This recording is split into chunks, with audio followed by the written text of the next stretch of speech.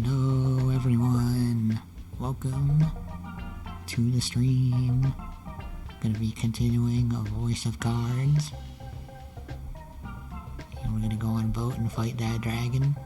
And Vince, the guy who's protecting said dragon. And we might be nearing the end. It's not a very long game, but we'll see what happens. Let's get switched over.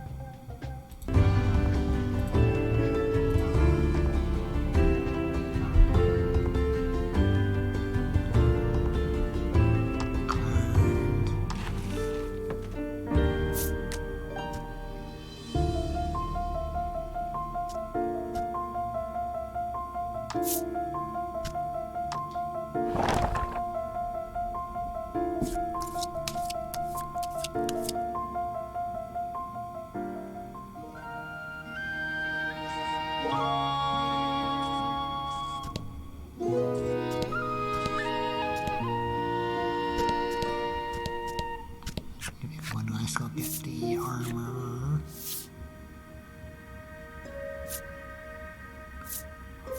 We set up. Oh no, and he's still like that, okay. No, and he's still bulked up.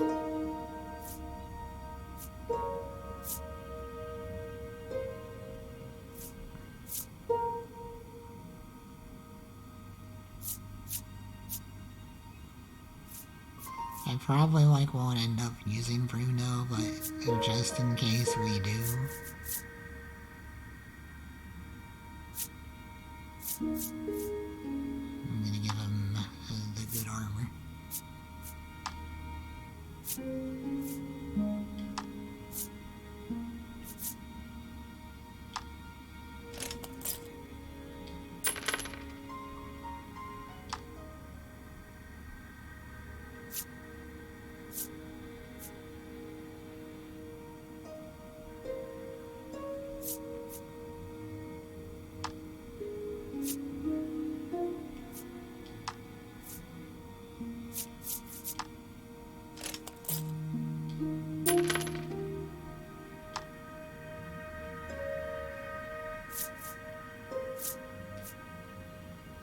Yeah, that's pretty good.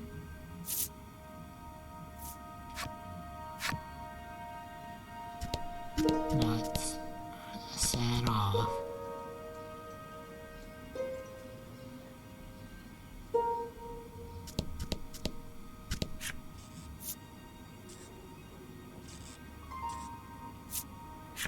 Just as you are about to leave, Oreo comes to see you off.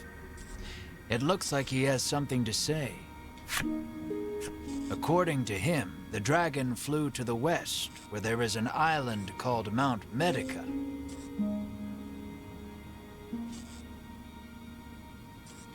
Rumor has it they are actively researching medicine on this island. He thinks he can use their knowledge in his work. Understanding his father's wishes, Bruno nods. Say no more. Mount Medica.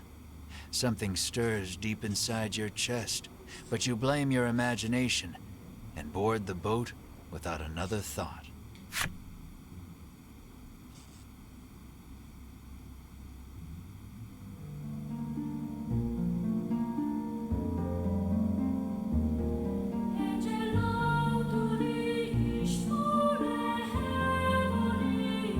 Here's your recap.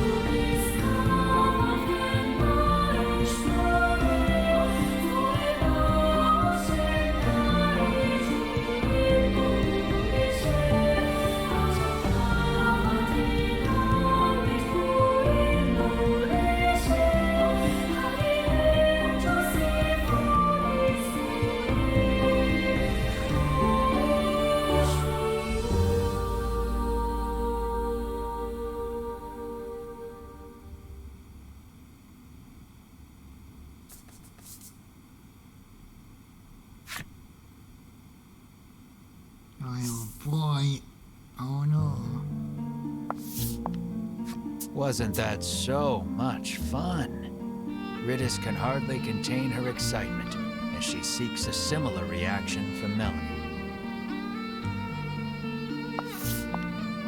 Sure, Melanie croaks, her face a sickly shade of green.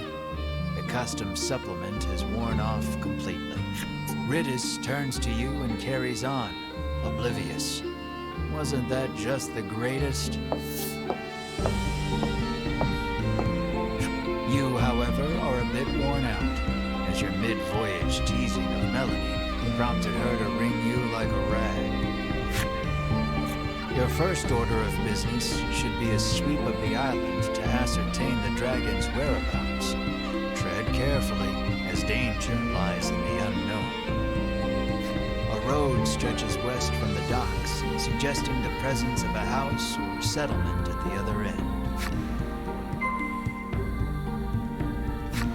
We should probably prioritize that settlement first.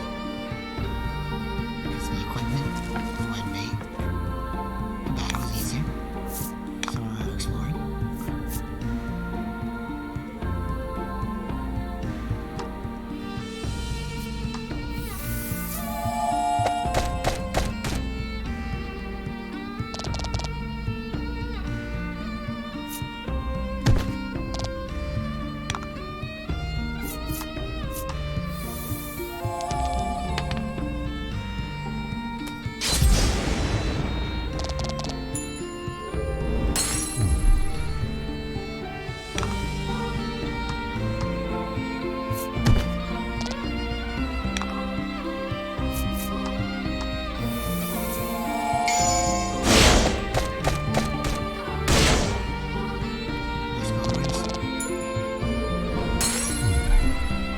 Good work.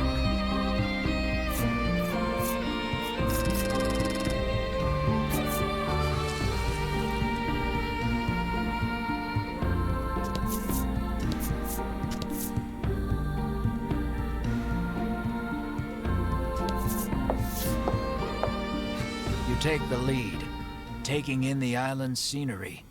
It all looks unsettlingly familiar to you. A white-hot streak of pain shoots through your head, feeling as though your skull will split in two. You grab your head as if holding it together and drop to your knees.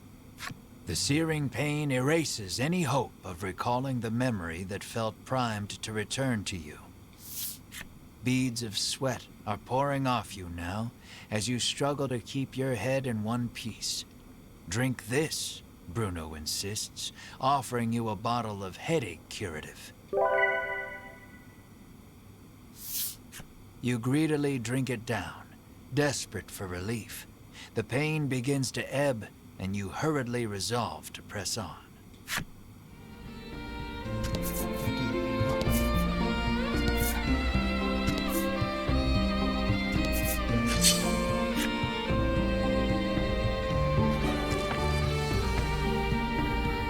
We're finally gonna learn about ourselves.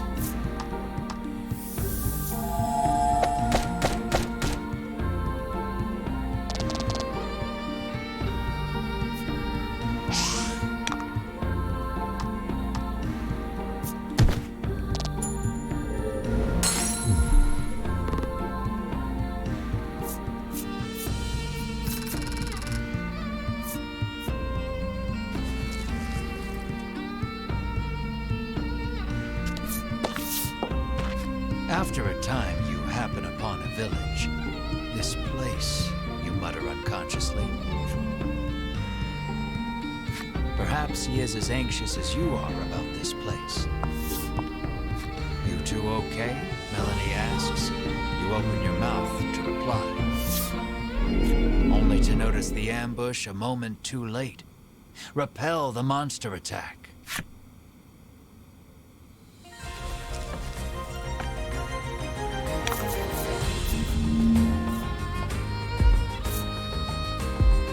Oh, those are big things.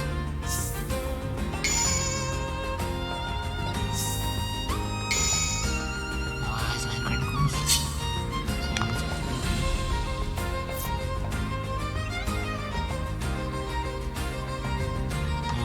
This one's probably marked.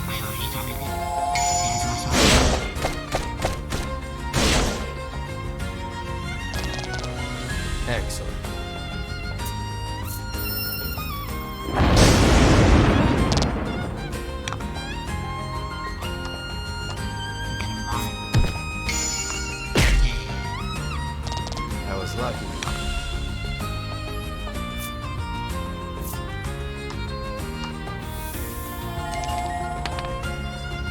Big oars.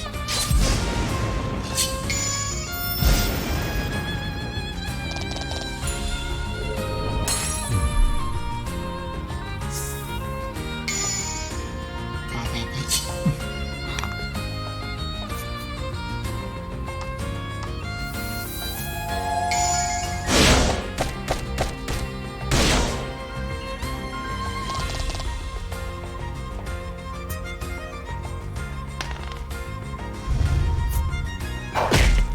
Face down.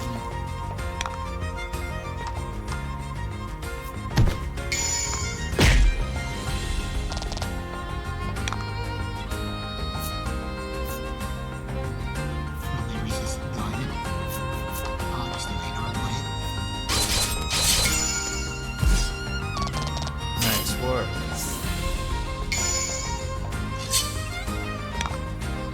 And this will finish the job.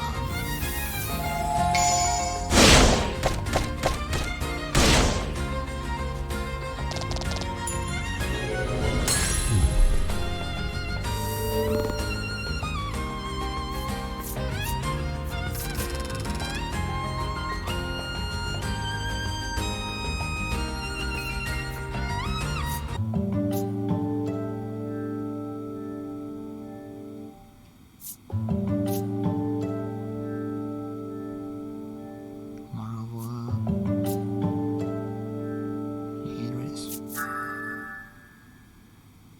Crystal arrow. The lady can freeze too, dang. Why you?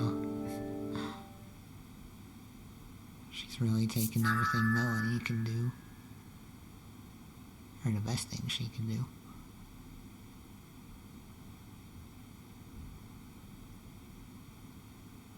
Hustle. Increase light by 5.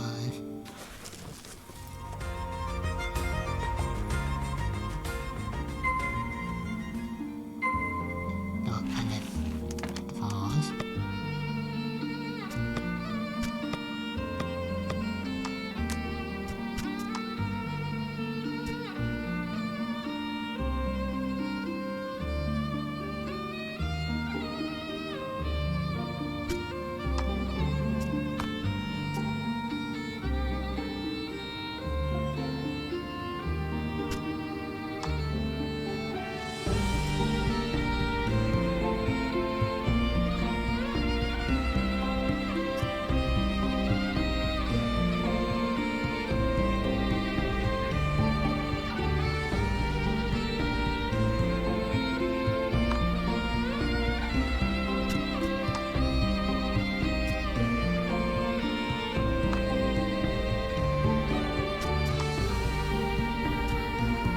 Right, heal pause.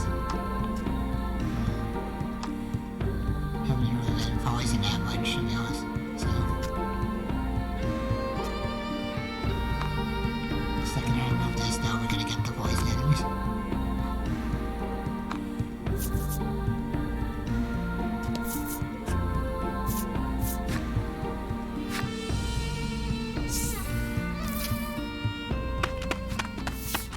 You are accosted by a man the instant you set foot in the village.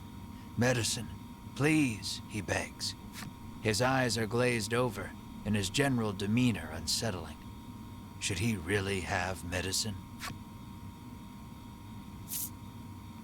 Yeah, sure. You give him a glimpse of the medicine. Nothing in this life is free, you sneer. Don't to be a jerk about it. Your callousness is swiftly punished as the medicine slips from your grasp and clatters to the ground. The man runs off to who knows where, making noises that can only be described as inhuman. I'm sure he's fine. You and the party resolve to continue exploring the village, despite the unsettling encounter that just occurred. You just really need Something this. is askew in this village. It would be best to proceed with caution until you can determine what is happening. Can all use jump. No jumping allowed. Oh, come on. The clutching tight to countless medicine bottles in his hands. He insists that they all belong to him and refuses to share them with anyone. Locked man's flip side story. I'm curious to look at that right now.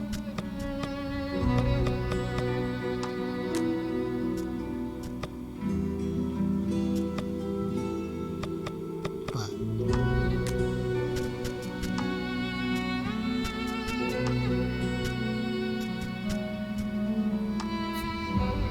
man,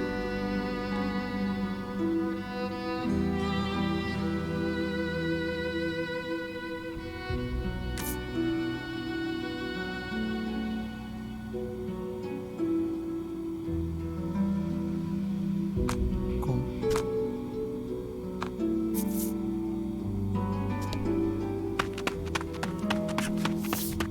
Another villager approaches you. Though his speech is slurred, the demand remains the same. Medicine. This villager is also behaving strangely. Will you acquiesce to his request? Alright.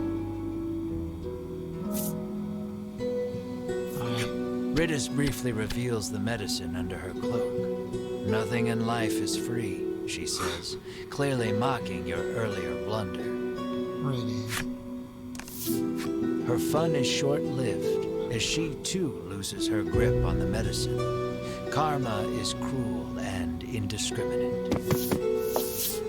You could not help but notice the groans of medicine, sweet medicine, as he fled.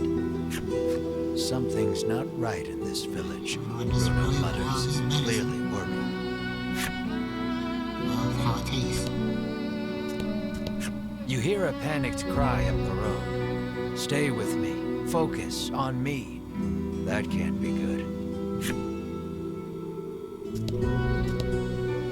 What a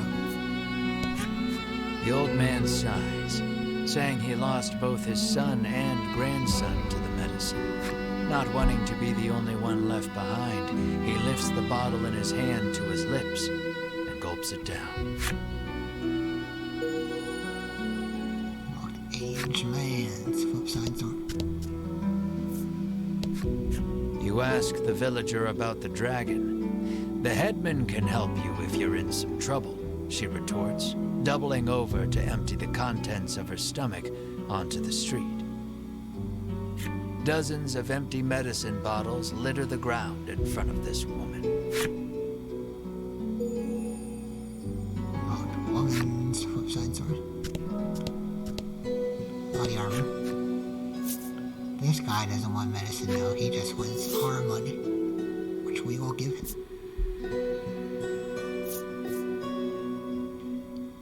Rules baby.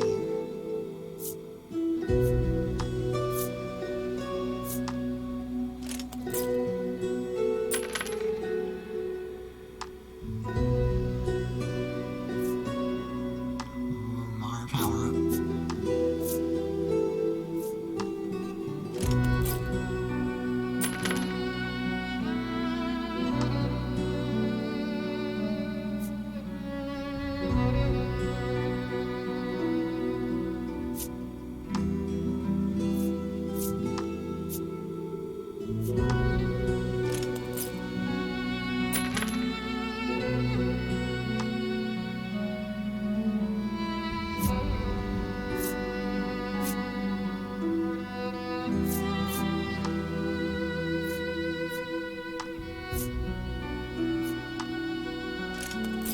It'll put off by how evil looking this equipment is, but I'll use it all the same.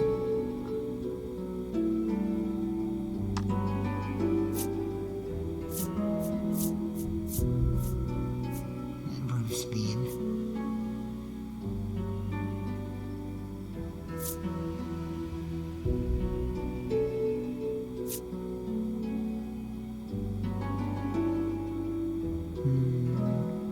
Yeah, 2 defense is probably worth it.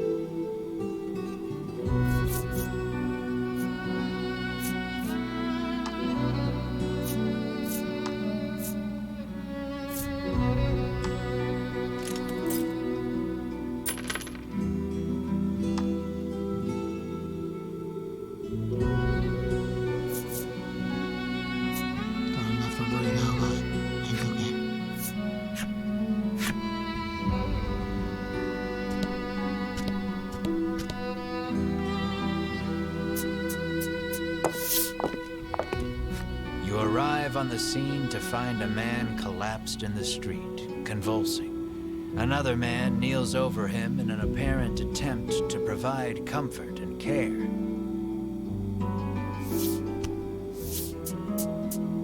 The nobleman wears impressive white armor befitting a knight. He continues talking to the fallen man as he provides emergency care. Seeing the knight's devotion makes you feel a bit like a putz for doing nothing.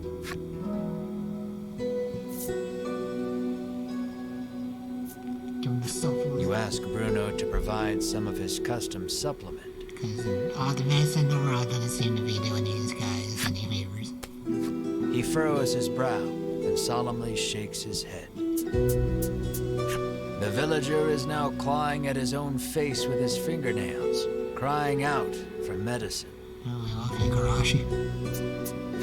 Blood, as black as tar, begins oozing out of his eyes, ears, and mouth. It proceeds to leak from every orifice imaginable. The convulsions subside. Within moments, the villager lies still. A horrific thought makes itself known. This is the first time you have witnessed the death of a fellow man. Even in a world where medicines and elixirs can cure most any ailment, none are safe from death's icy grip. And as well you know, that which is dead can never return. Oh.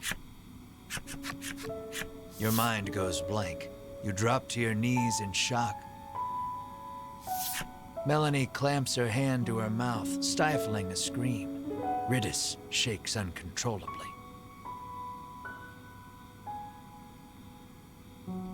The knight hangs his head. Bruno nervously asks, "What are you doing here?" The knight's name is Sherwin. He identifies himself as a member of the Ivory Order.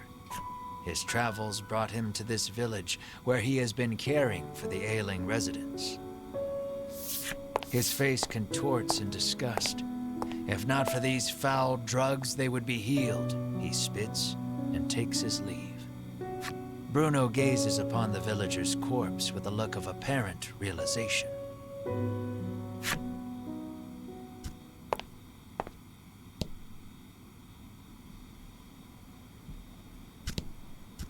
Hello. You approach Sherwin, who is caring for another villager. Is every day like this? You inquire. According to the knight, an elderly man living just outside the village is typically the one who looks after its residents. You'd be best served asking him all your questions, Sherwin says as he returns to his patient.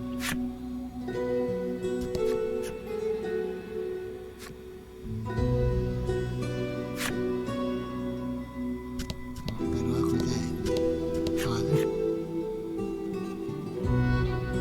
Alright, we talked to you already. My bad.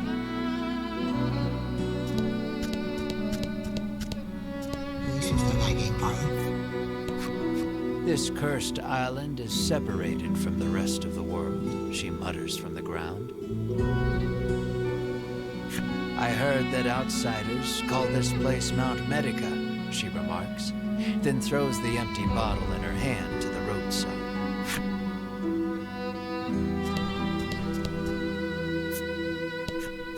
You hail the villager, only to receive a blunt, "Go bother the village headman with your chatter," in return. The villager turns to face the wall once more, and smacks his head against it repeatedly. His forehead is soon covered in blood. Headman in the village of the Six, seems like new information might be gathered. Hello. You had best get out of here quick, she cautions you. If you stay here, then you too will, she begins, then suddenly starts cackling. Why are you out here? Shouldn't you be busy running every inn in this game? A man approaches you as you wander through the village. "Spare a bit of medicine?" he asks genially. He sets about convincing you that your kindness will be returned tenfold if you just give him a little from your pack. His silver tongue would put even the best salesman to shame. You reach for a bottle of medicine, completely taken in by his pitch. Bruno stills your hand. I wouldn't do that if I were you.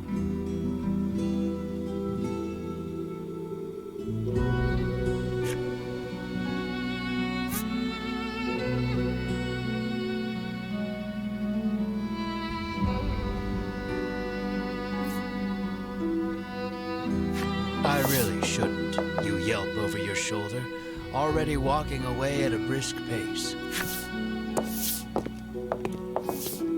You continue wandering the village streets, only to be accosted by the man once more. It seems he will follow you to the ends of the earth.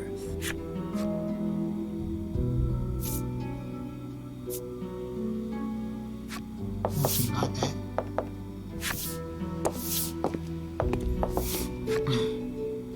Alright.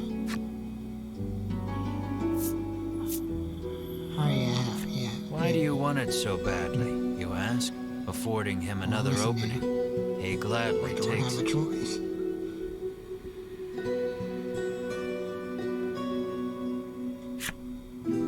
He first came in contact with it as a child. His parents paid him no mind.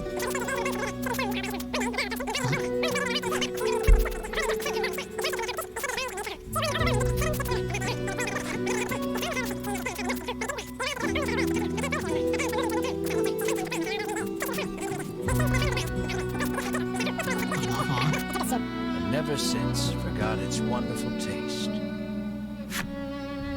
You are fully invested in this story, and desperate to give the man some small comfort in this cruel, cruel world.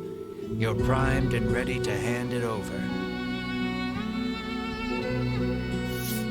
I've heard better sob stories, Melanie says dryly, having somehow absorbed the man's story, despite the blistering speed in which he delivered it. Bruno thinks you'd better not, but you're not so sure.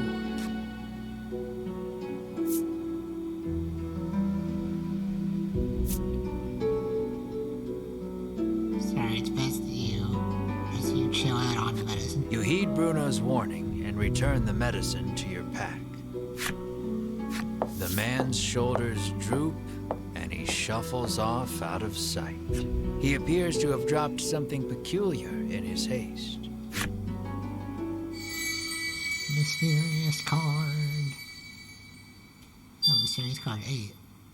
Can I do 7?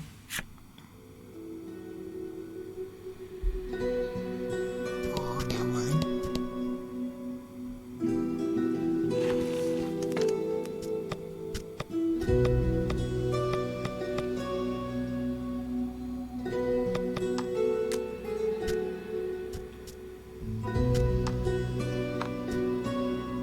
Yeah, 7.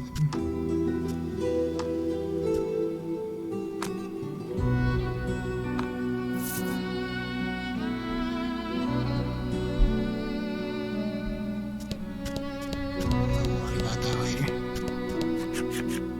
You knock lightly on the door. An elderly man opens it, beaming at you. He announces himself as Selfor and beckons you inside. Might he be the headman you've heard so much about? Ask me anything you like, he offers. Selfor receives your party, for whatever reason, rather graciously. He could well be a font of knowledge. What will you ask him?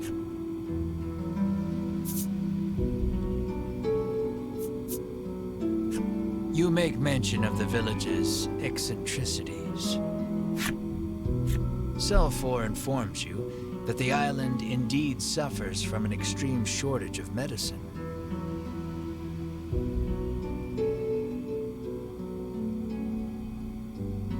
He apologizes for the villagers' incivility. Consider it the price to pay for making the world a better place, he adds nonsensically.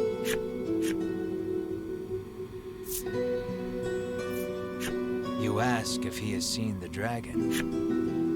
Why, yes, he says. He returned to this island just the other day. Oh, but don't worry, he continues. news. He hasn't caused us too much trouble. Needless to say, this does not comport with your understanding of the dragon. You notice Melanie lift an eyebrow at his use of the word returned. At any rate, the dragon's presence on the island is confirmed. You quietly celebrate the first credible lead you've yet received. You ask if he is the one in charge of the village. It's true that the villagers call him their headman, but I feel compelled to correct the record and state that my official title is Overseer. Your question satisfactorily answered. You thank Zelfor and turn to leave. He asks you to stop. We have yet to discuss the terms of your living here, he declares.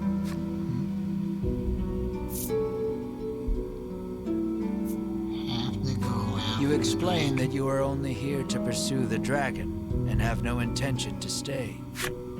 Zelfor begs your forgiveness for thinking you were newcomers. It's perfectly understandable, though, what with the non-match among you, he says with a sneer. Non-match? What does he mean by that? Melanie asks you, unable to grasp the old man's intentions. For reasons unknown, you feel the blood drain from your face. Your breathing grows ragged and you break out in a sweat. We're done here, you say defiantly, as you storm out of the house. Mar runs after you, chirping frantically. Melanie and the others give chase, but you and Mar are well out of sight by the time they make it outside. Oh damn, I left the party. Sorry about that, dudes. The two can't have gone far, though. It may be best to first search the village.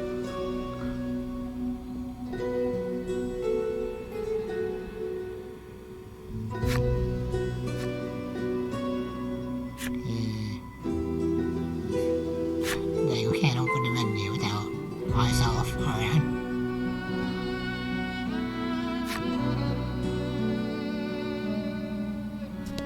We have to find the others first, Melanie insists.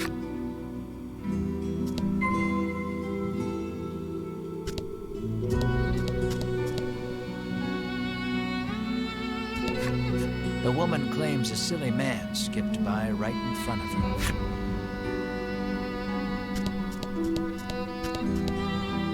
Do we just go in the game part? Okay.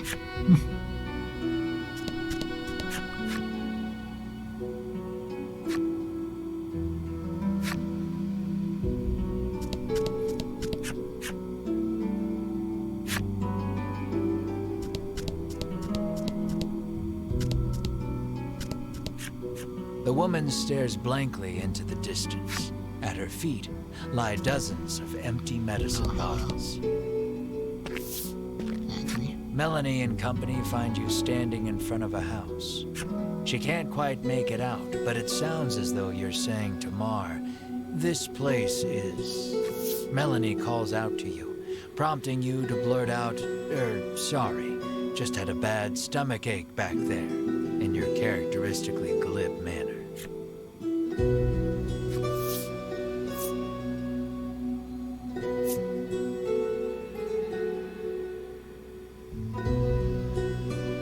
She surveys you both and sees two haggard travelers unwilling to admit they're in need. "Are you sure you're all right?" she asks, concerned. "Fine, absolutely fine," you tell her, perhaps too eagerly. "So you were worried about me," you shoot back. "No, I wasn't," she replies, her face reddening. I have rejoined the party.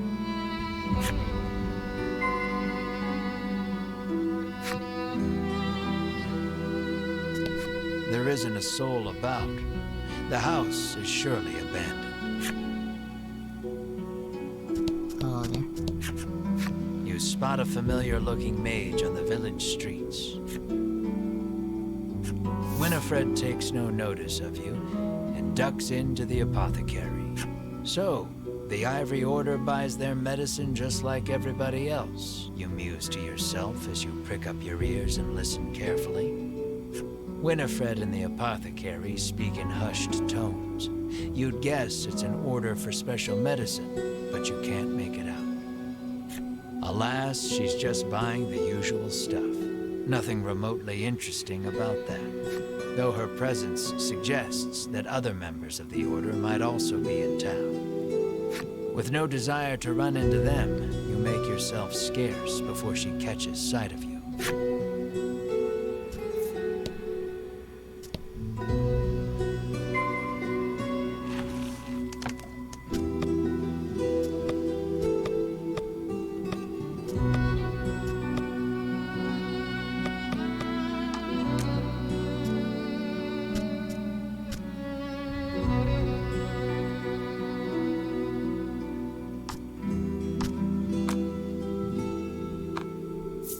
On the bench for a second, because I have a cool idea for any boss we run into.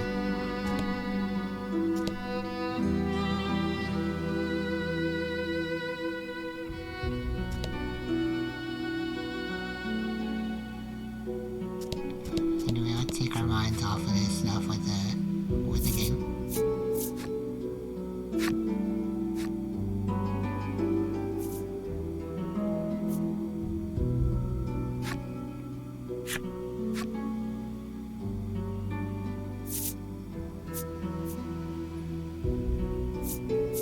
Let's play the absolute clown shoes game.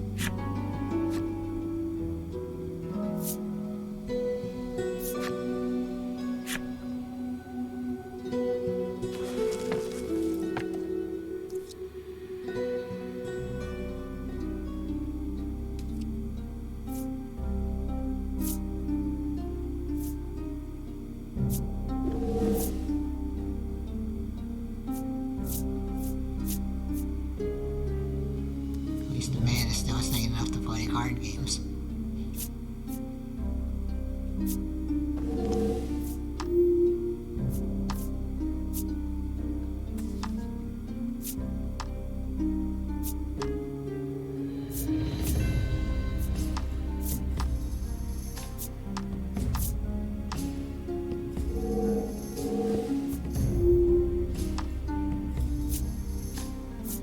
Let's draw a card.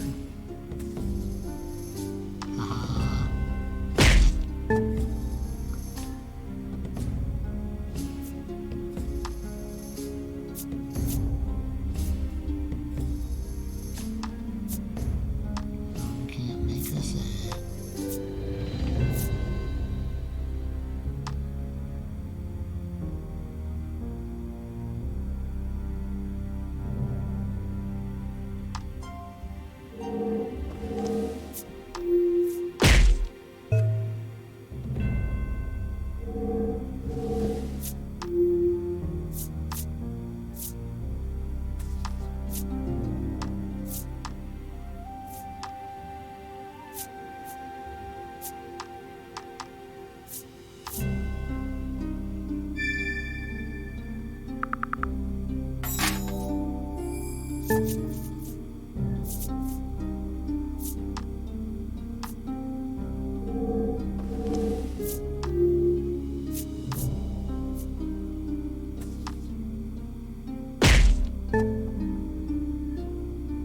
I always get my turn. My turn.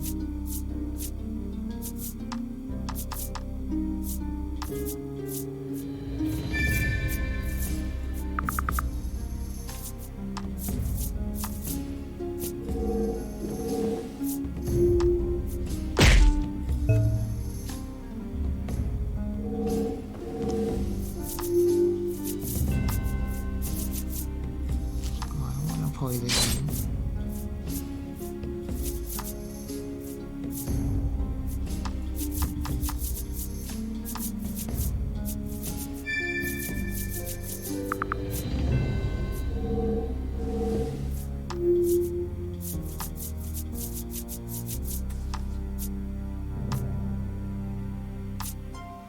Why?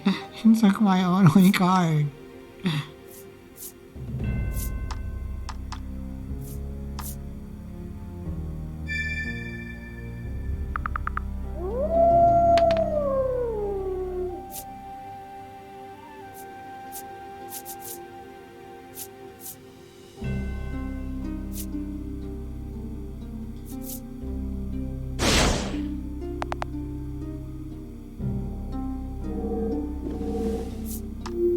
Things don't have my turn. That's crazy.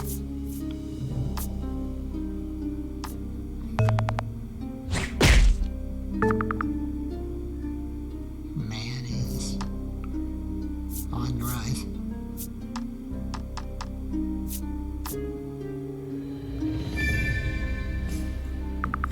Oh, now there's just like no cards in the pool.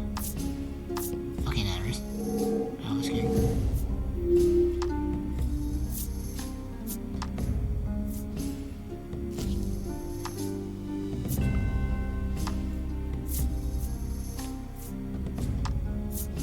Can't make a set.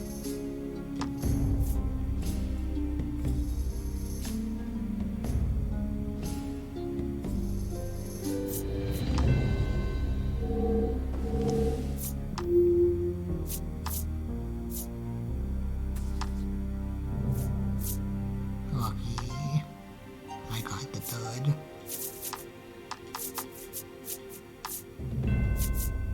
I'm suffering over here.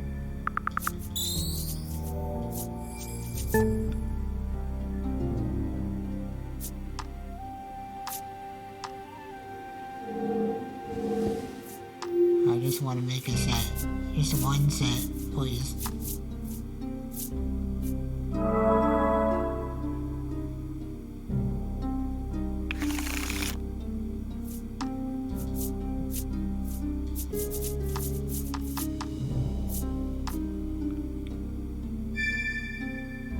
Reserve the player's next action.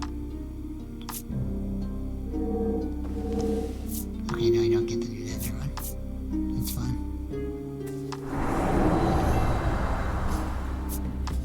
No, my turn. My turn.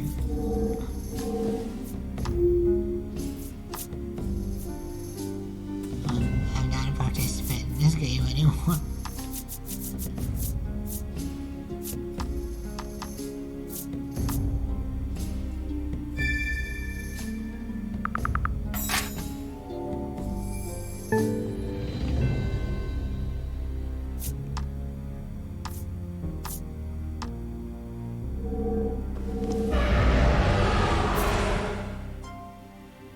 Jokers added.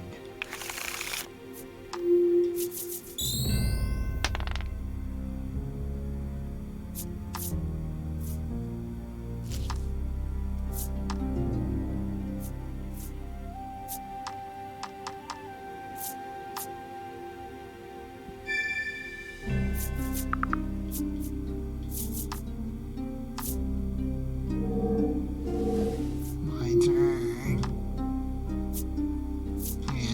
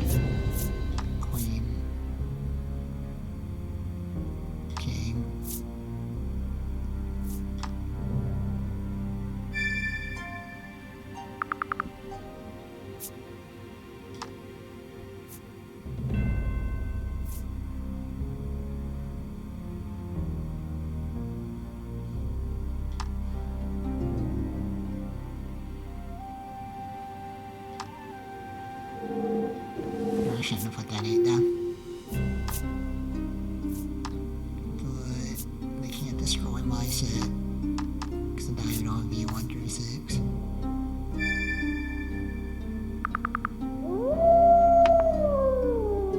In fact, it only helps me, honestly.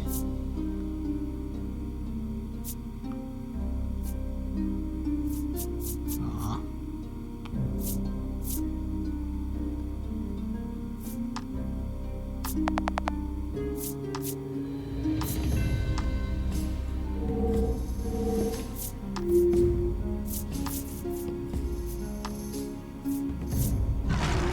Joker.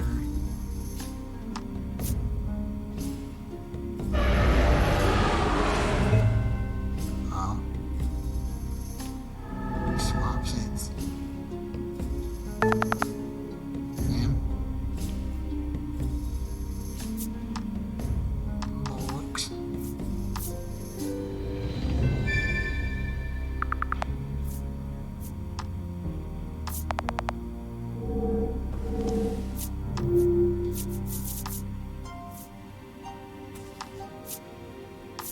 Why me?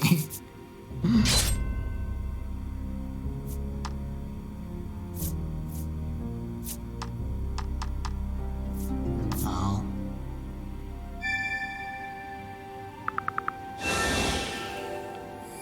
Oh god, this kid.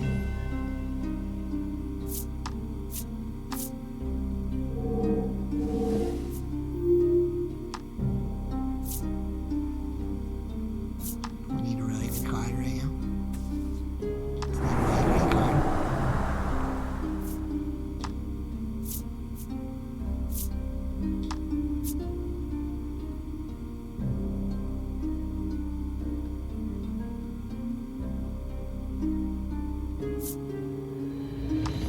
And my other choice.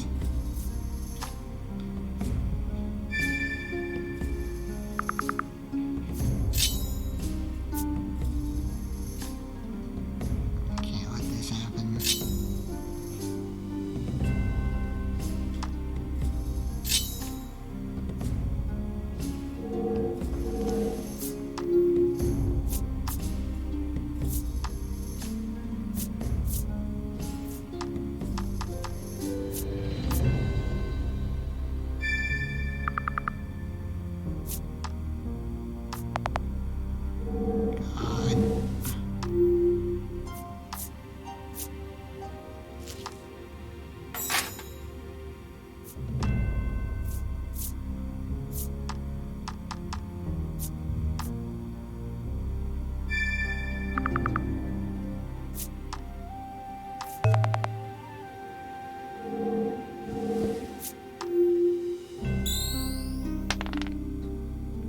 God. It's just not our game. Why?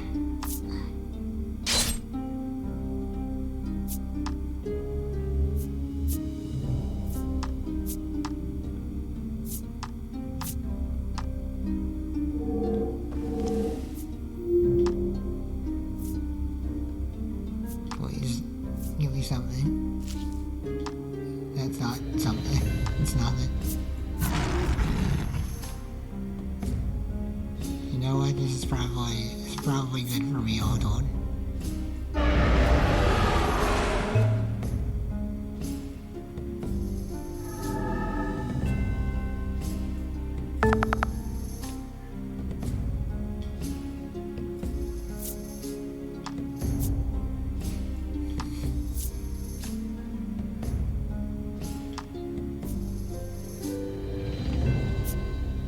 Number 10 or lower.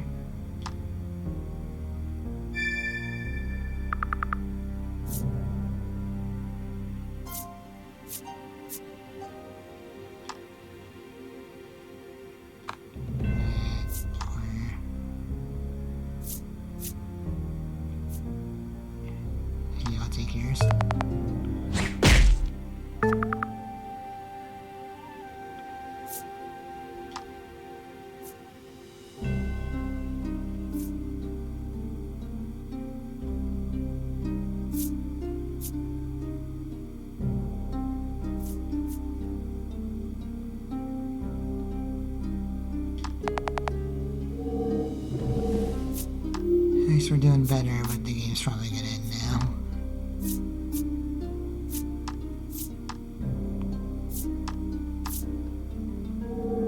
And before I get another turn.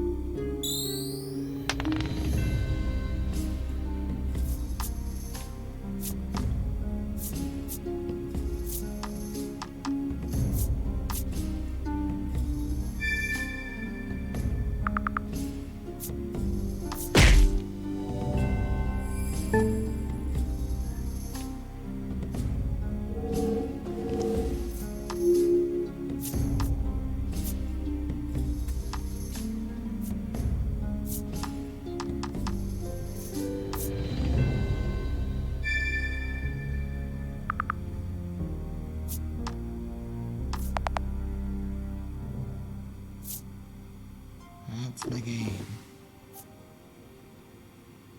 This aged man and me. And that guy. Man. And this reception. The house wins again.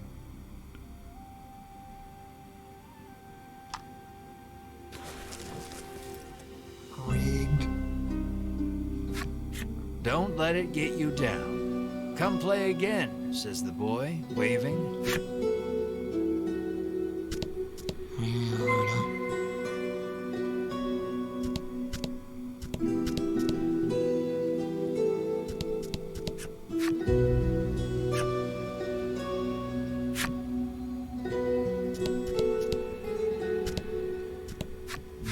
You must fancy yourself quite the eccentric coming here. The innkeeper drones, as if incensed by your very presence. Stay if you want to stay, the innkeeper continues, utterly disinterested in even attempting to sell you on a room. Now this time it's just, I don't care. Stay here if you want.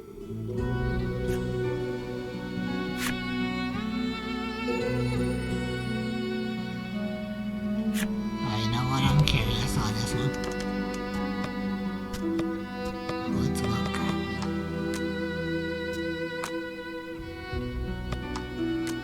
Let's learn about the innkeeper.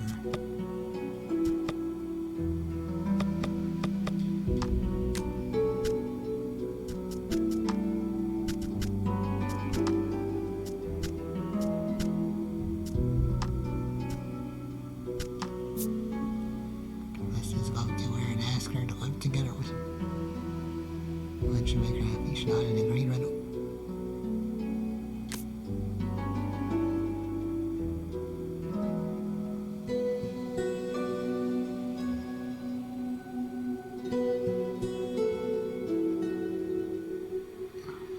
I see.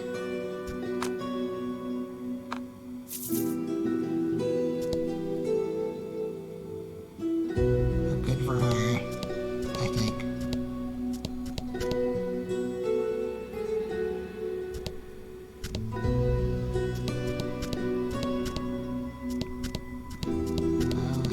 Okay. You spy the very people you were hoping to avoid, gathered near the village gate. The last thing we need is a confrontation, you mutter, spying them from the shadows. Why are we always hiding? Melanie hisses under her breath.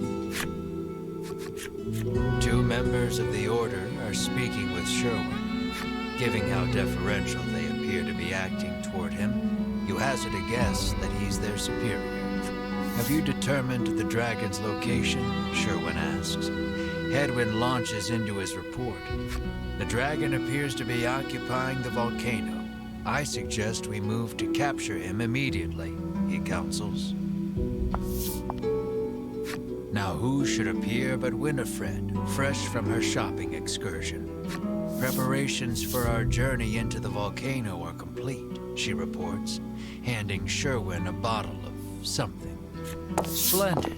Sherwin walks off and out of sight, the other three following close behind.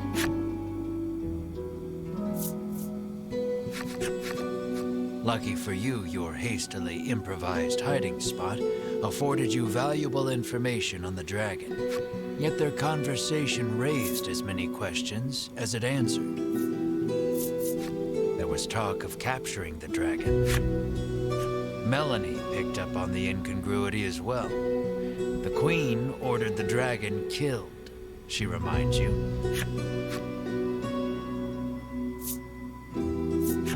The medicine bottle Sherwin received is probably related to their journey into the volcano somehow.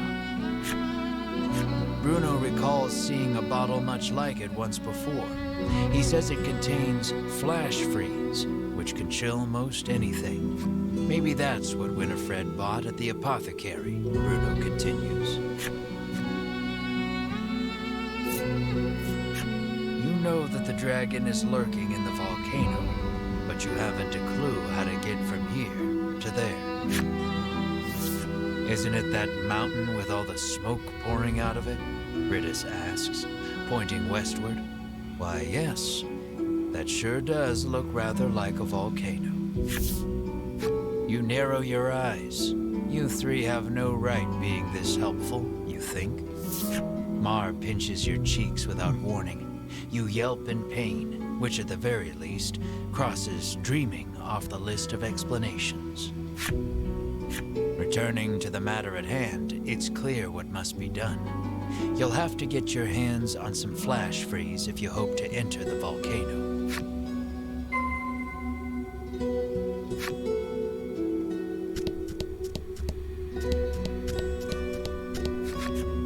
Happen to have any flash freeze for sale? You cheerily ask the apothecary.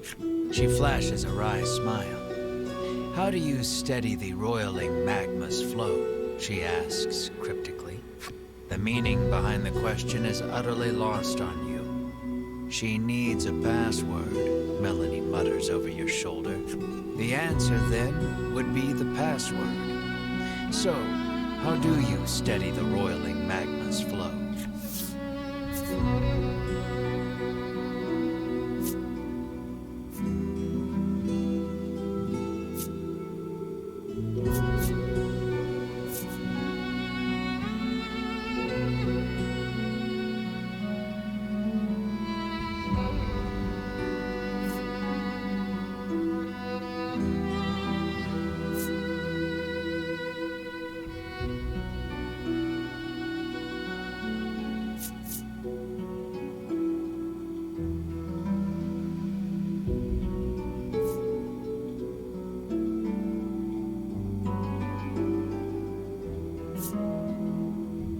The old woman rolls her eyes, suddenly looking defeated. How did you know the answer? Did someone tell you? She mutters bitterly.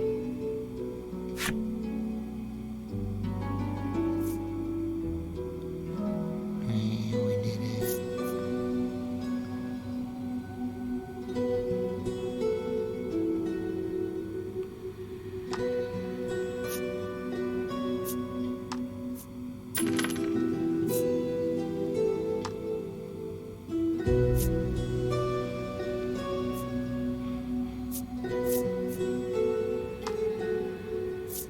We'll read and find curatives. Could get an extra curative.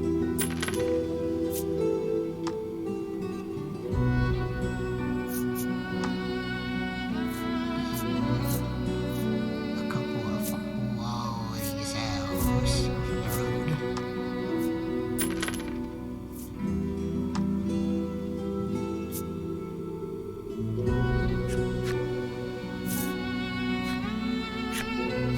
You've managed to crack the code, and a bottle of flash freeze is yours.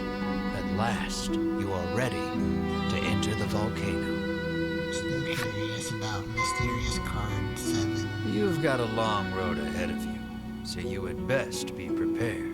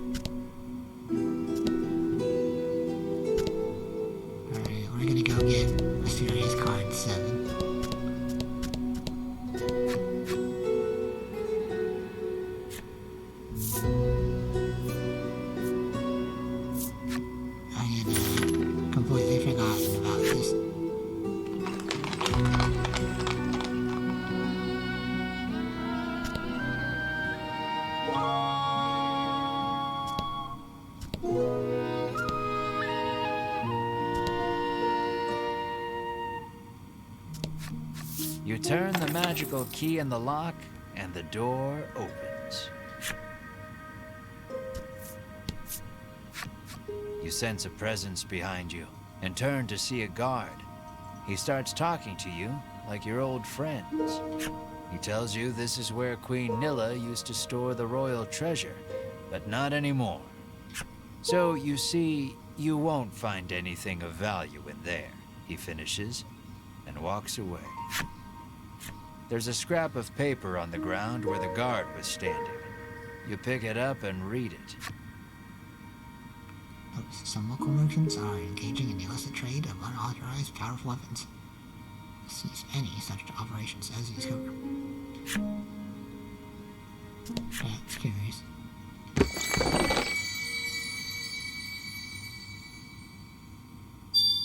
Mysterious cards and totally forgot about this door.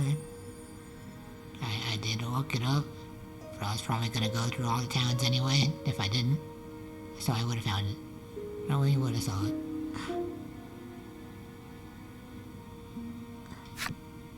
Queen Nilla's flip side story. That's got me curious.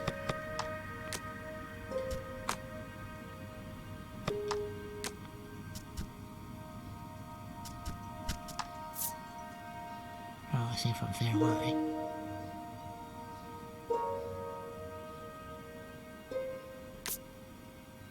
Oh, she's gone. Imposing the safe room may be far from comfortable.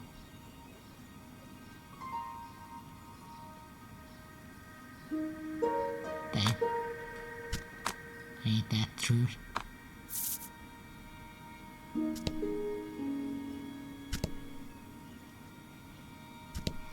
But it did also say some local shops may have some Changed your illicit mind, have powerful you? weapons. Come to buy the legendary weapon after all? He whispers eagerly.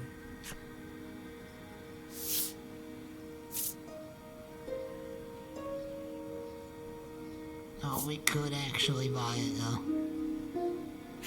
You ask who in their right mind would pay so much for some... Well, you know where to find me, if you change your mind, he says, tucking the weapon Alright, away. gotta keep that in mind since we can now actually get enough money to buy it.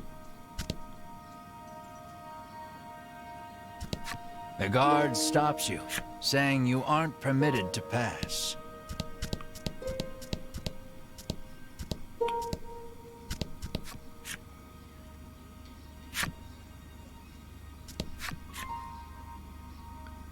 Anyways, let's head back.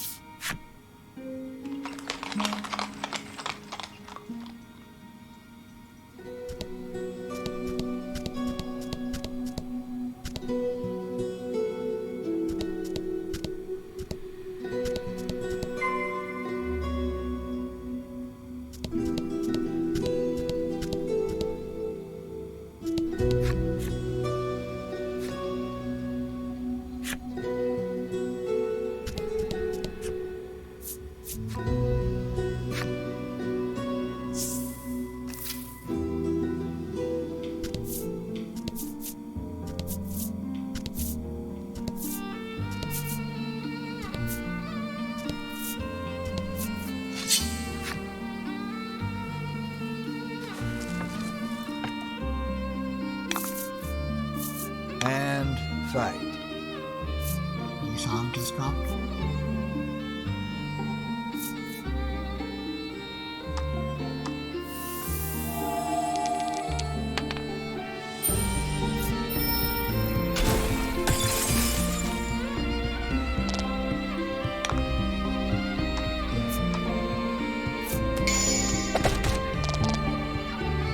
Fortune favors the bold.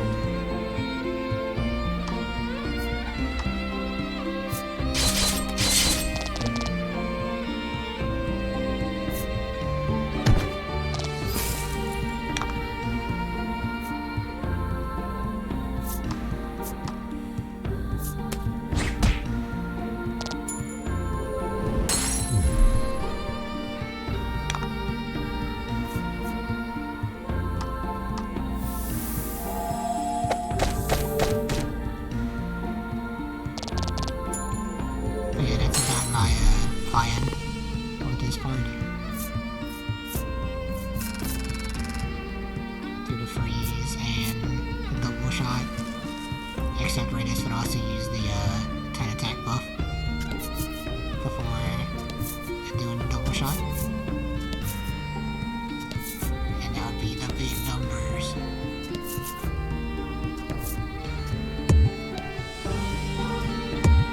No, I'm doing diagonal, please. Or my controller.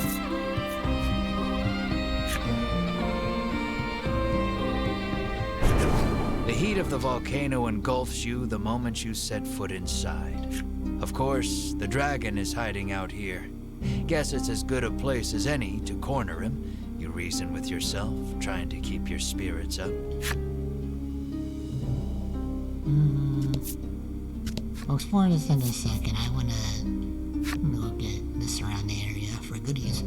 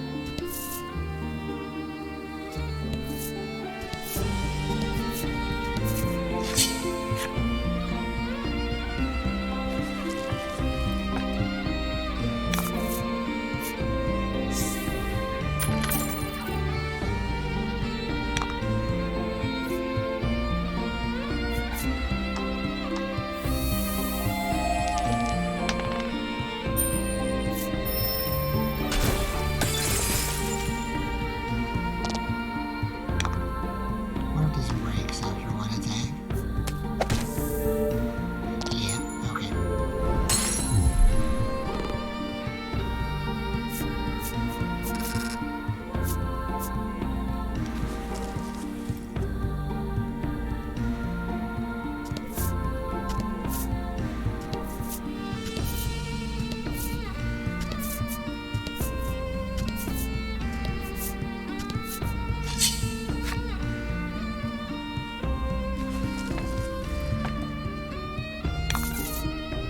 About the enemy.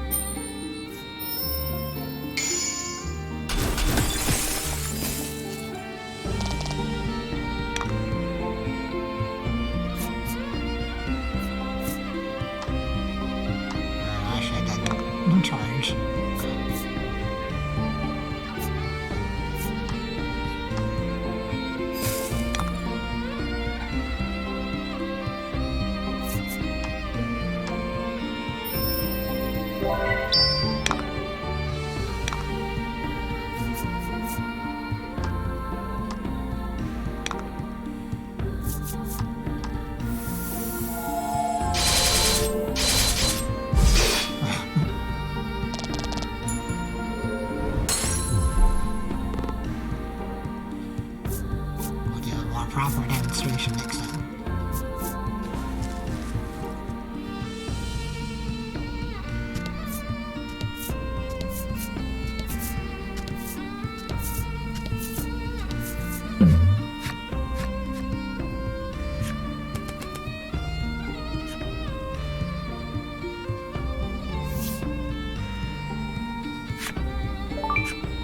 Thank you, friend.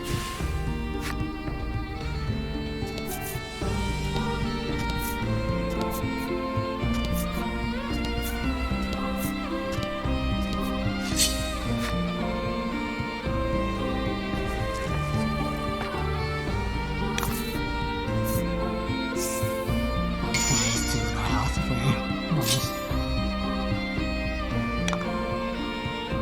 It's just gonna kill him.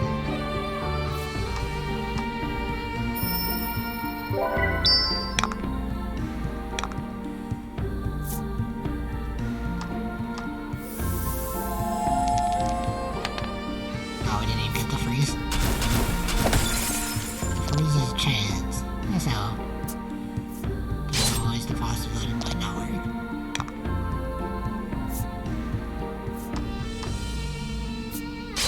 But when it works, it'll be the big advantage. You did great.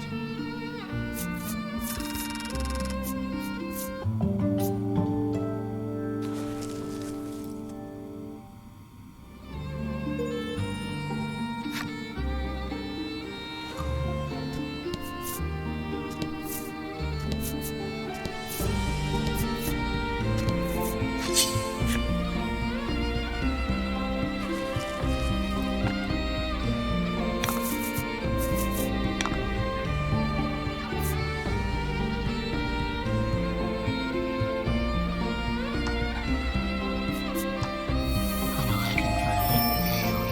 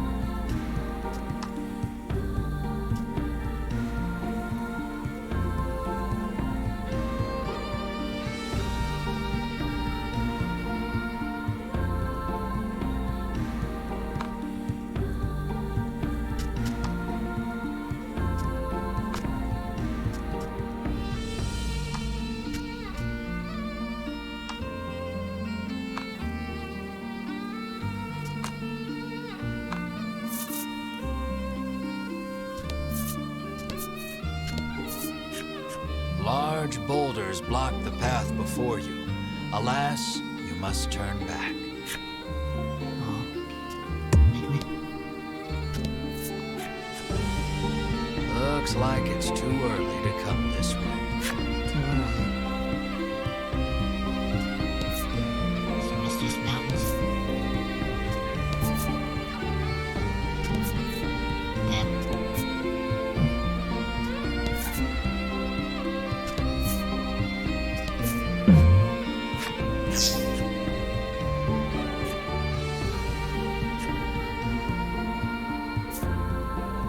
I don't need any more.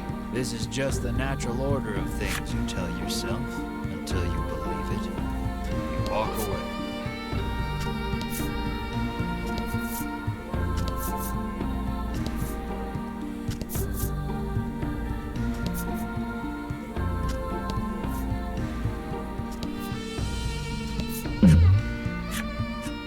discover a fine fishing spot. Some boughs perfect for fishing rods lie on the ground nearby.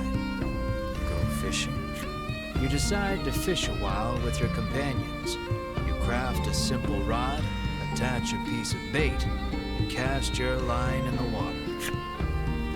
As you wait for a bite, all your companions' rods bend at once. They simultaneously struggle to pull their catches from the water. You decide to put your unresponsive rod down and help someone else with theirs.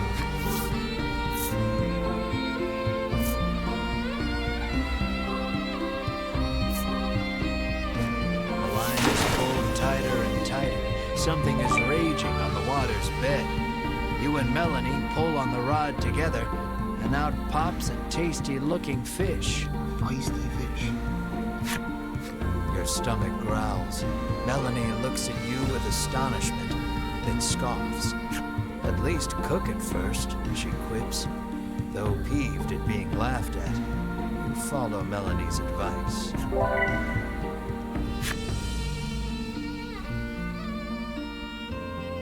Alright, that's all there is. So we will go into the volcano.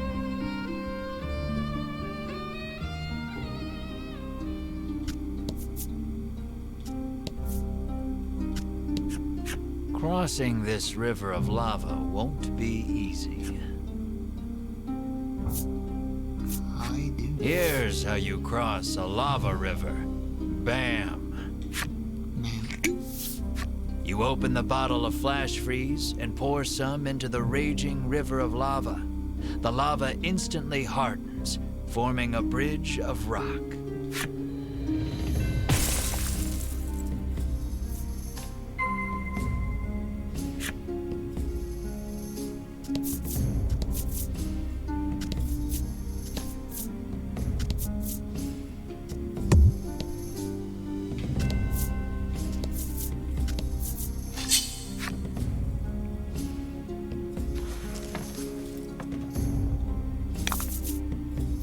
About the enemy.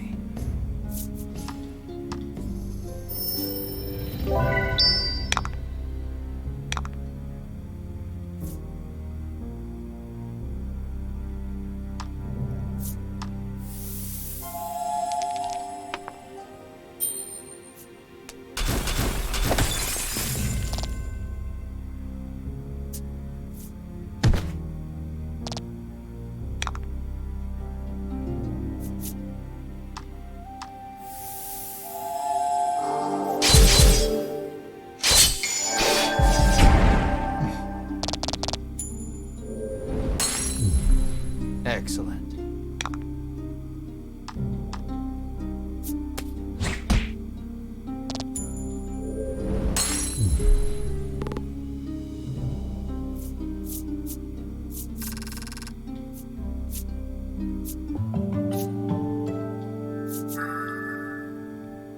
Attack plus 15. Get Steve off, no.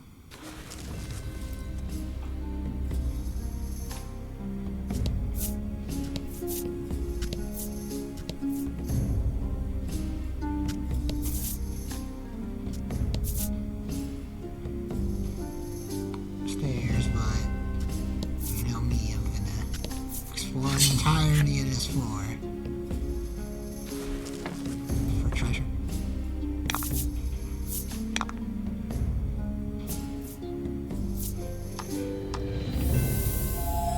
Freeze.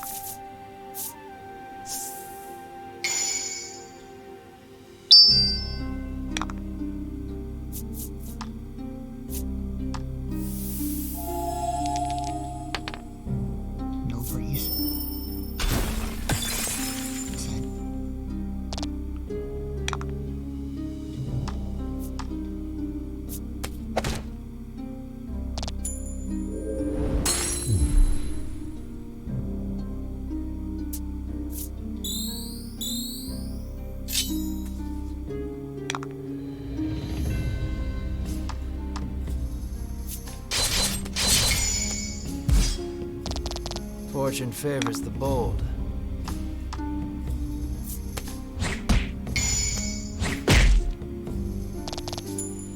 Please go ability. Congrats.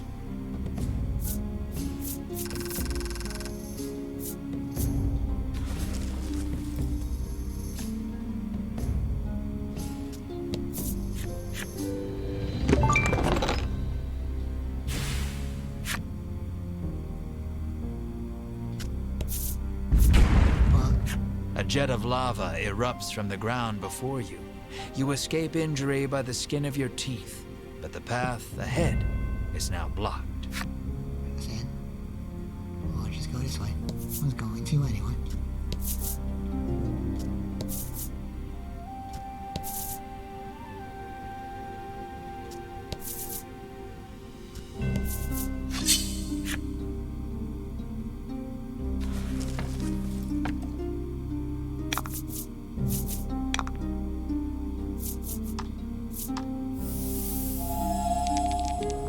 Freeze. No freeze.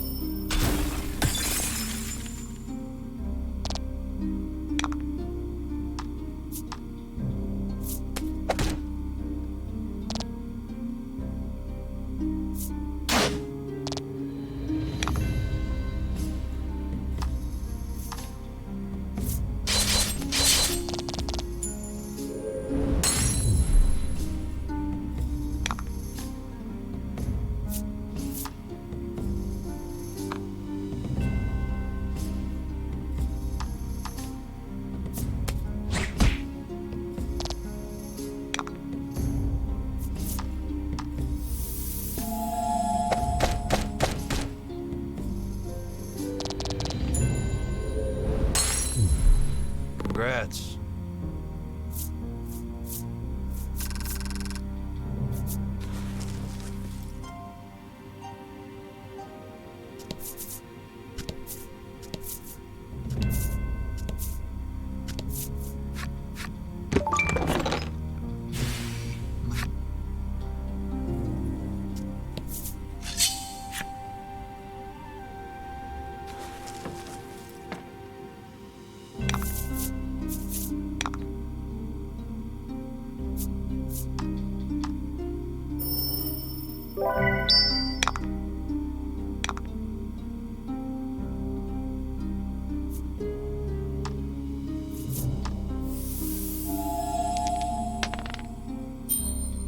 Risk.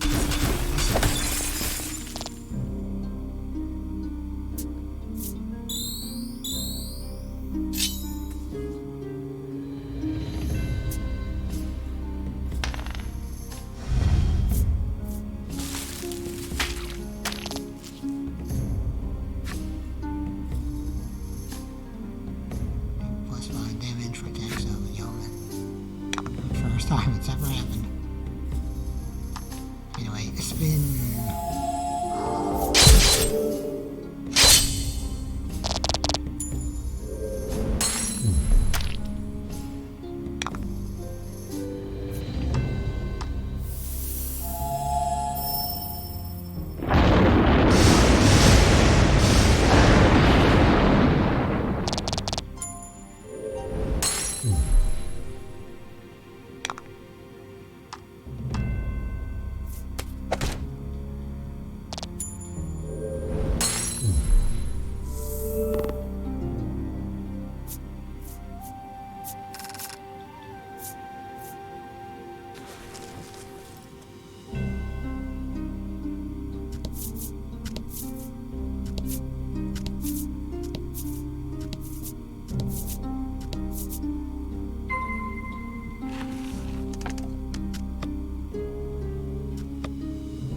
Risking is a little heal. A little salve. Or salve, as they say.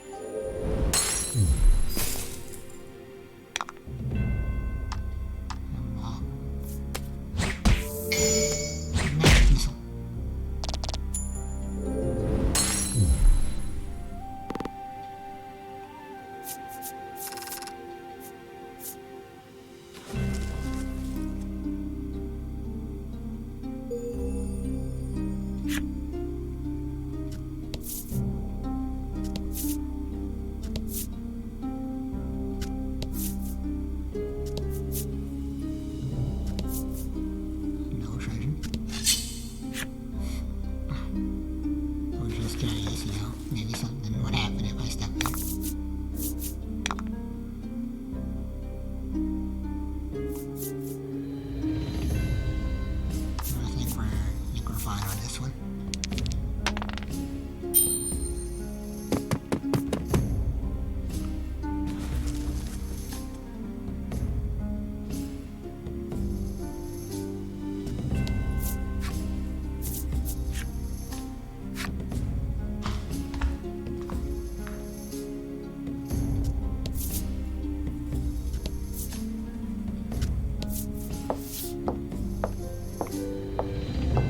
You can't help but chant, "It's hot, so hot," every couple of steps, as if conjuring a spell. You're just wasting energy, Melanie chides. Perhaps you could stand to learn a thing or two from her rational approach. Bruno seizes on the moment. "Yeah, this isn't even worth whining over," he says, flexing at you. "It is way too hot for this," Melanie screams, forgetting her own advice.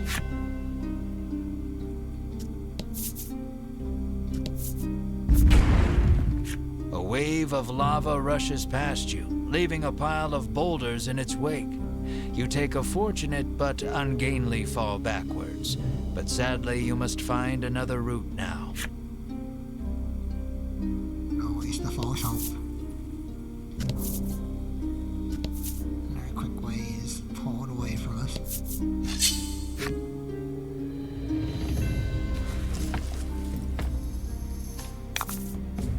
About the enemy.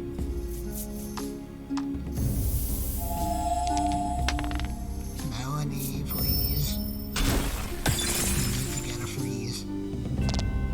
Need to be better at dice.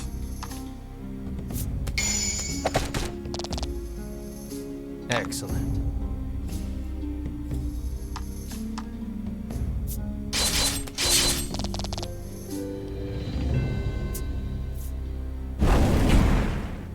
Hell. You know what to resist that hurts.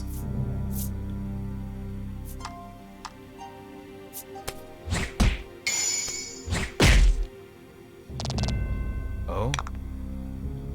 Oh, indeed.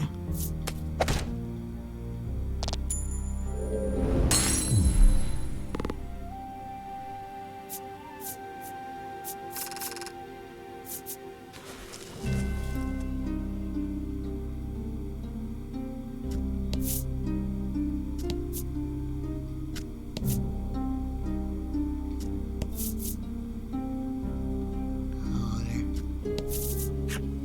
Just as you're about to faint from the oppressive heat, a heroic voice calls out to you.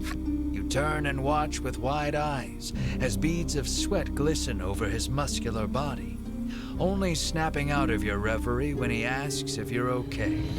According to the man, conditions will only worsen from here on out. He offers to lend you a comfy sleeping mat and blanket to rest with before continuing your journey.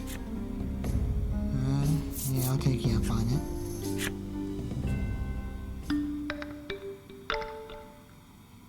Your party is fully recovered, but now your body reeks of sweat.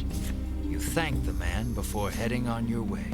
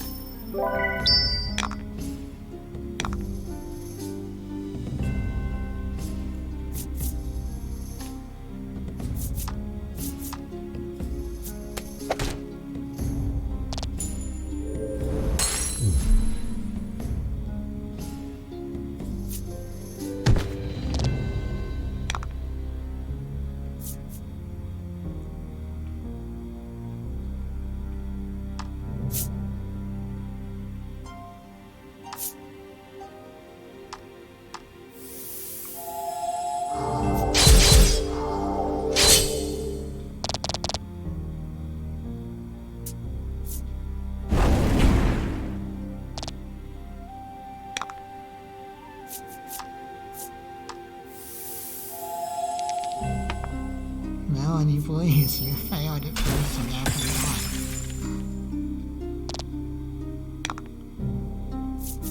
Be more like Redis.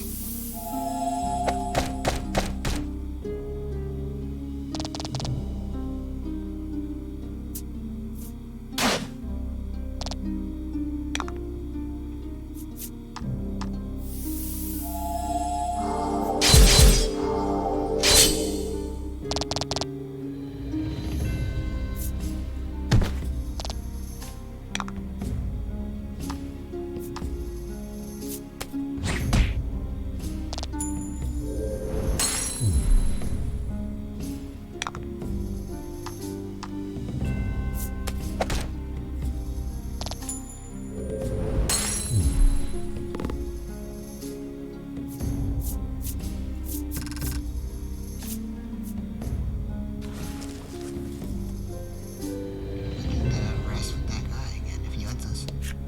Would you like to use my sleeping mat? He offers kindly.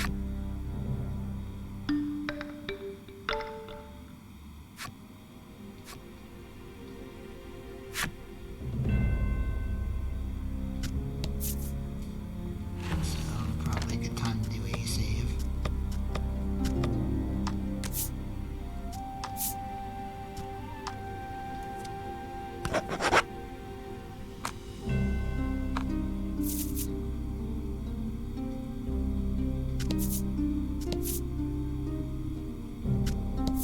There's the stairs, but what else is there?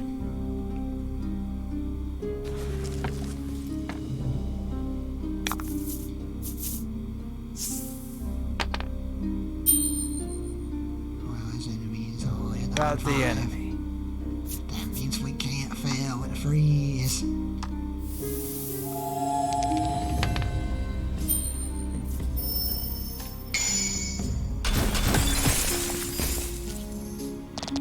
Except I never killed him anyway, so it doesn't really matter.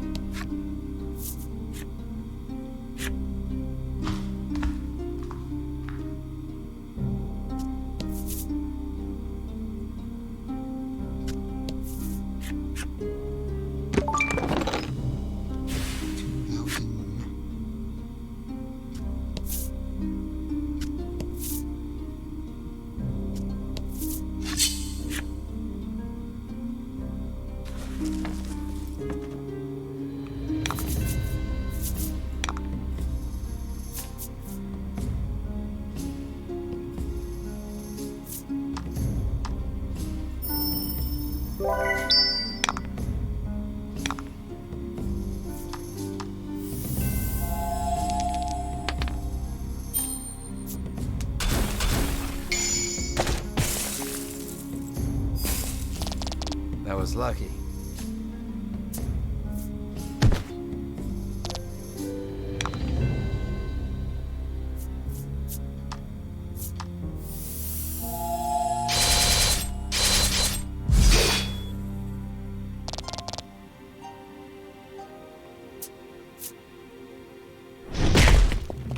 Yeah, try to freeze the turtle from now on.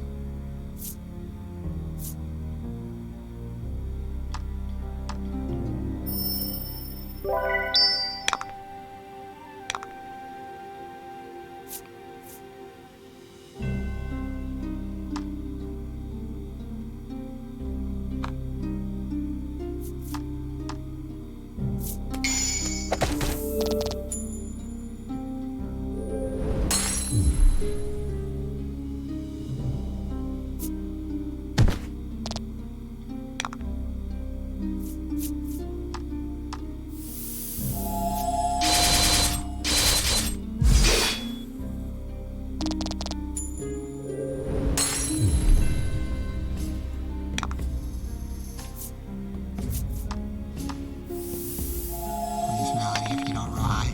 Alright.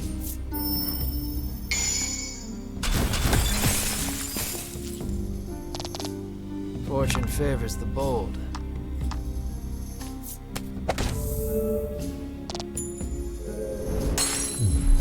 Good work.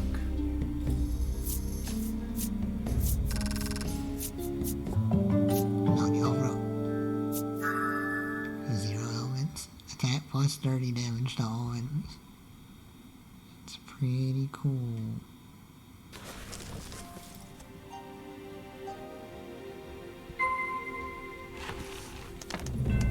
That beats out Thunderbolt by a lot, but it's more expensive. But we should be able to generate gems for it.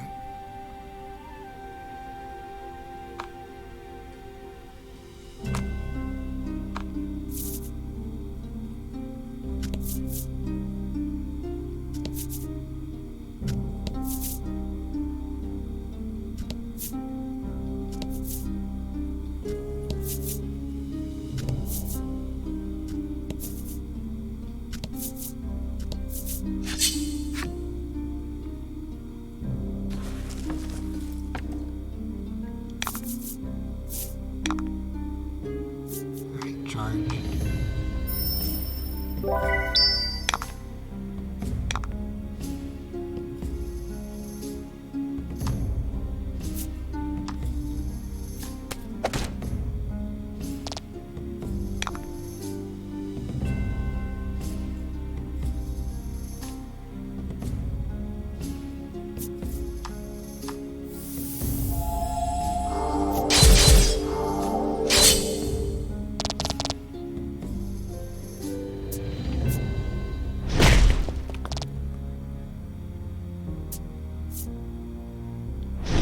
Oh, Ray Snow.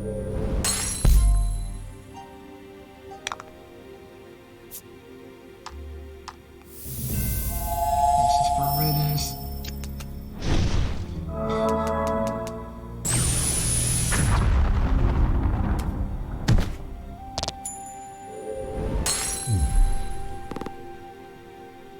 That looked cool.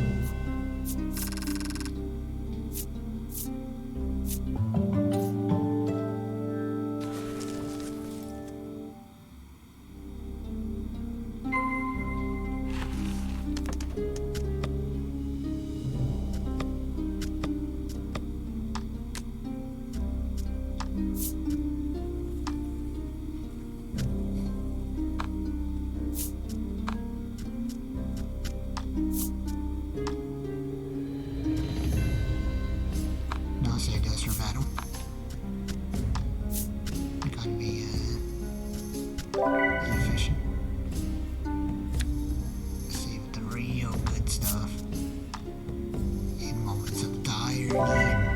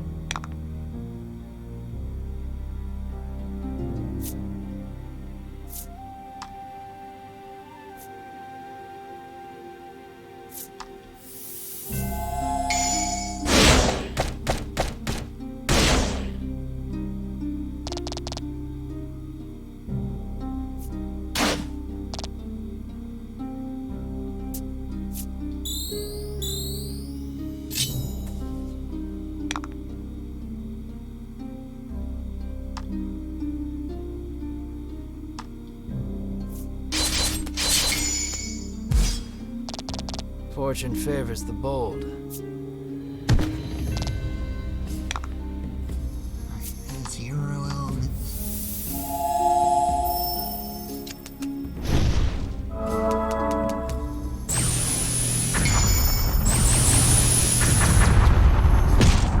Jesus.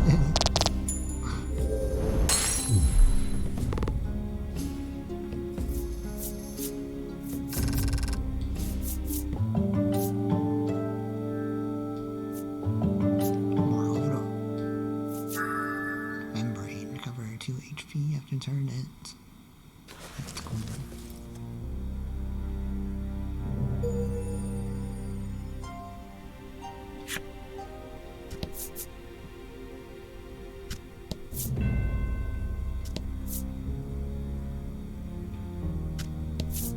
You've spent so long in here, even I'm starting to sweat.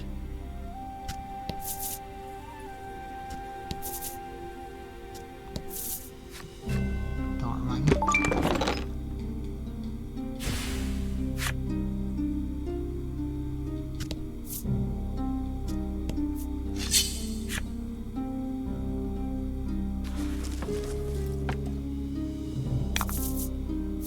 And fight.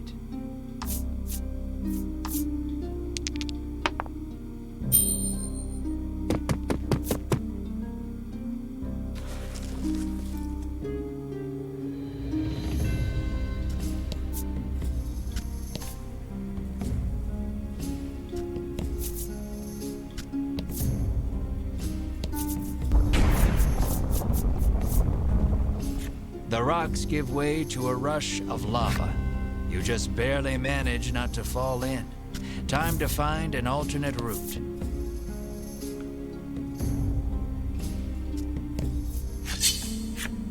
Man.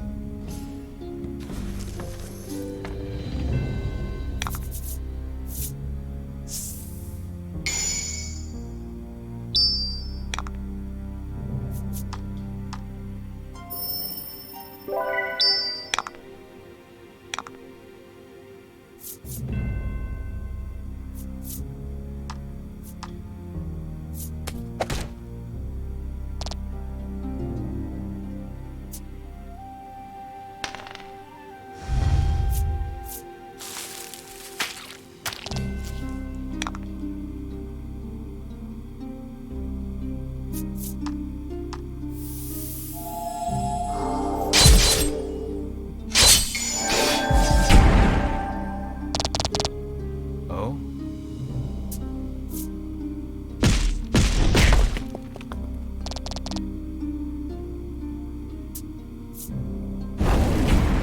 Yeah. Alright. Here comes a big one.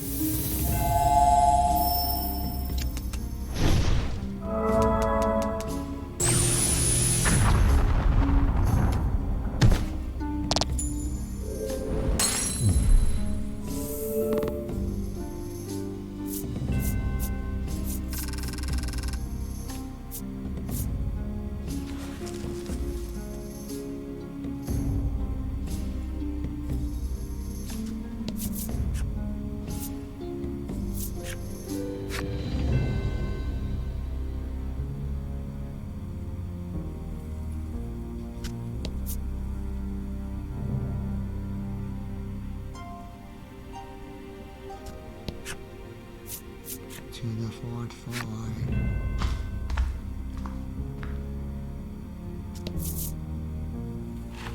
Are we on health? I can use the salve.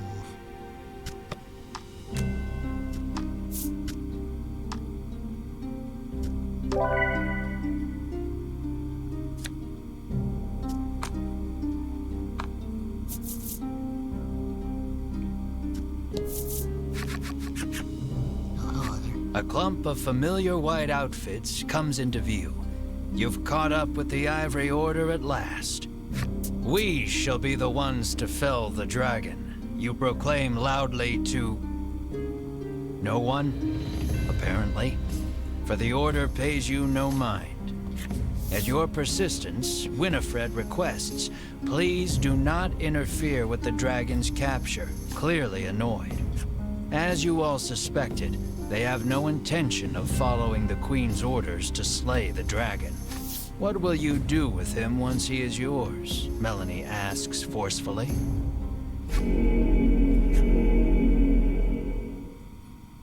But her answer shall have to wait.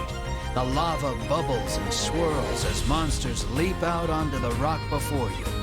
It would seem the only way out is through.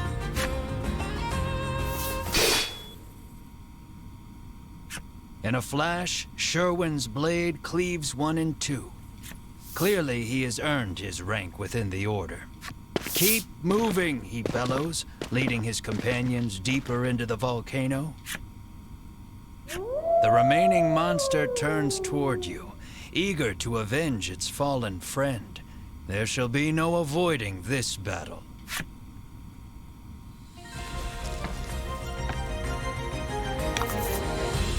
And fight.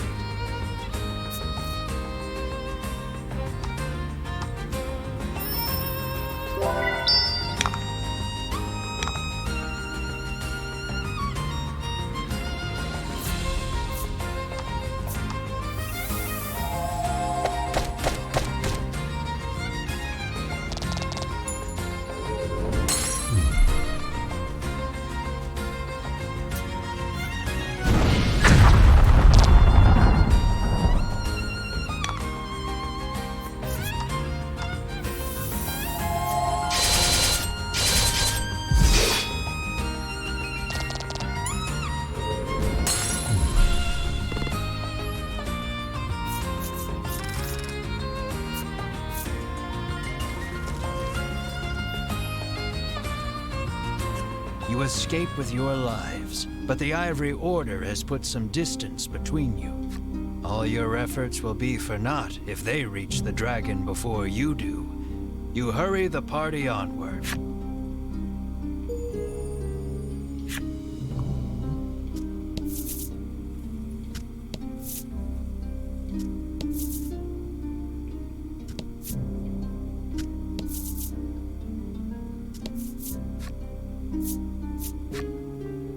No code there.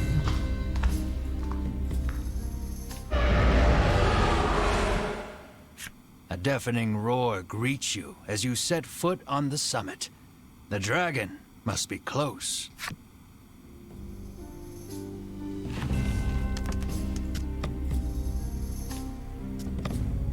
Good opportunity to save.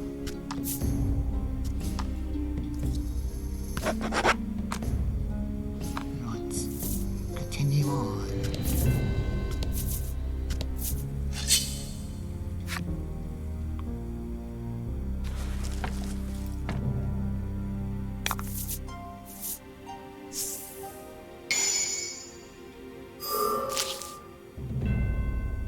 Don't hold back. You cannot use skills that cost gems. In that case, I am leaving. I do not want to take part in this battle.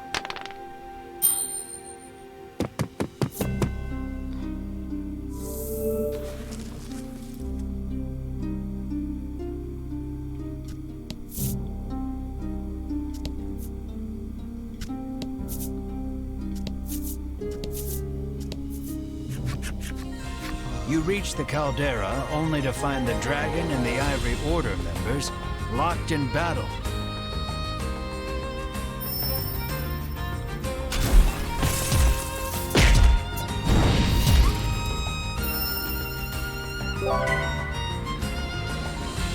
Their teamwork is impeccable. With each strike, they drive the dragon further back.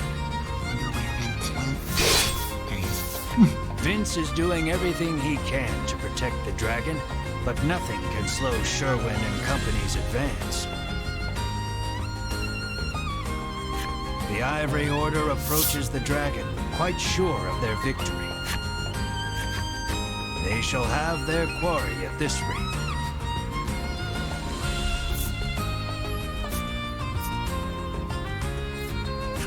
You cannot stand idly by.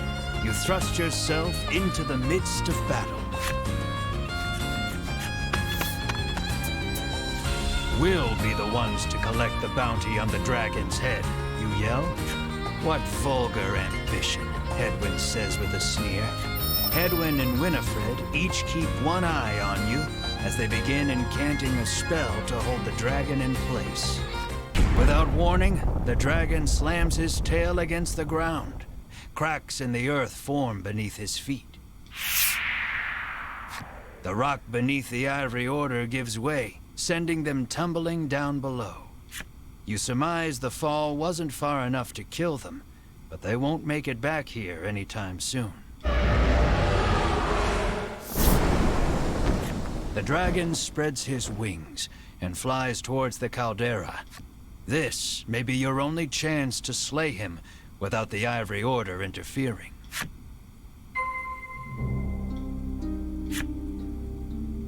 Alright, let's get his ass.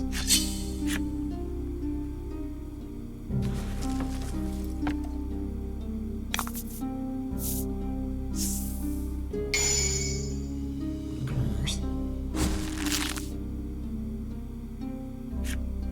Curse when it occurs, take damage whenever any attempt to recover their HP is made. Okay.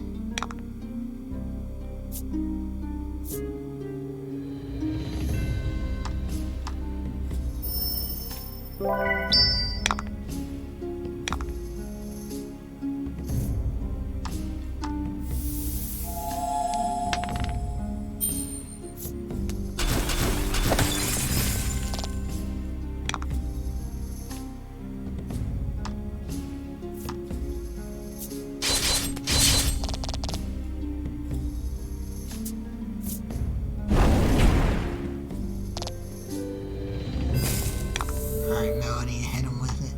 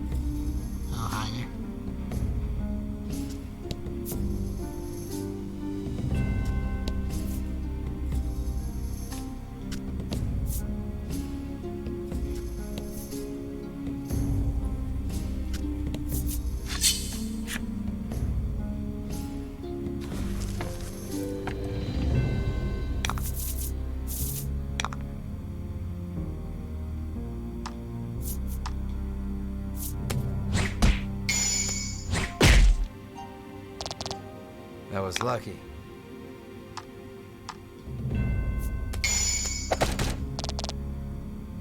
Nice work.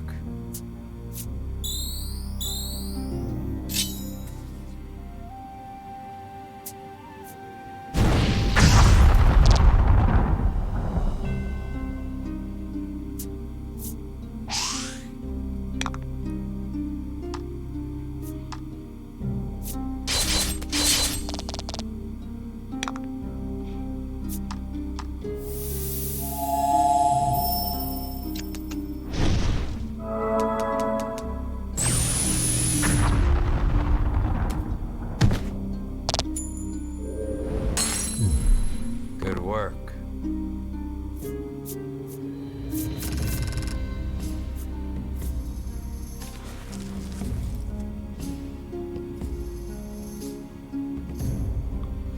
And everything.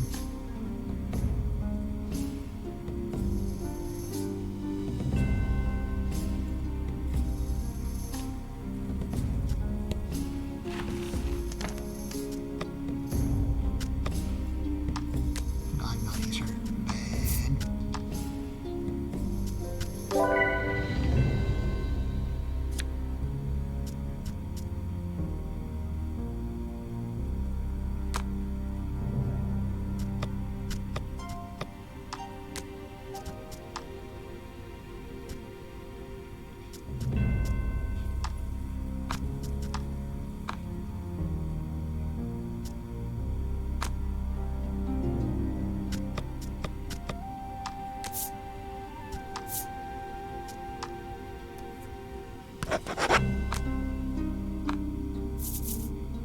Okay, time to fight the dragon. The dragon sits perched on the edge of the caldera.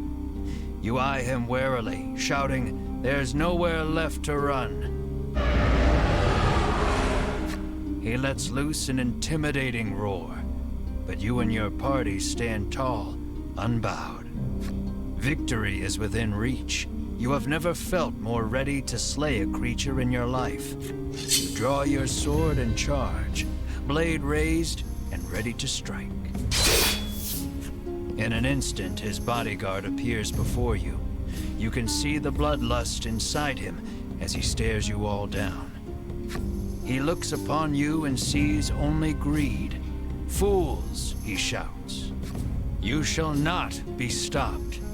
You have your reasons for wanting the dragon dead, and they are enough. They are everything. This conflict is inevitable. You heave your sword toward the enemy, come what may."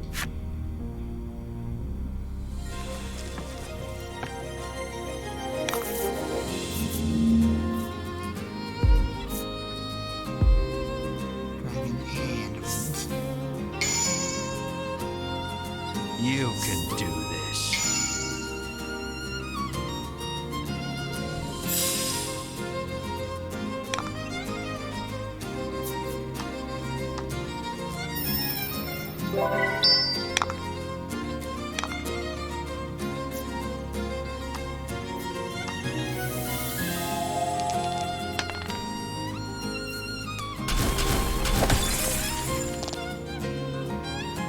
Ah, here's his freeze.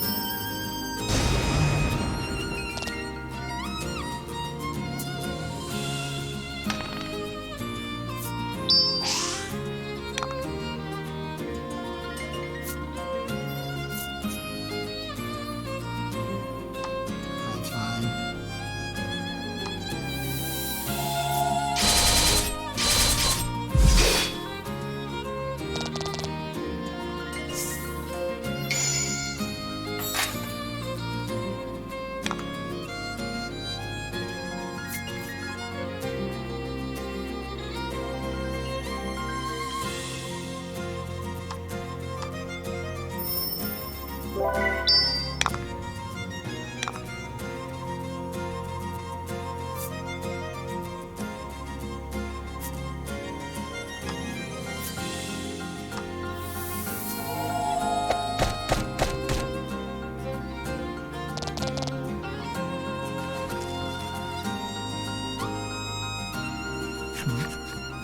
Vince falls, his face covered in blood. Why would you give your life to protect the dragon? Melanie asks sharply. Asks the one who has forsaken her own. What would you know of loyalty? Vince roars, consumed with rage. He begins chanting, no doubt preparing to cast a spell. No, that spell is forbidden, Melanie shrieks. It's too late. A stupendously powerful magic swirls out of the ether, enveloping them both. Vince turns to face you once more, his aura unlike anything you've felt before. You tighten your grip on your sword. There's no turning back now.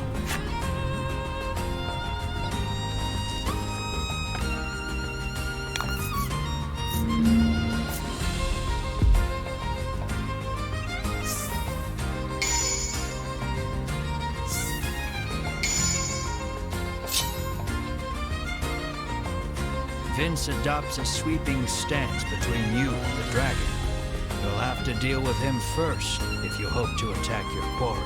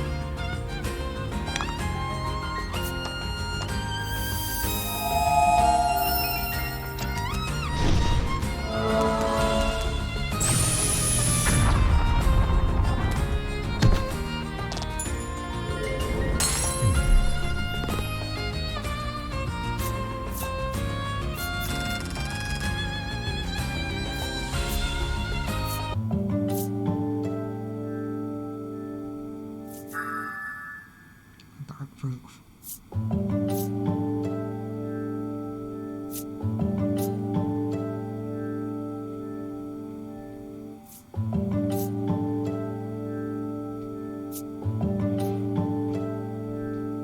Everyone got on. Pretty cool. The battle has been won. Tears stream down Vince's face. You watch him out of the corner of your eye as you turn your attention toward the dragon. Vince, undeterred by the wounds that now cover his body, rises to his feet and moves to protect the dragon one last time. Enough! The dragon speaks. He declares that he wishes to see further harm befall none. Then you ought not to have brought harm upon us, you shout, listing off the horrors you have heard on your journey. Vince, filled with righteous indignation, denounces each and every one as a lie. The dragon admits that your prowess in battle and willingness to pursue him the world over have earned you the right to hear the truth about this world.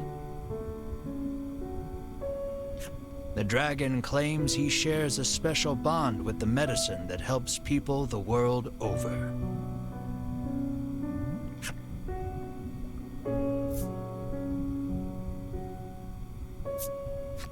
All those who succeeded in capturing the dragon in the past forced him to live a nightmarish existence on this island.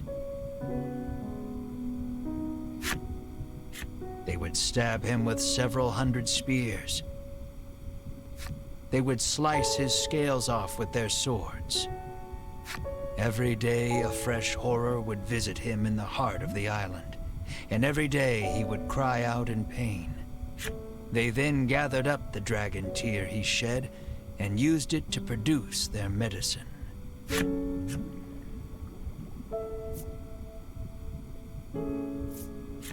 Everyone in the world drinks this medicine as though it were water. Taking this medicine heals all wounds and cures all ills. It is a crutch that humanity can no longer live without. The primary ingredient in this medicine is dragon tear. You cast your mind back over your travels, over all the people who sought the medicine and were saved by it. The mere thought that so much good was born of the dragon's torture makes your mind reel. You feel unmoored. No one moves, or so much as makes a sound. His words weigh on each and every one of you. The dragon claims he has grown weary of suffering for the benefit of humankind. And so, he intones, I beseech you, strike me down.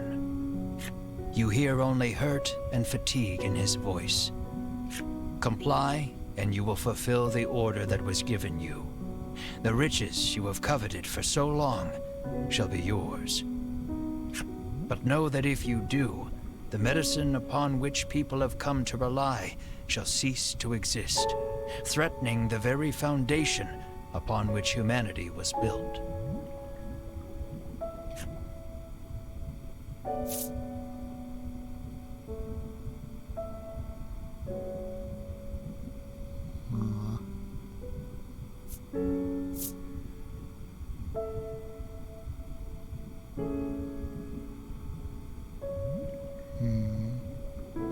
Dragon wants us to kill him. But everyone depends on the medicine.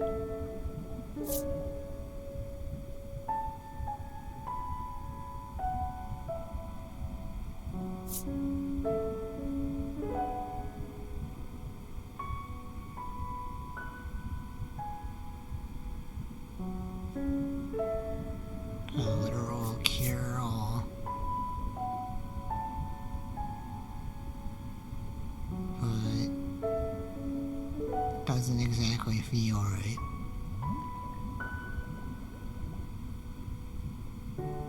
To kill him. To the Queen probably wants us to kill him for some nefarious reason. I see no actual benefit in killing the dragon. Other than money. But the reward can even be a lot. We could kill the dragon, and then the Queen could give us nothing. And we would just have to accept that.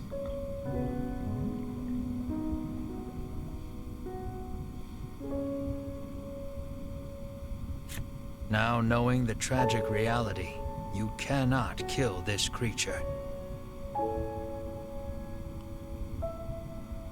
I'm not gonna kill him. Your heart filled with anguish, you lower your weapon.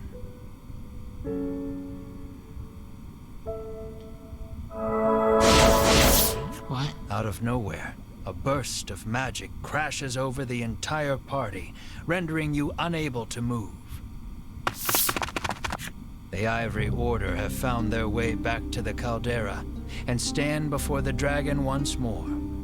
Sherwin stares the dragon down, fire in his eyes. At last, the world is safe, he says. Seize him at once. Edwin urges. With a nod, Sherwin approaches the dragon. I bet this would happen if he tried to kill the dragon too. So probably ultimately didn't matter. Oh no! In one motion, Sherwin unsheathes his sword and cleaves the dragon in two.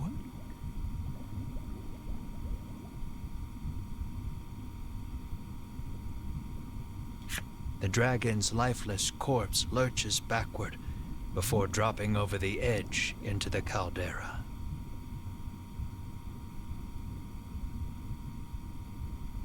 Now why'd you go and do that? What have you done? The others ask quietly, unable to comprehend Sherwin's actions. The earth shakes.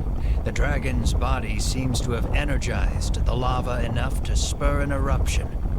All that remains is to destroy that place, he hisses, and storms off with purpose. The remaining members of the Ivory Order are still in shock, but Hedwyn orders them out, and they flee out of sight. The volcano is about to erupt, and will surely take you with it. Melanie suggests the party take Vince as well, but he insists he remain here. He speaks his final request, his voice already fading. Dragon Tear is more powerful than you can imagine, he says, his voice weak and raspy. It could end this world. You mustn't let them use it. Stop them at all costs. Use the forbidden magic if you have to.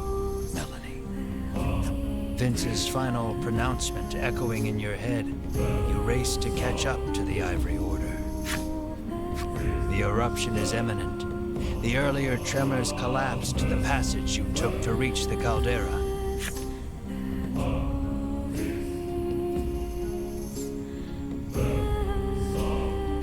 Follow the other passage out and escape before it's too late.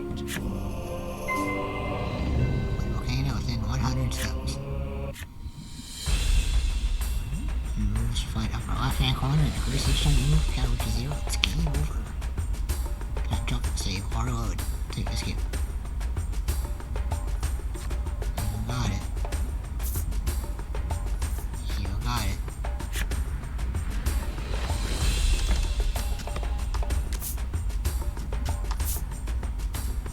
Don't know why I'm keeping the save file, right?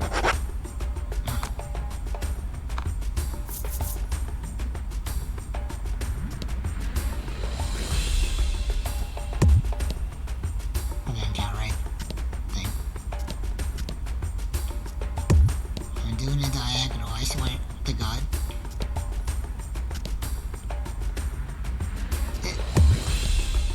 What?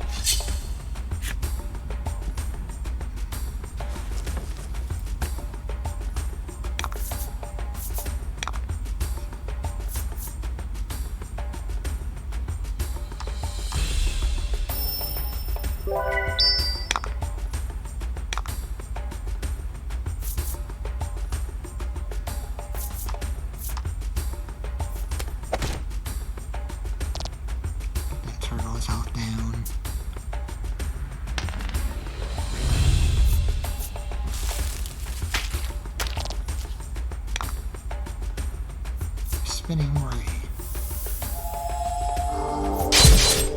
We'll soften them up.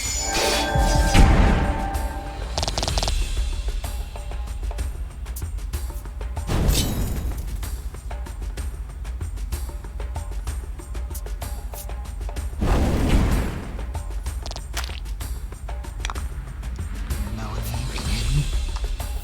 It's big.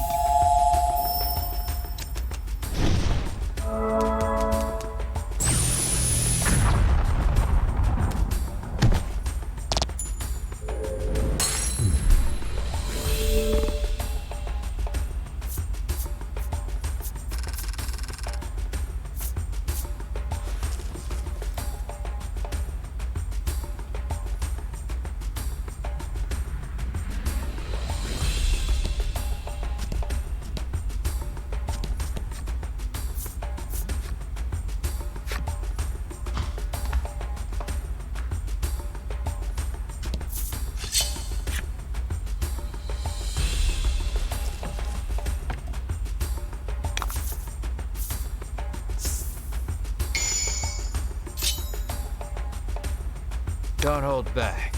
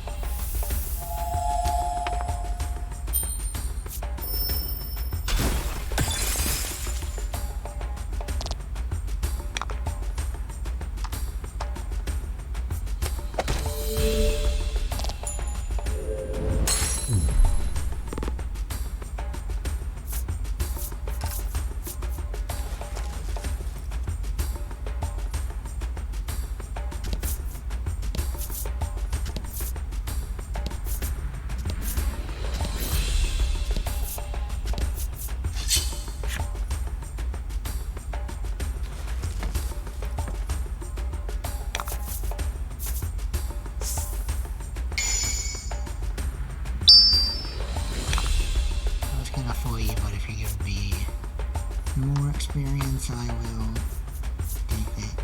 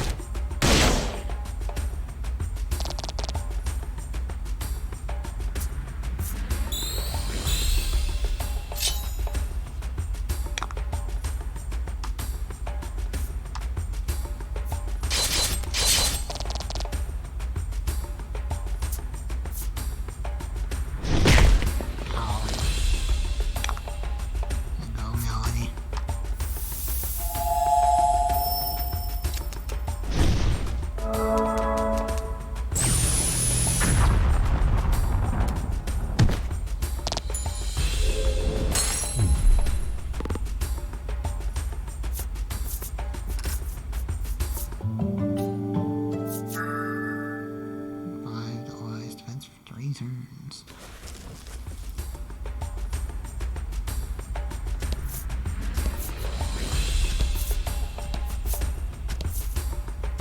Please, where is the exit?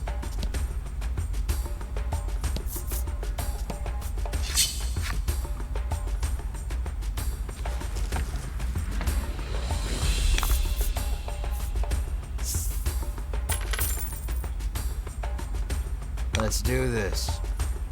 Why do you talk now?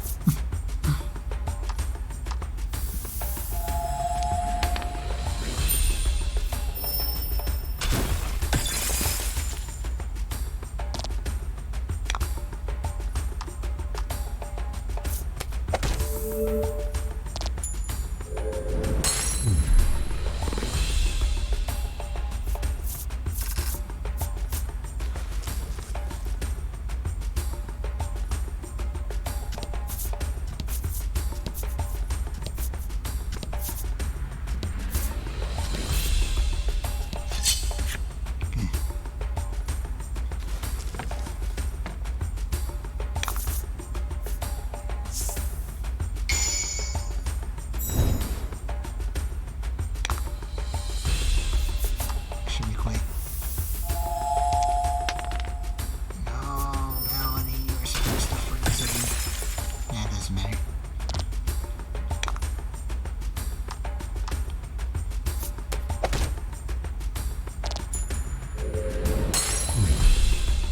Please let the exit be open to the right. I'm begging.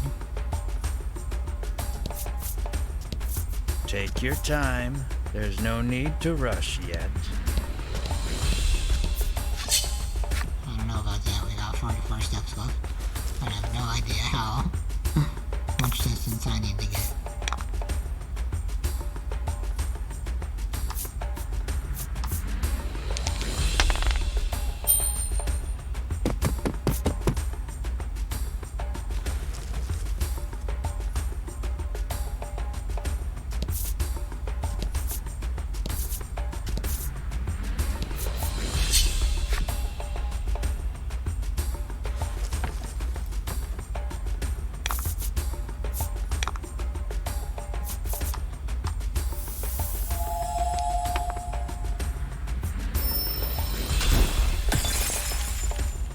Melanie just never gets the freeze off. She's just less lucky than Ritless.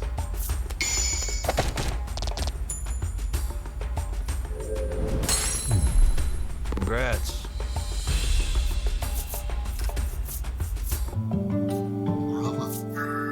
Destruction. Plus 25 damage. Cool.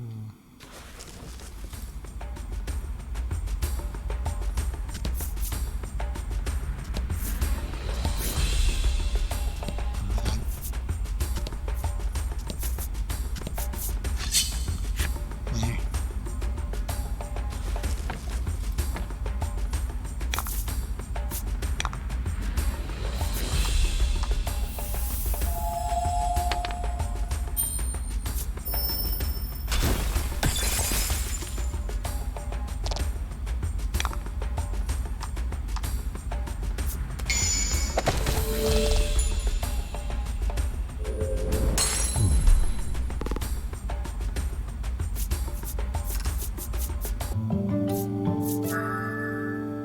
$20. That's pretty cool.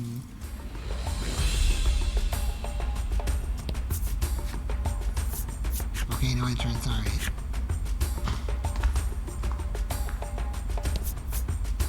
But we still have to leave the entrance.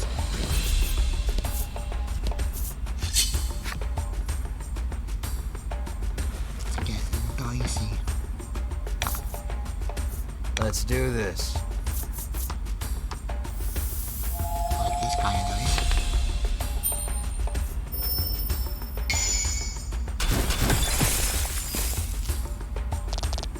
That was lucky.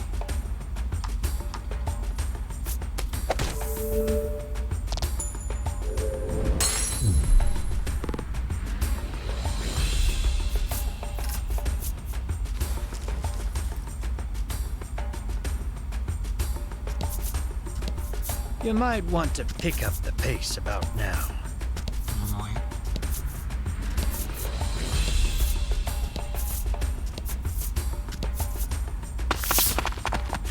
You're nearly out.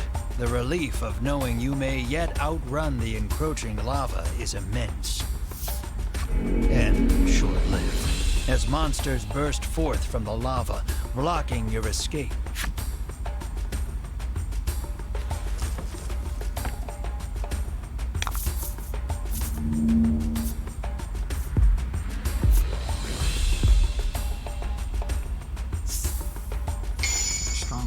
About the enemy.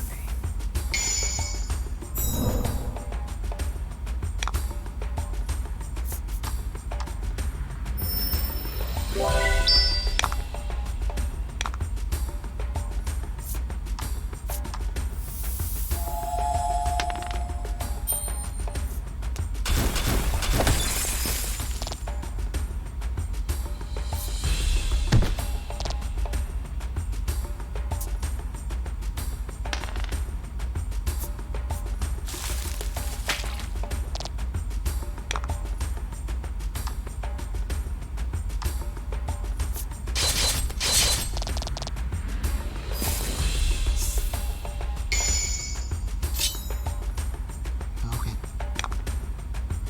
Alright, let's do this.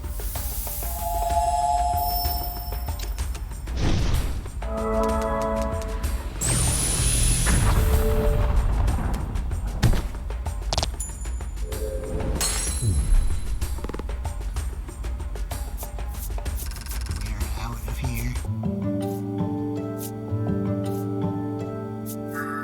A Deadwood Mirage, so 4 hex damage. Very cool.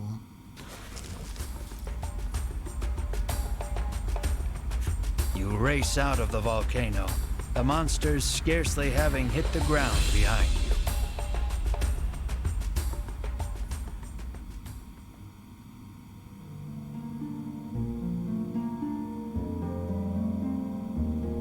Like as hell on Boiva.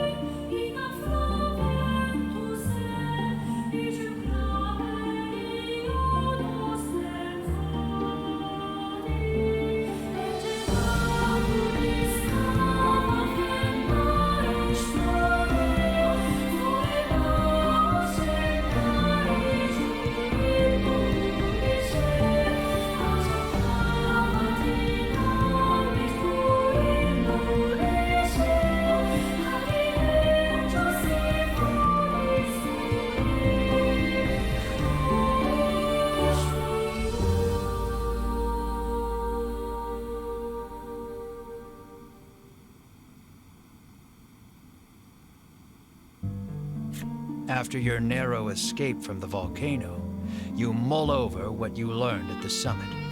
The truth about the dragon and the medicine. What the Ivory Order and Sherwin are actually after. And Vince's dying warning about Dragon Tear destroying the world. You decide to return to the village of the sick to try and make sense of everything.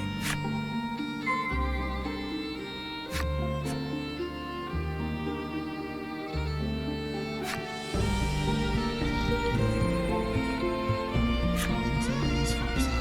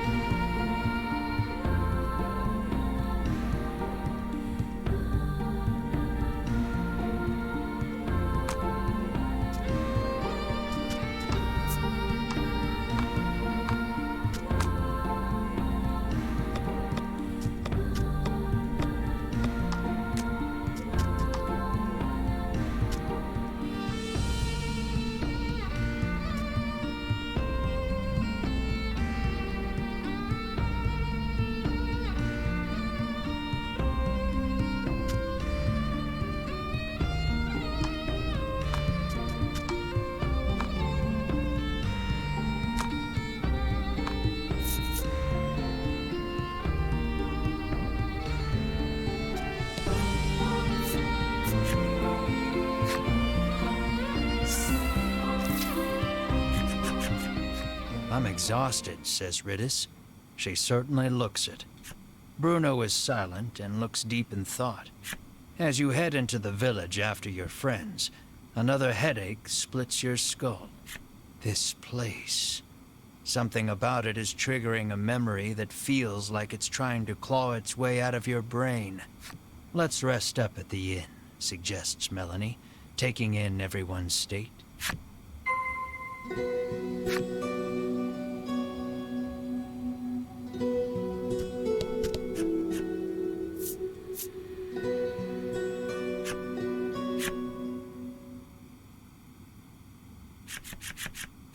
At dinner time, you and your friends gather around the table. For a while, it's quiet, but then Melanie speaks up. Now that the dragon's been defeated, she says, "What are we going to do?"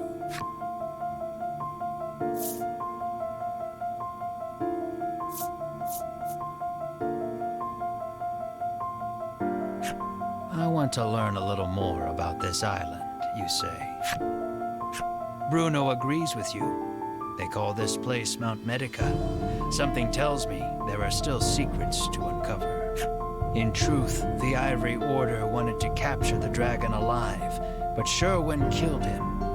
You can't help feeling the Ivory Order is still hiding something about this island, the dragon and the medicine. Whether you go after the Ivory Order or investigate the island, first and foremost, you need information. The Overseer should be pretty knowledgeable about the island, reasons Melanie.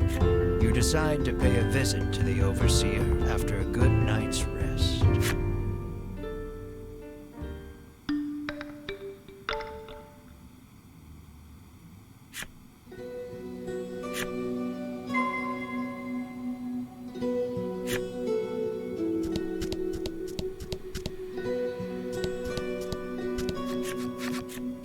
Selfor, the village headman come overseer, comes out to welcome you. After detailing what happened atop the volcano, you ask him to tell you everything he knows about this island. So, the dragon's tears are the medicine's main ingredient, he muses.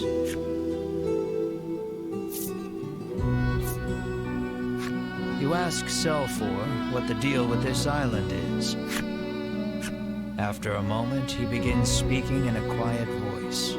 He tells you about the medicine factory here on the island that the Ivory Order oversees, and that this village was founded in order to provide a steady supply of human test subjects for their new medicine. Now that you know the truth about the island and the village, you turn to Selfor and pose further questions.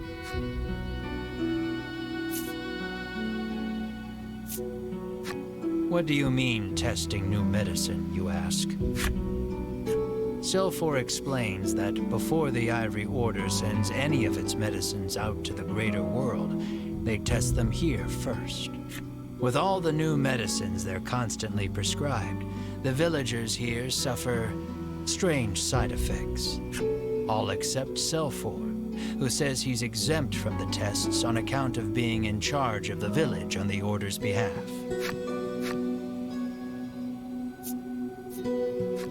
Probing further, you ask, and the Ivory Order forced the dragon to make medicine at that factory? I'm almost positive they did, he replies. That explains why the Order wanted to capture him, says Bruno, understanding dawning on his face. But if that's the case, why did Sherwin flout the Order and kill the dragon? You're still missing the final piece of this puzzle. Sometimes we get people who try to escape, he says, his gaze dropping. The Order always catches them.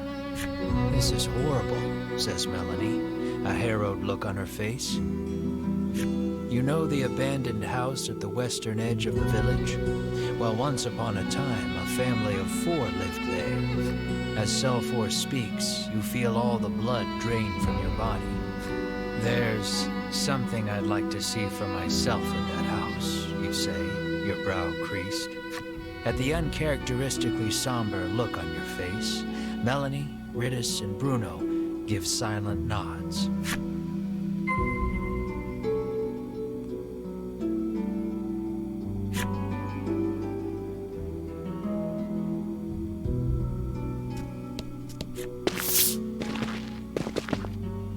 You stand before the dilapidated house. It looks like no one's lived here for a long, long time.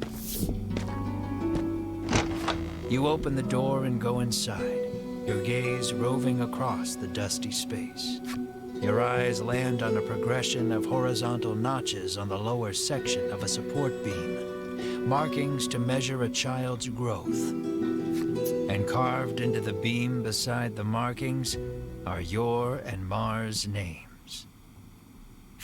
Seeing your names unleashes a flood of memories you hadn't realized you'd kept locked away.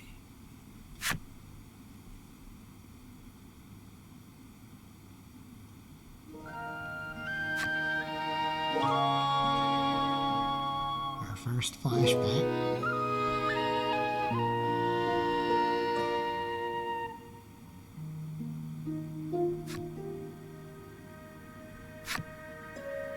Was Mar human before?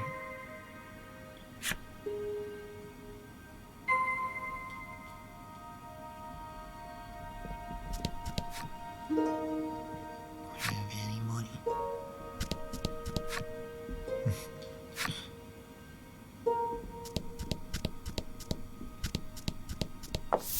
The not abandoned house.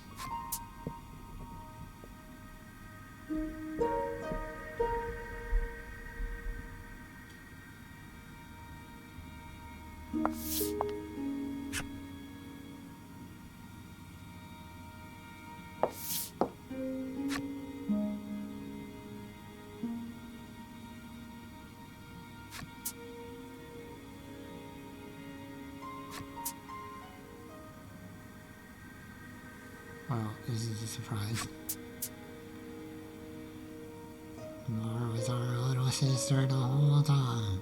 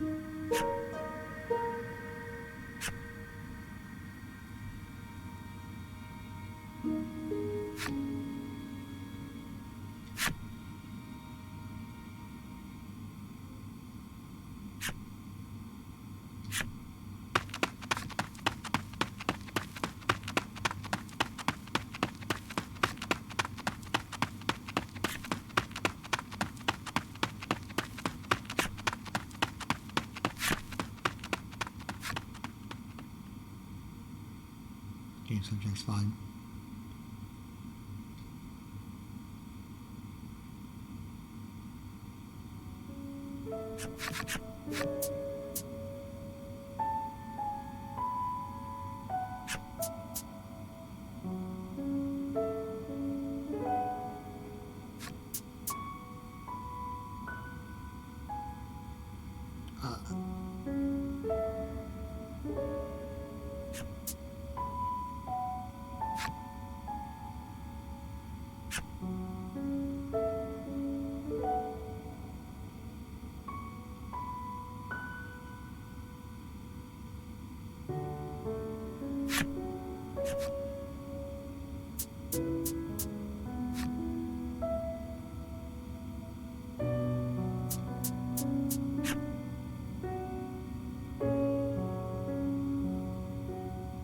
Yes, and that's what that means.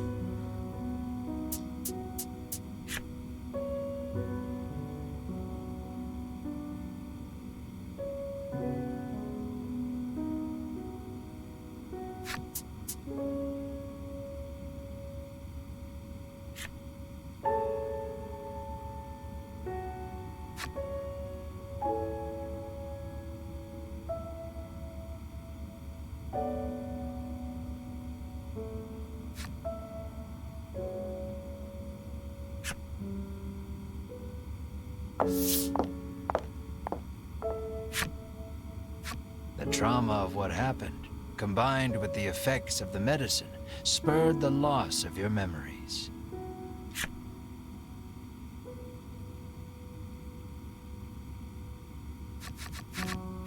But now you remember the horror in full detail.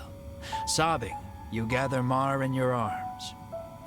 Melanie, Riddis, and Bruno just stand there in silence, absorbing the truth of your origins.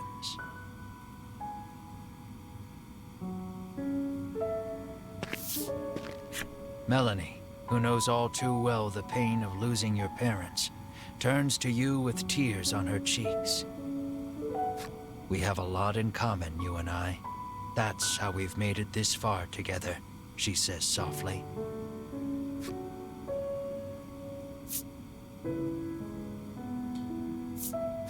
Moved by her kindness, you give her a silent nod. But I've still got farther to go, you say, scrubbing your face dry. As painful as those memories are, something the Ivory Order disciples said gave you hope. If you can get your hands on an undiluted solution of Dragon Tear, you can restore Mar to her human form. And what was that about the place they called the Mausoleum? That's probably a good enough place as any to start looking for Dragon Tear. Melanie doesn't miss the determination that blooms on your face. Whatever it is you need to do, she says, I'm with you.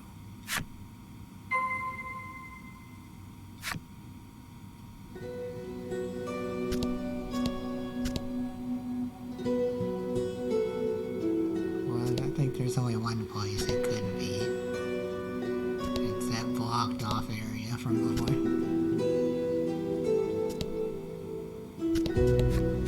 He crouches by the roadside, then lies completely still. His breathing slows to a stop, hands still clasping the medicine bottle.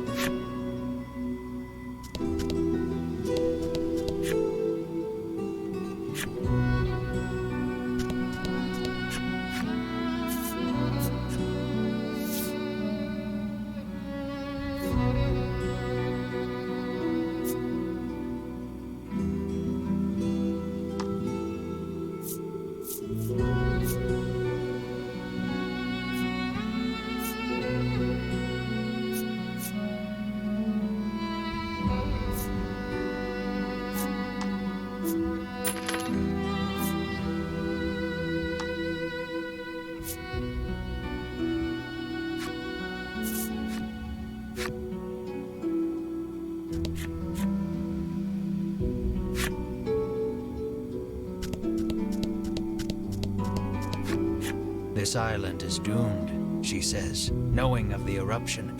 Her face exudes happiness, as if she has been freed.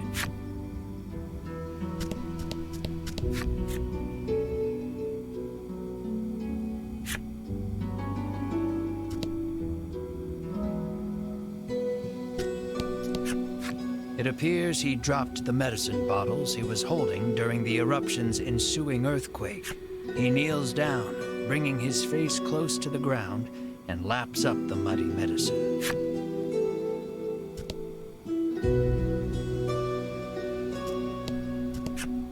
It appears she has no knowledge of the eruption and earthquake.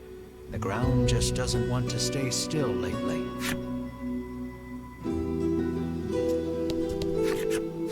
You ask Silfor if he's ever heard of a place called the Mausoleum. He tells you the steep cliffs north of the village block the way. To get to the Mausoleum, you'll have to go around. He advises you to first go east, and then head north from the wharf. The wharf, that's where we first docked, right? Clarifies Bruno. Ooh, the path to the Mausoleum is a long one. If you start feeling weary on your journey, use the jump feature to return to the village.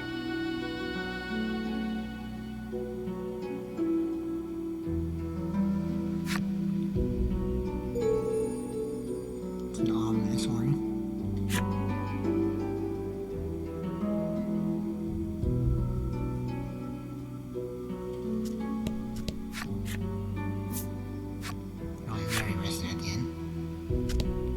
part of the cutscene.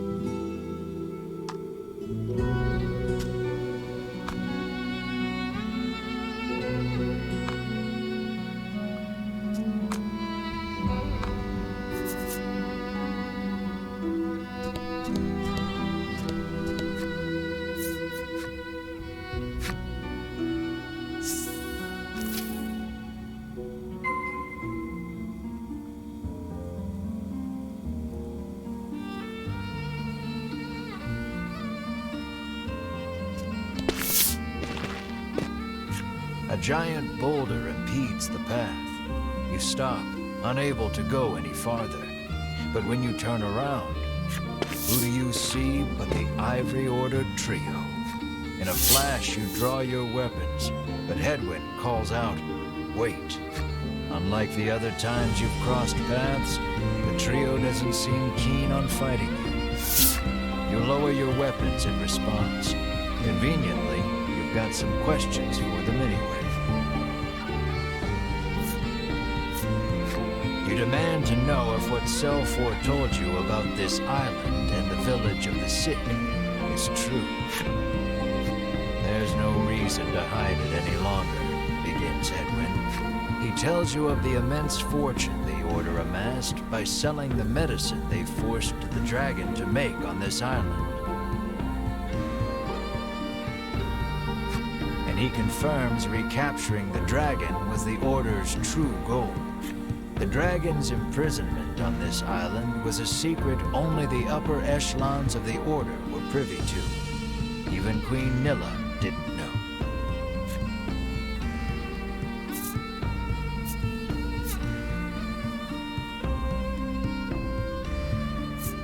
You ask where Sherwin disappeared to after he killed the dragon atop the volcano. We too seek Sherwin, says Winifred. Atop the volcano, Sherwin swore to destroy that place. Hedwyn says he was talking about the mausoleum. Winifred ponders the question of why Sherwin would betray the Order and kill the dragon. Alas, we cannot get to the mausoleum with this in our way, Hedwyn says, gesturing to the giant boulder. Upon closer examination of the boulder, you see fissures spidering along its surface. Perhaps it was weakened by the earthquake caused by the volcano erupting. With the right approach, you might be able to force your way through after all.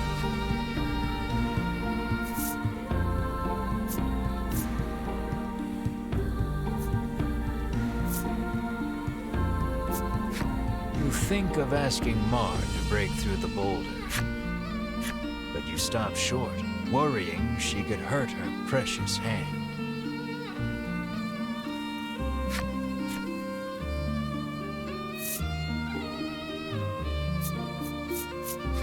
You ask Bruno to put his brawn to use and smash the boulder to smithereens. He squares off in front of the giant stone and strikes the fissure with a mighty knife-edged chop. Silence rings for a moment before the boulder crumbles to dust.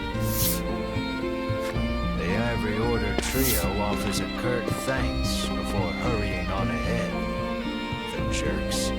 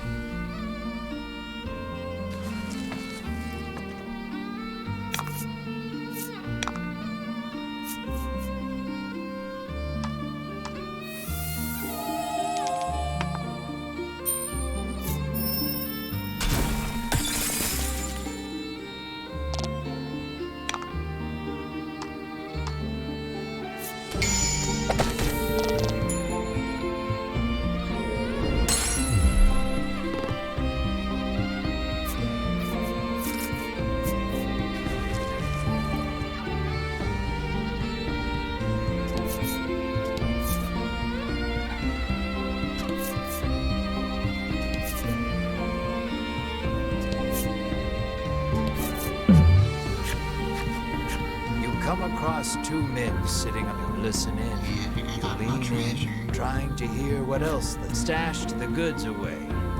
That island shaped like a... right in the dragon's nostril. It sounds like they've just told you where to find their stolen loot. The dragon's nostril? You cock your head in disbelief, but just manage to maintain your concentration. Your perseverance pays off. You come to learn that the island itself is shaped not unlike the dragon's head. You hastily grab a scrap of paper, write down what you've heard, and quietly sneak away.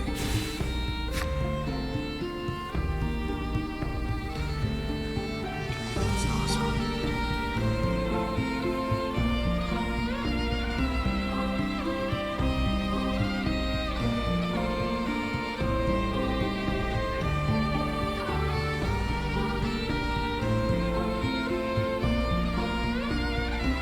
I don't know if I'm seeing.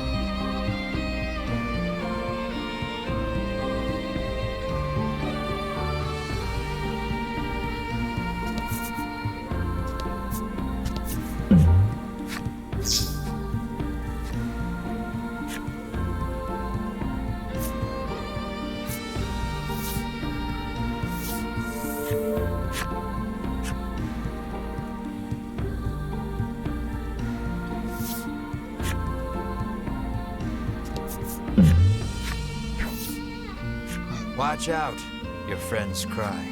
You keep your cool. Your friends gasp as you catch whatever it is before it clobbers you.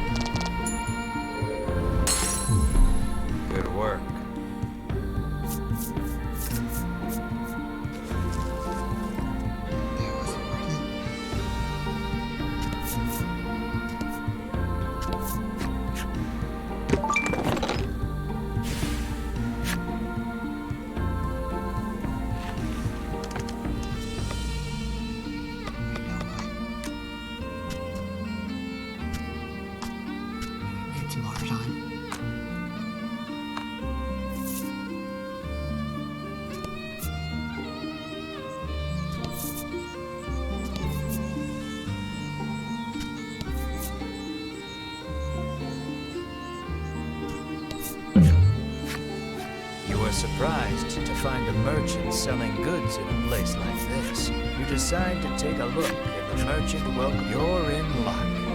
I have some rare items for sale, she remarks, lining up some goods before you.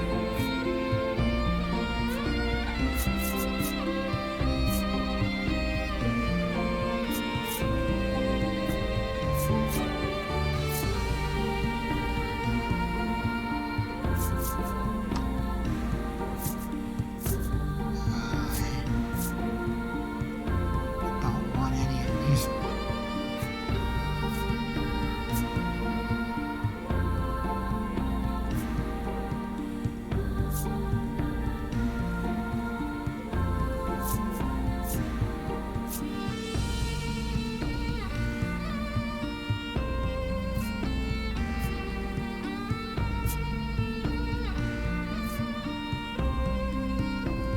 She begins closing her shop, saying she needs to stock up on wares again. It seems you won't be able to do any more shopping here.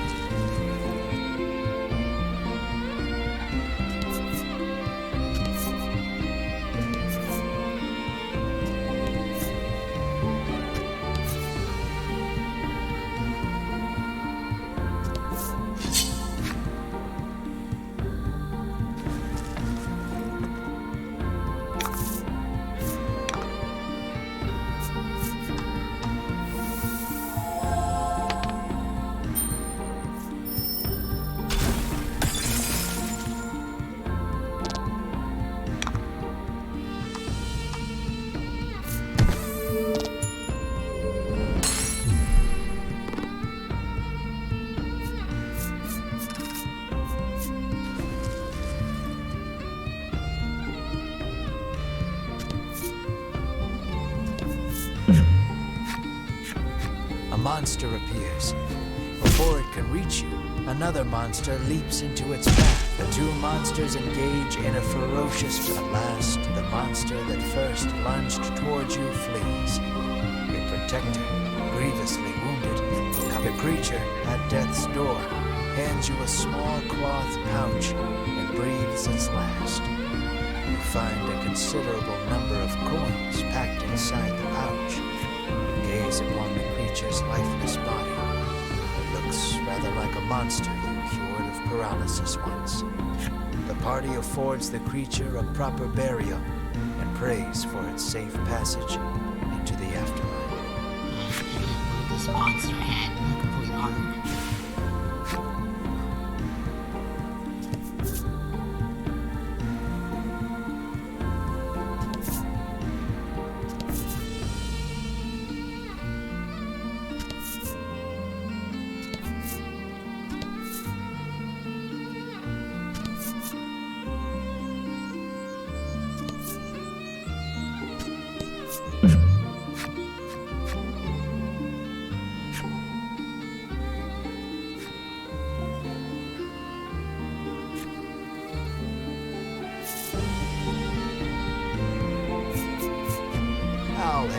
this, Bruno volunteers, smiling broadly. One hand on his hip, he downs the bottle's contents in a single gulp. Is this what I think it is? Bruno yelps in surprise as the power of the concoction reveals itself to him. What's the matter? Answer me, he appears to mutter to his biceps. That, the doctor of sorts says softly, was a muscle relaxer. Bruno's arms fall limp at his sides, much to his dismay. It seems this is a defeat from which, emotionally, he may never recover.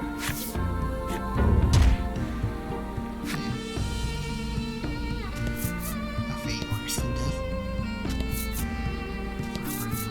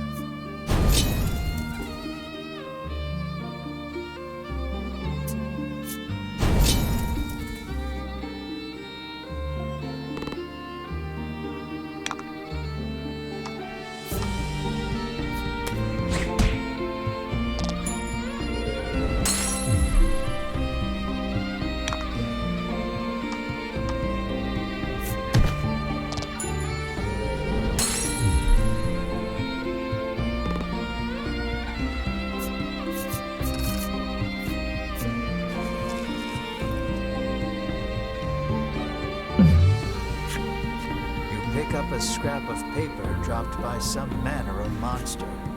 It has a message scrawled on it in crude lettering. Tip of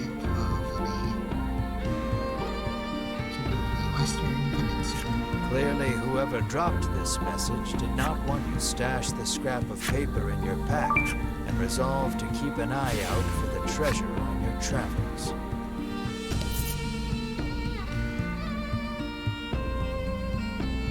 Western Peninsula.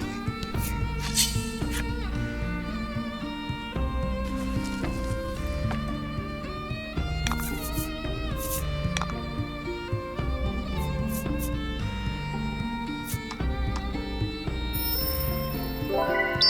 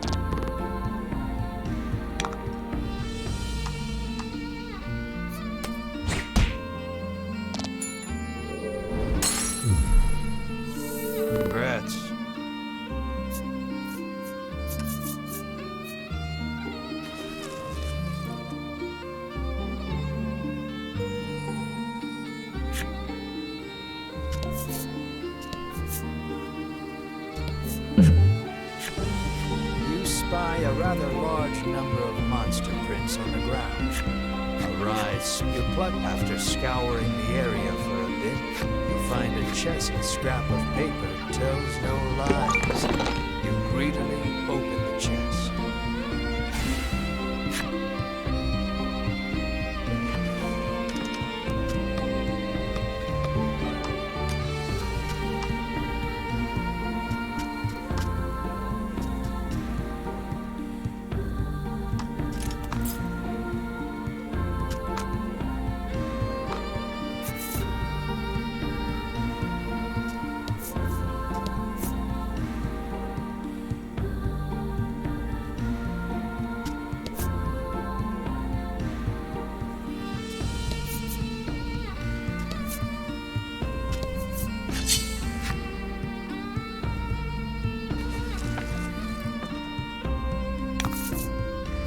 And fight.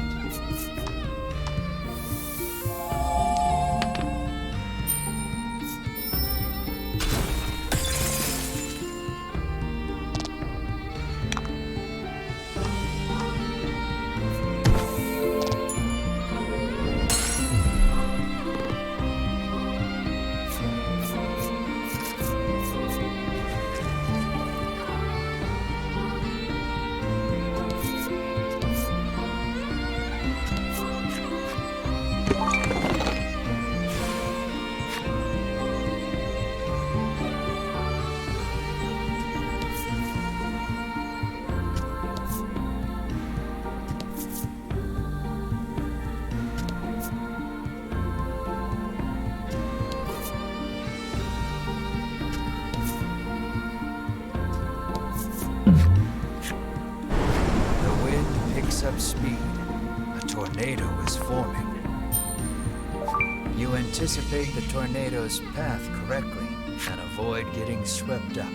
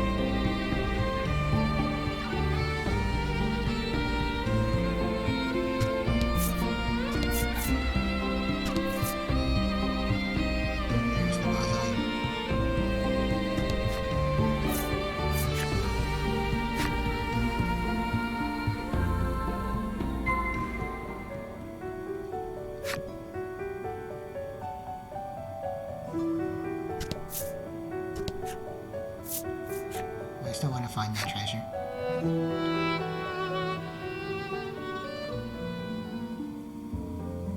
It's gotta be out here somewhere.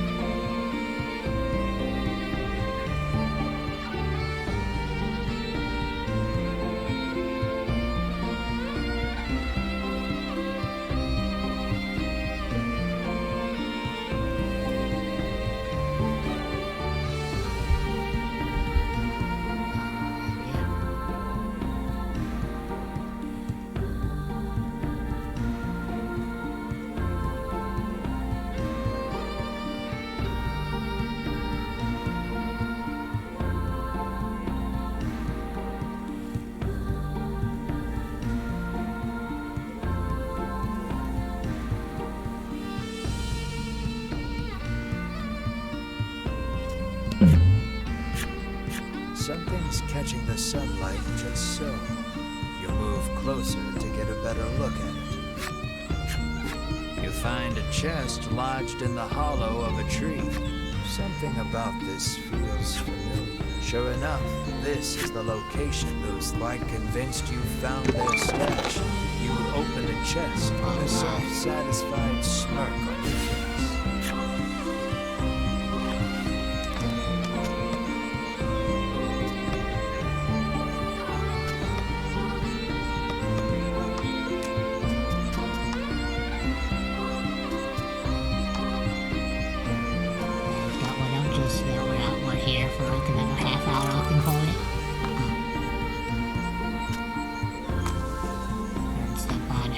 Tile looking for it.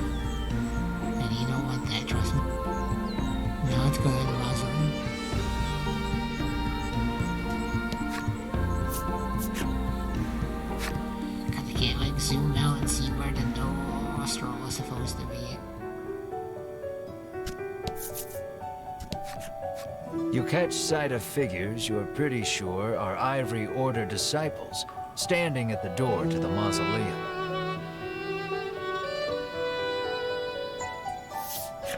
Let us through, you say, but something isn't right. Trespassers will be disposed of on orders of Master Sherwin. Kill, they murmur dispassionately, and then attack.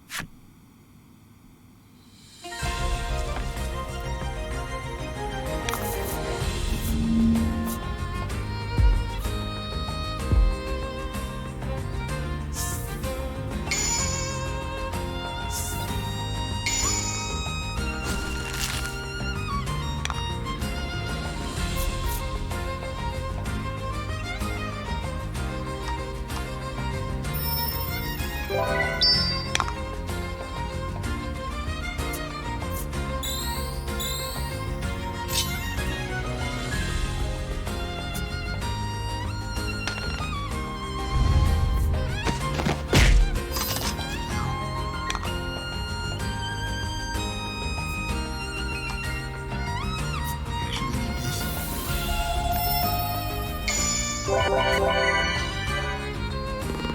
Nice work.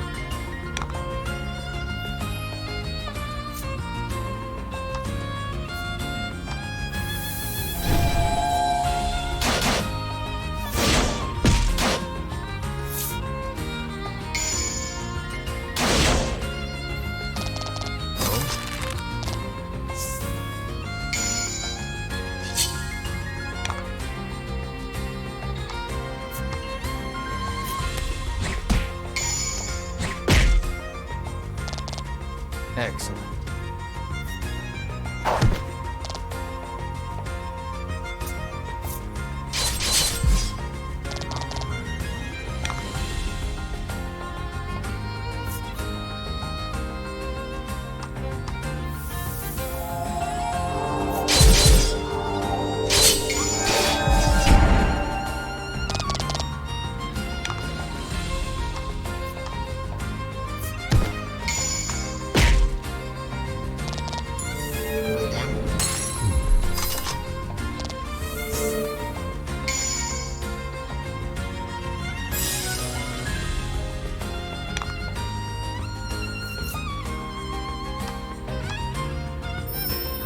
Way down.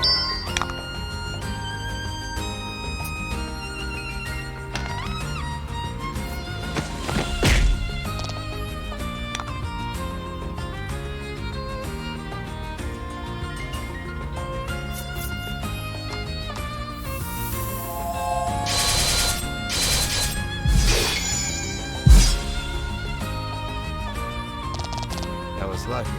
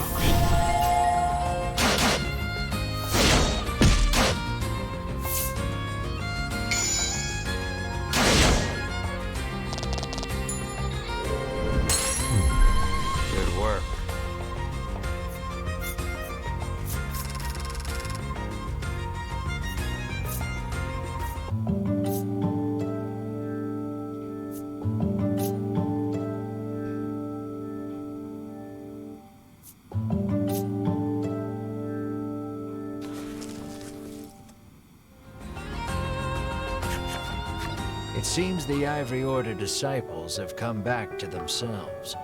Their faces are blank. Apparently, they don't recall anything after Sherwin ordered them to guard the door. Could he have hypnotized them? The Ivory Order disciples are gone.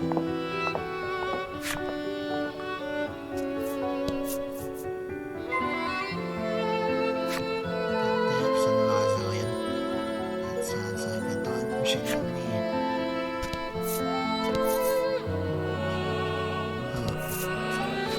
You shall not pass. Die.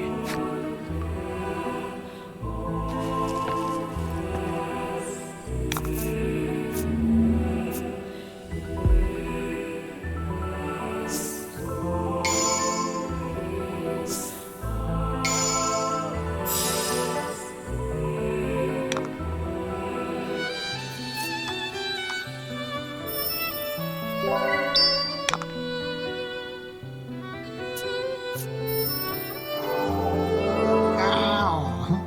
Man.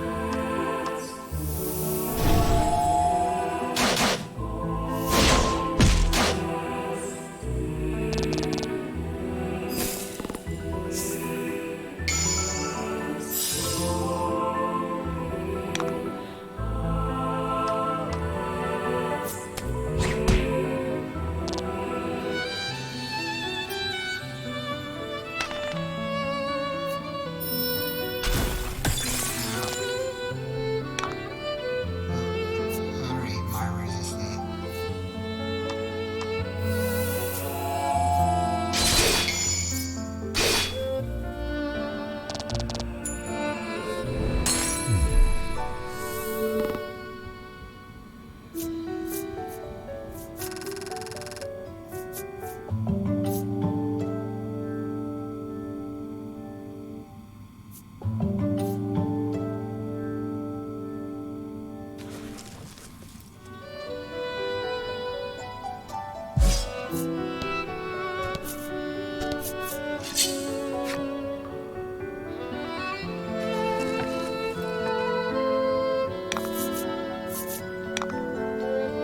Okay, regular enemies.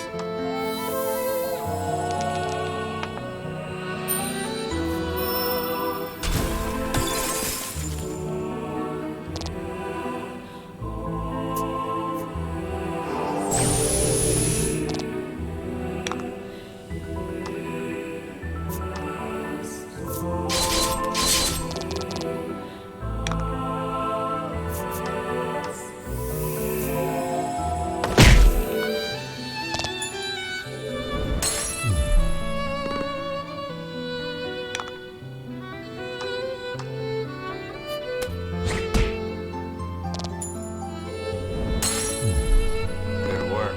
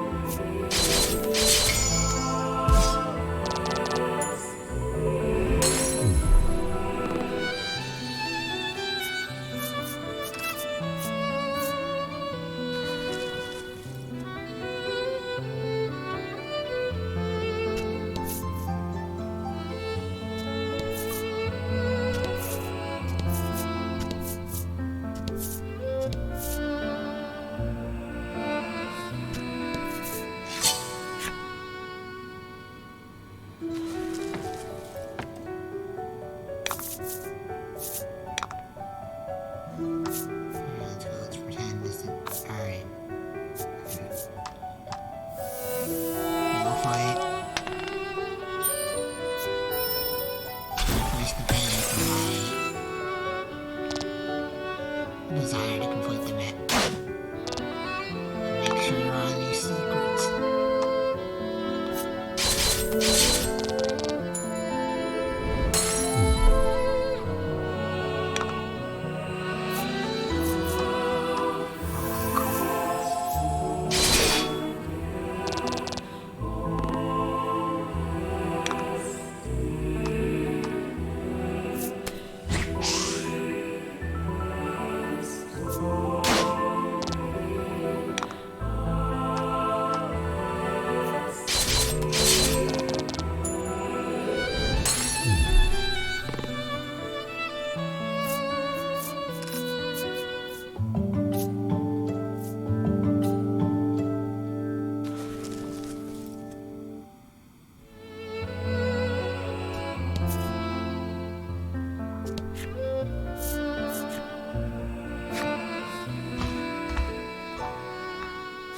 You sense something strange about this place.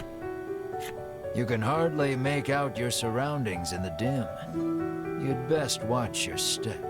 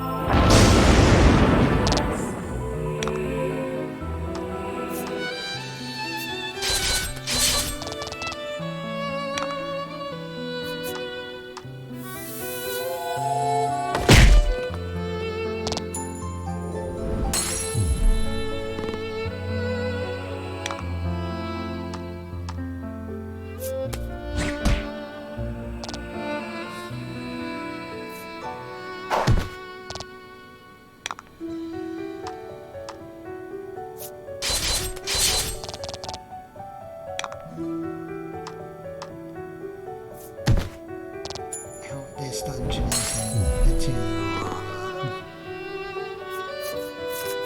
I'm getting that sinking feeling it might be.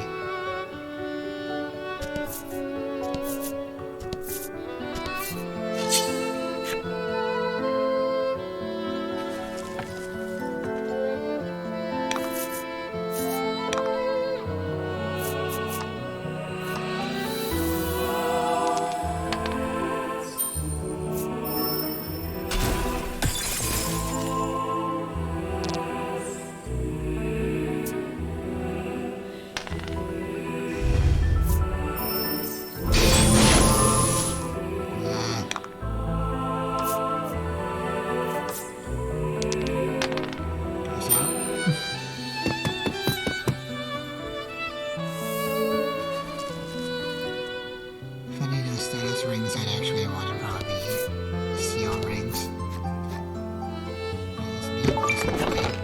Status helmet.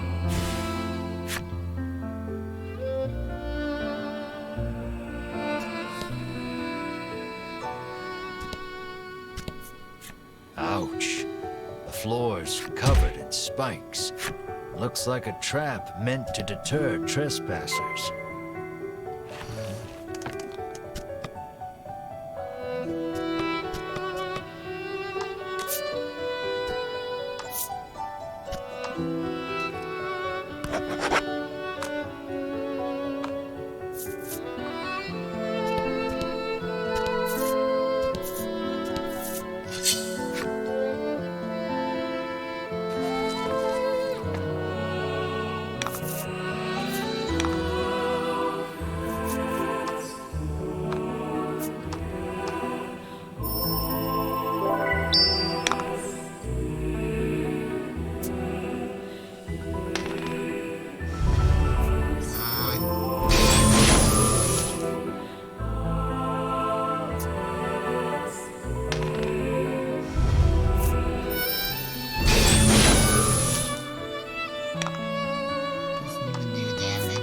to annoy me.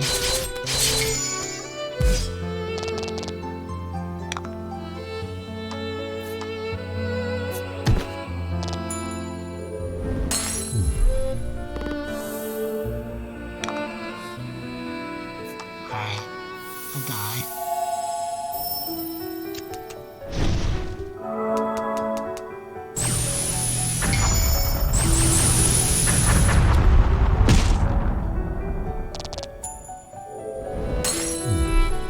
Congrats. Sea jerks. Unlock its enemy story.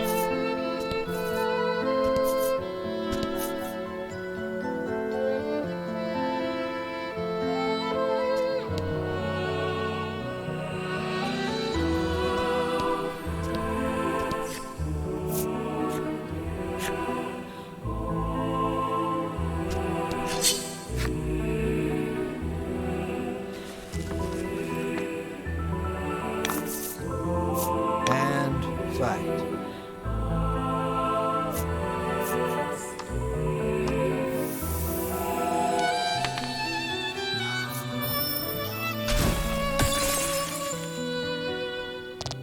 We're supposed to freeze it, and now it's gonna seal us.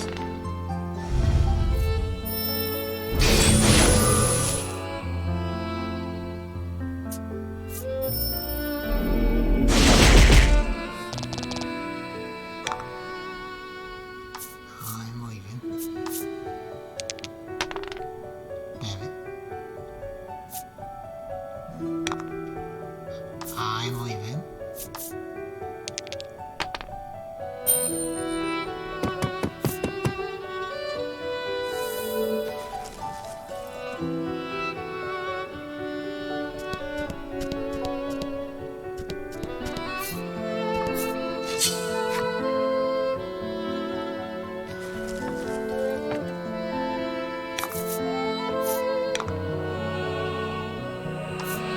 I just don't even want to fight these anymore.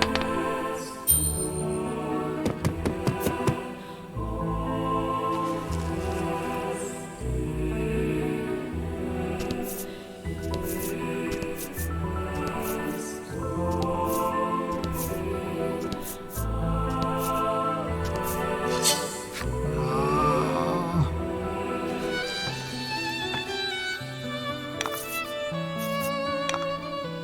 This is the worst. That's the worst.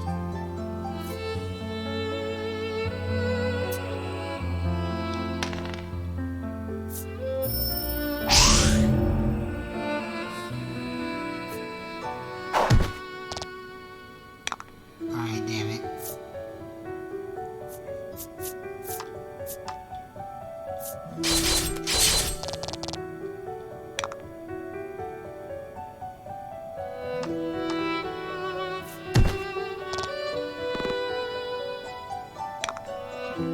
Die, all of you.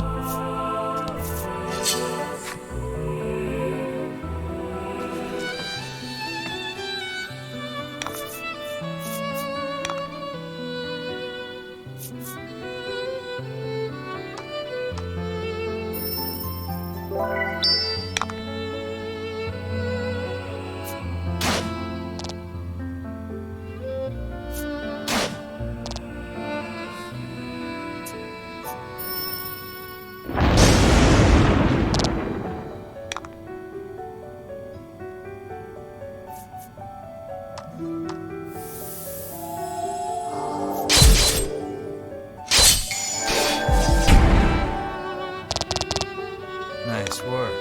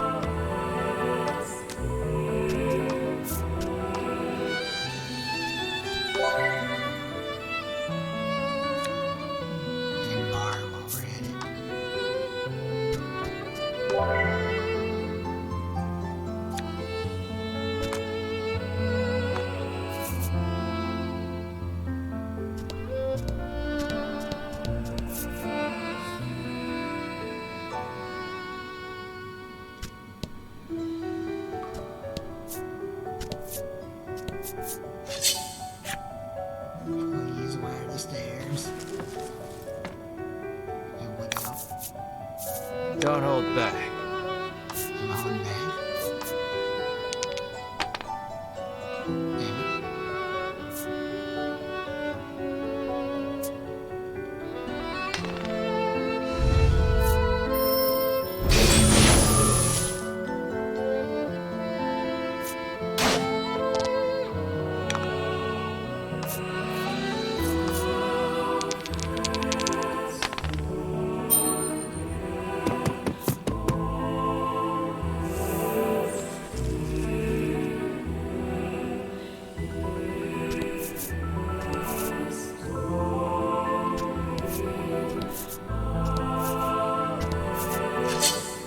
There's treasure.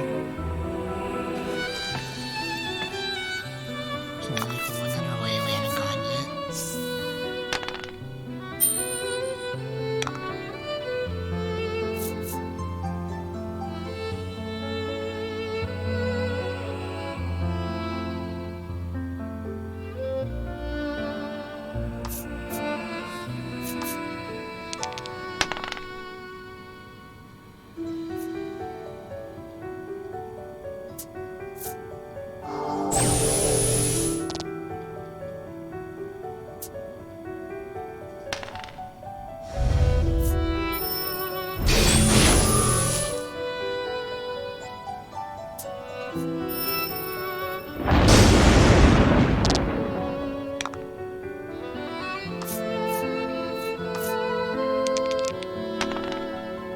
Please.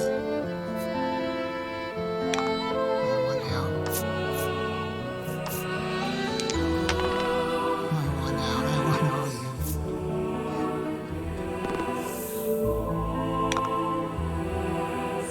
Fine, whatever. You can all die.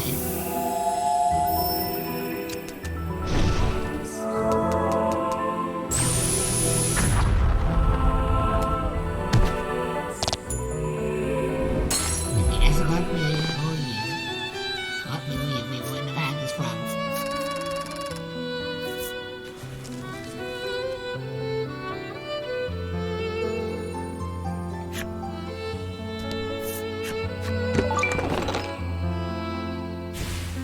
Nice Odin sealer.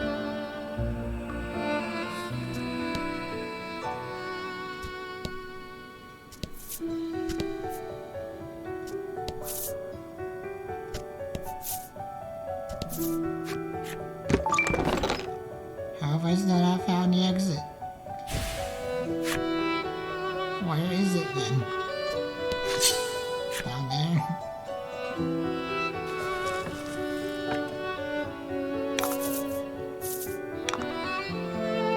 They're gonna force me to take damage to find the exit. That's pretty lame.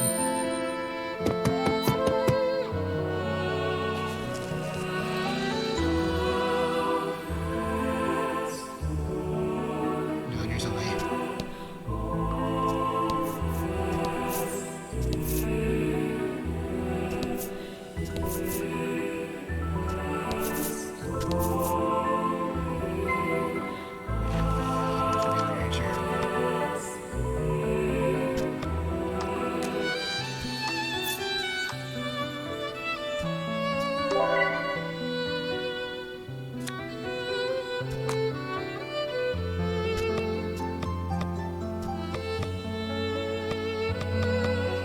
Alright, you've done good and bar. I'm gonna swap you out for this for a little bit. An Ivory Order disciple stands. This is as far as you will get.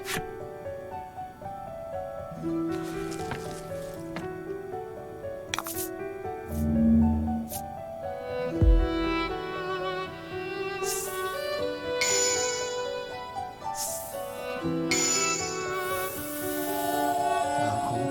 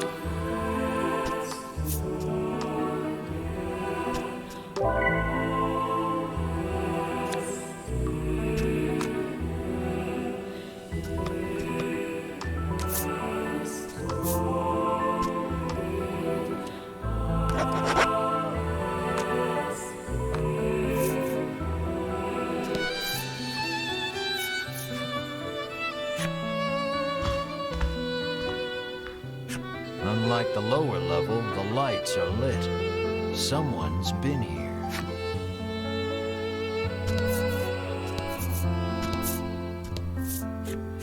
Another Ivory Order disciple blocks your path. Trespassers will be disposed of.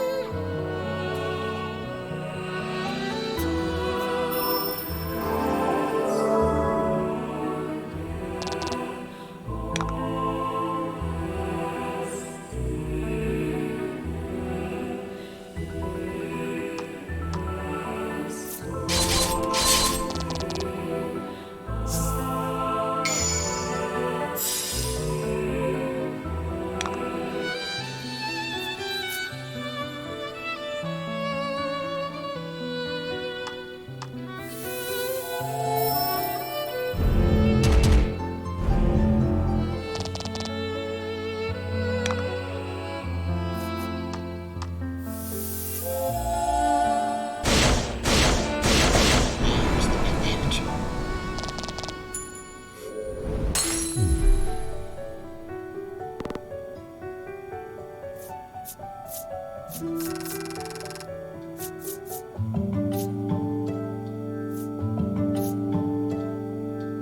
And there's level up.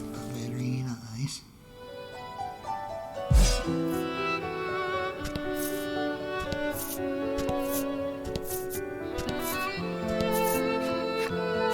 On the orders of Master Sherwin.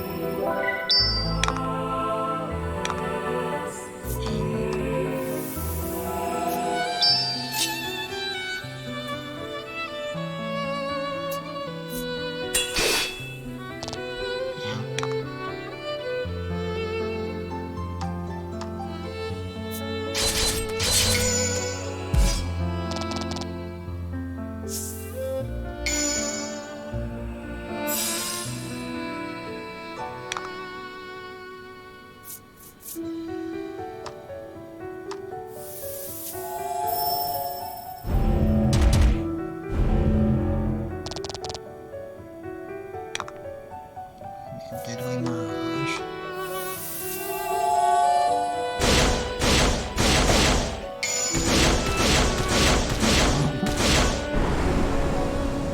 Man,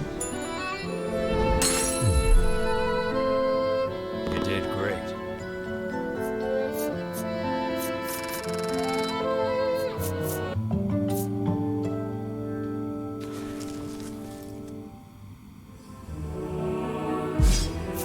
It felt like that night wanted to stop you from going any further. why do you put on a different tone for that one?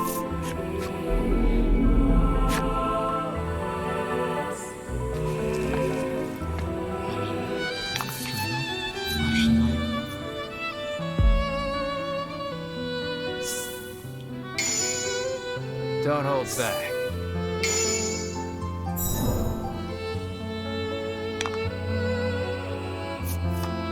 Alright, we're gonna do the same strategy we've done for every other one of these.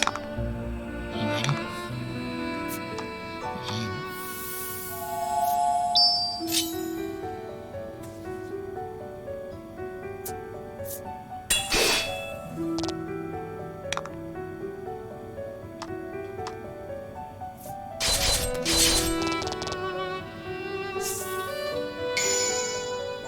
And adding drop damage. Very cool.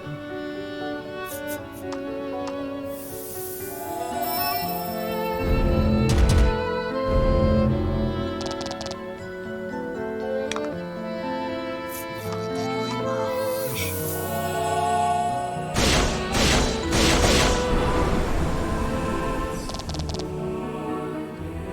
So practically on that storm. Just gonna hit release one time. That's it.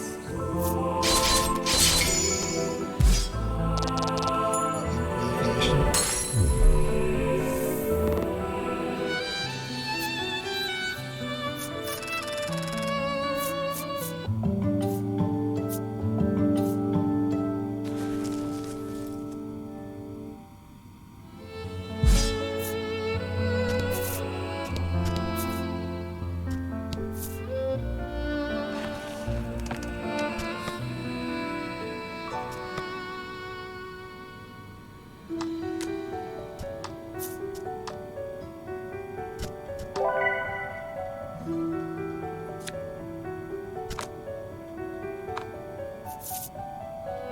Probably a good time for a save too.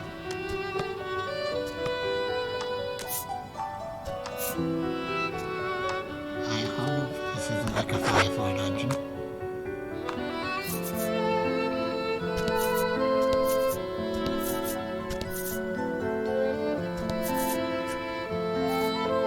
Oh, hang on, you can't show me this and expect me not to look.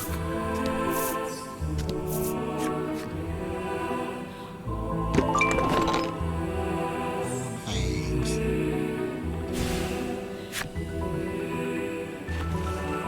More like semi-ultimate weapon.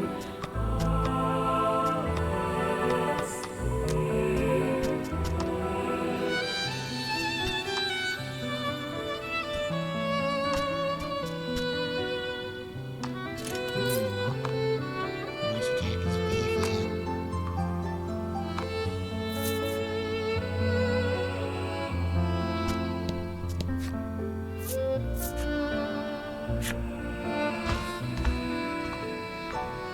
The sign reads, "There is more here than meets the eye." Puzzles. Right inside of first. You see a disciple of the Ivory Order shouldering a bag of medicine bottles. Would you like to buy some salves for your journey? She asks. Sam's. You ask her to show you her wares. She lines up several medicines Not to trying to you. kill.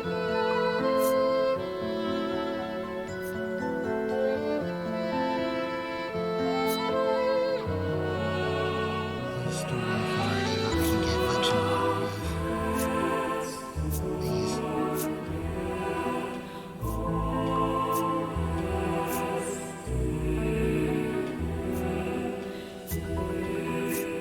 Like a stock of 10. Alright, fine.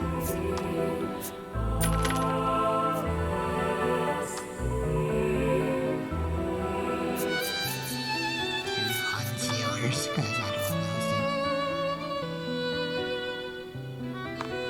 Can I have 30 items? I see. Well, that's a lot then, I guess. Pray take care of yourselves, she says as she continues on her way. Why not check the wall around here? Will you not tell me what to do?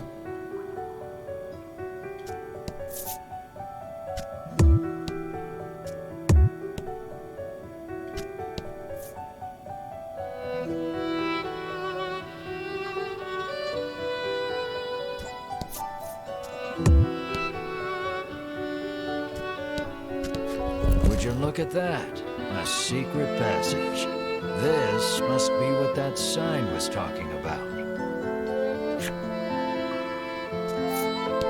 Doesn't feel like much of a puzzle if it was the only way. That's one of them. I would have walked there before if I had heard that line.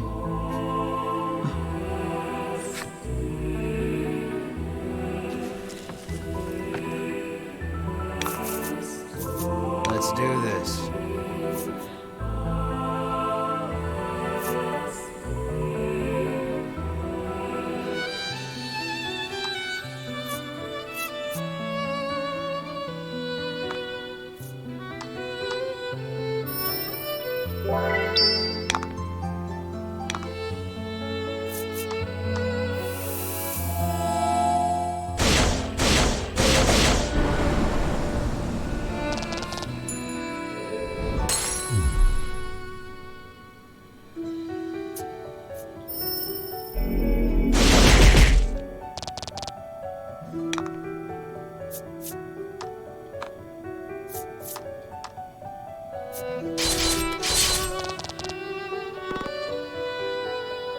Kill yourself every dream.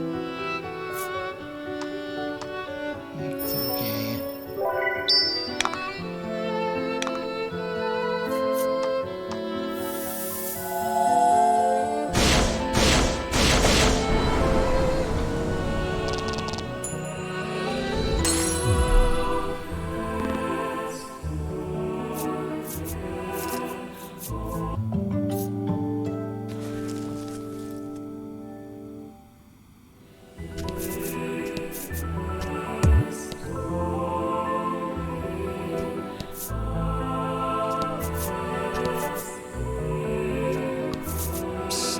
There may be something on the wall nearby. Another secret passage. This is definitely what that sign was hinting at. Be sure to keep an eye out in case there are more.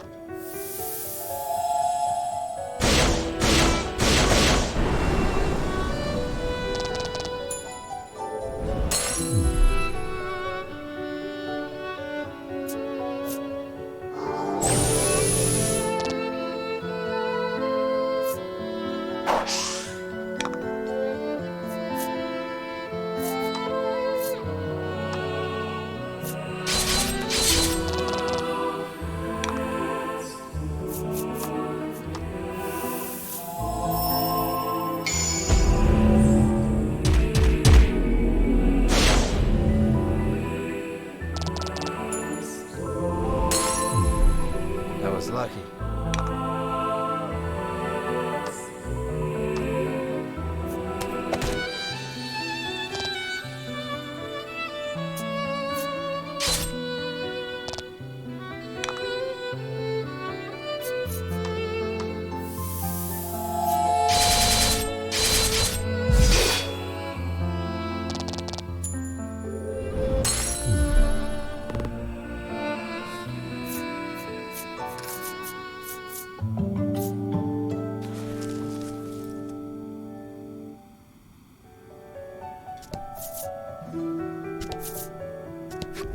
Found another secret passage. They sure make it easy to get lost in this place. Not really lost, I would say.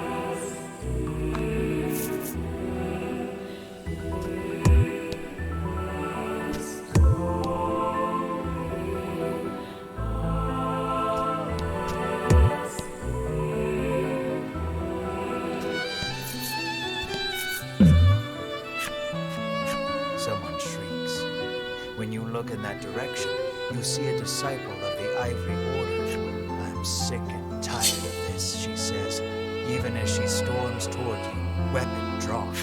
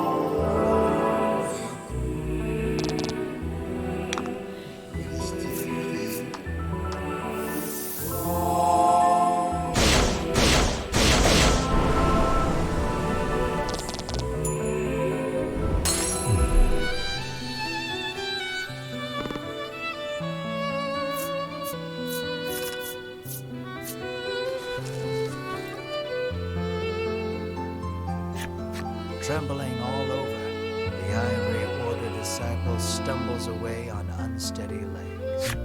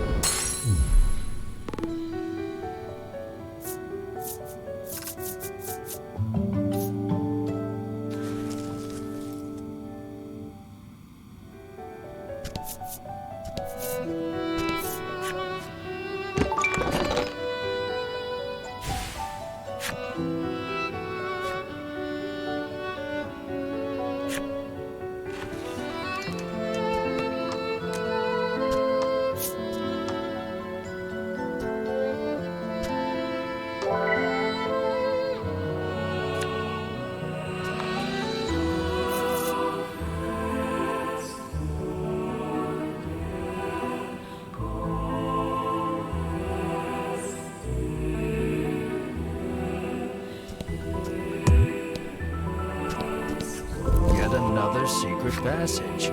How many of these things are there?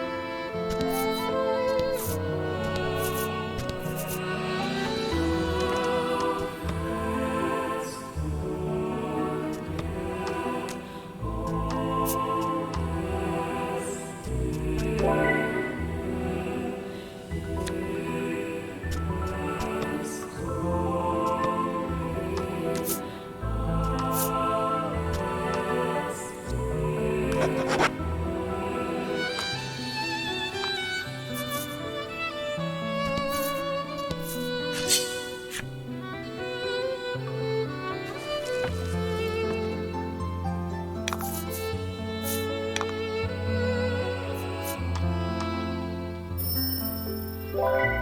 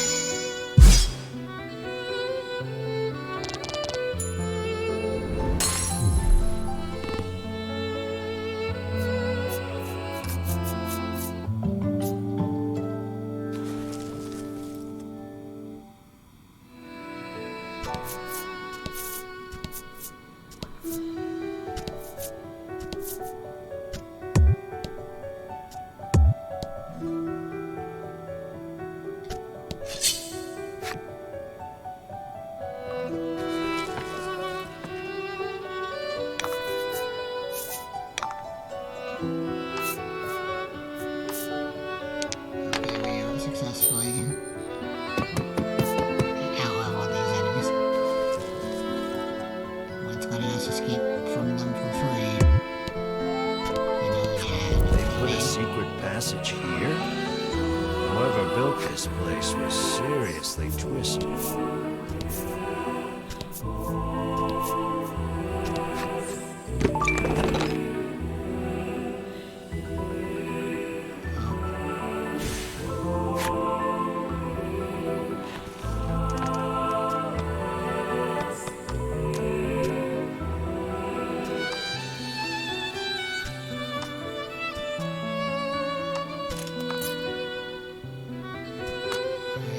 Melodies, ultimate weapon, sure.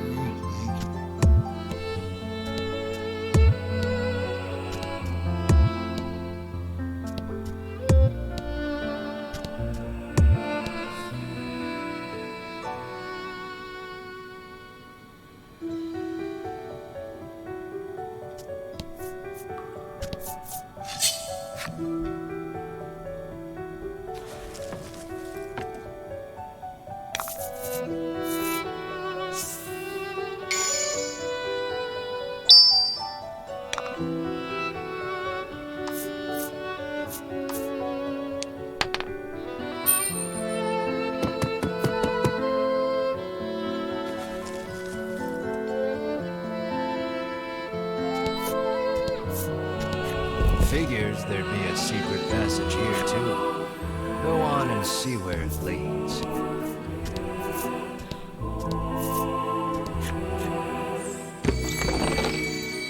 Huh? Mysterious card 10. Which means we're missing a 9 somewhere.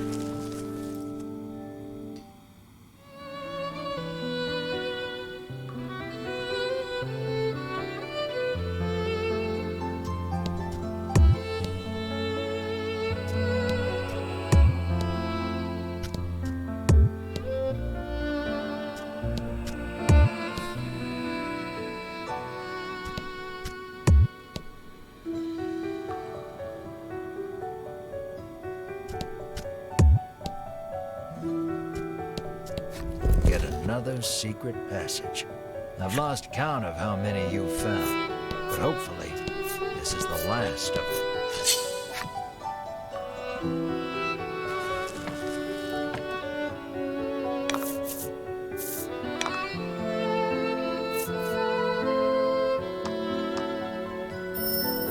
over here.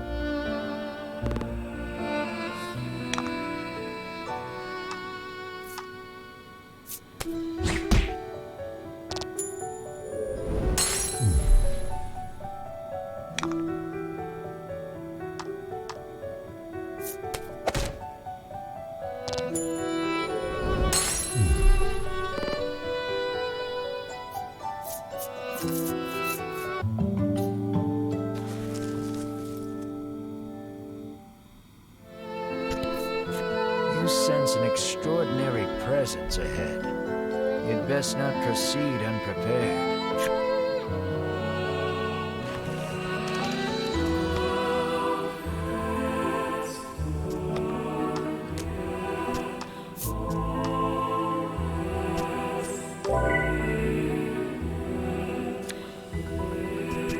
What awaits us past these stairs? Probably Sherwin. Well, you never know.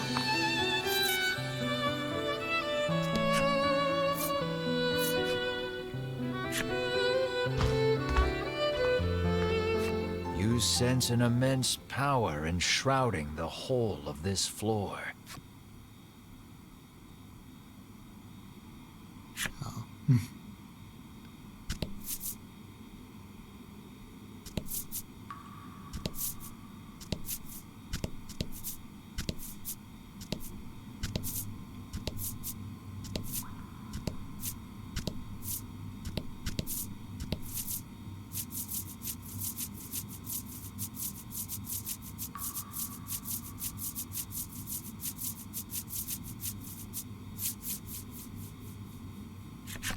The Ivory Order trio lies collapsed at Sherwin's feet.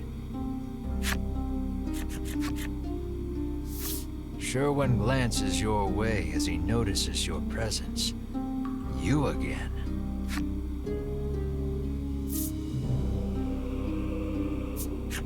What are you after?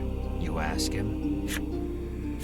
This is the heart of the mausoleum, where the Order kept the dragon prisoner and harvested dragon tear. The Order perfected a technique to distill medicine from the preternatural magic imbued in dragon tear. So you were right in thinking you could find Mars' cure here. Sherwin pays you no mind, continuing. How I detested that medicine. It took my parents from me. You struggled to conceal your shock that you and Sherwin suffered the same tragedy. Nursing his grudge, he infiltrated the Order so that he could destroy it from the inside out. After being elevated to the Order's highest echelons, he learned that the dragon was the source of the medicine. Ever since, he had been awaiting his chance to kill the dragon. He finally got it atop the volcano. Now all that's left is to destroy this forsaken place, and the realm will be restored to how it was before the medicine, to how it ought to be. Sherwin stands before the altar, and begins mumbling an incantation. It looks like he's gearing up to perform some sort of rite. The mausoleum will be destroyed if you don't stop Sherwin. And if that happens, you'll never get your hands on any dragon tear.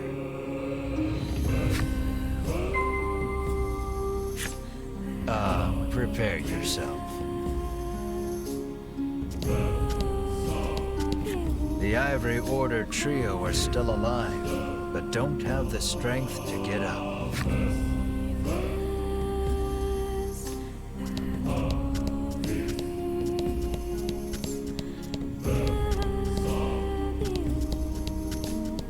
A strange altar indeed, but don't get distracted.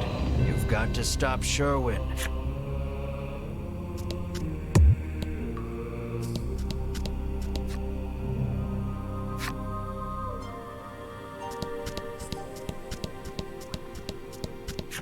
No way can you leave right now. Just wondering.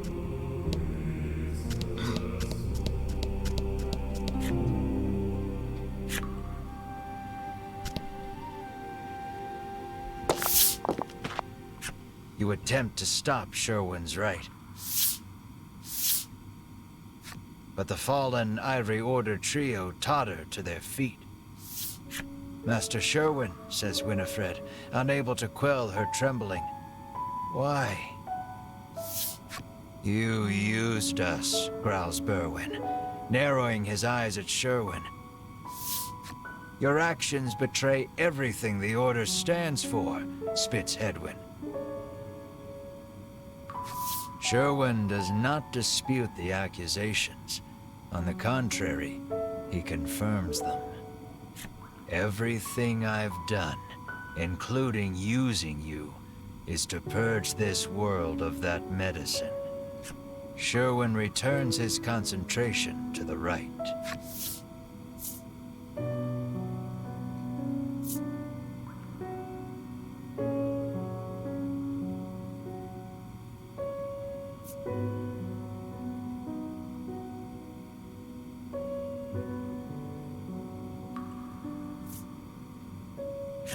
You race towards Sherwin to stop the rite, but then Winifred blocks your way.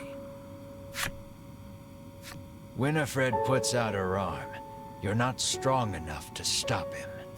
He's one of the strongest among the Ivory Order's ranks, she says. Still, says Melanie, batting Winifred's hand out of the way, we have to do something. Let us help.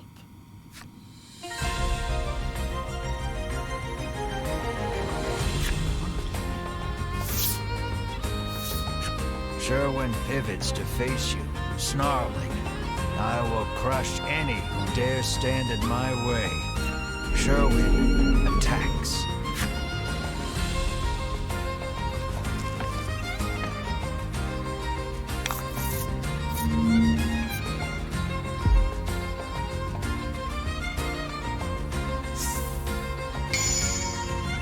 It'll take more than numbers to win here.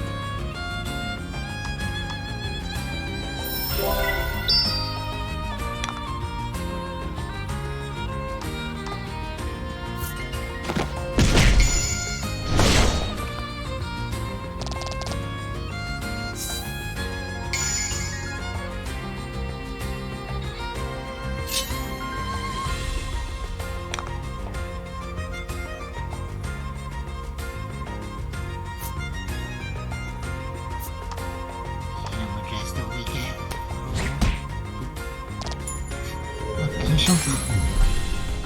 Anticlimactic.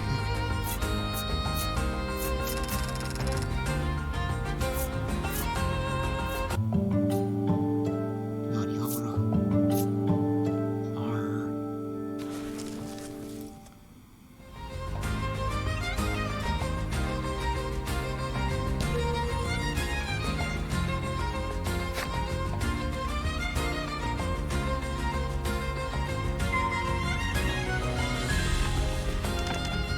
Took Chairman's card. He has God.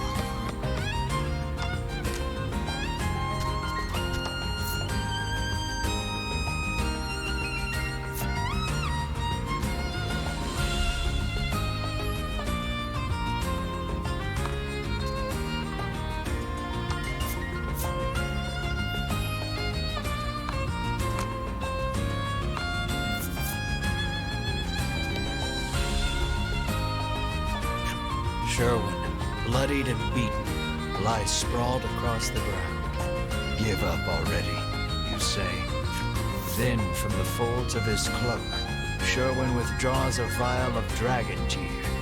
So it has come to this, he murmurs, before gulping it down. Sherwin's body begins morphing into something grotesque.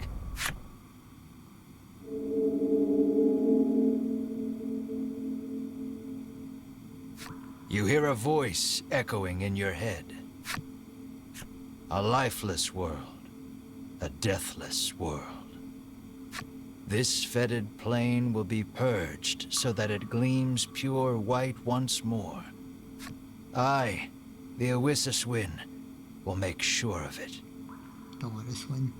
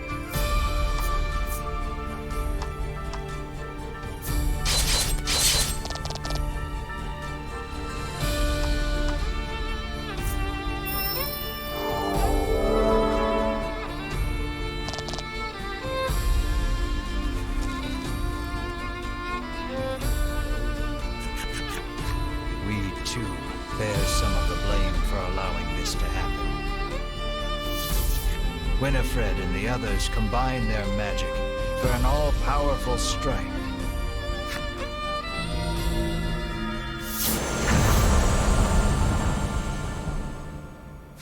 The brunt of the blow renders the Oishaswin motionless. But in your head echoes a familiar voice. There is no denying me. This world will fall, as will you.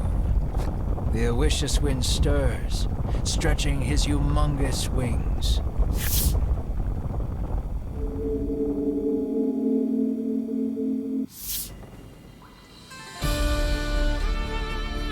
There's 3 cards.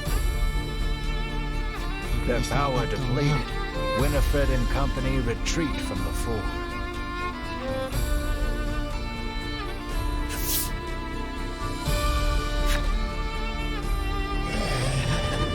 The Oishaswin screeches a bloodthirsty shriek as he bears down on you once again.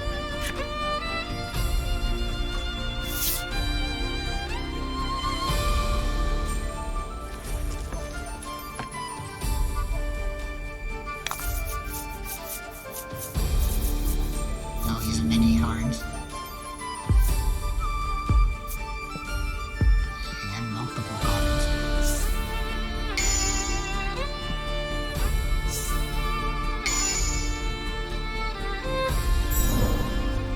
I'm gonna heal between phases either.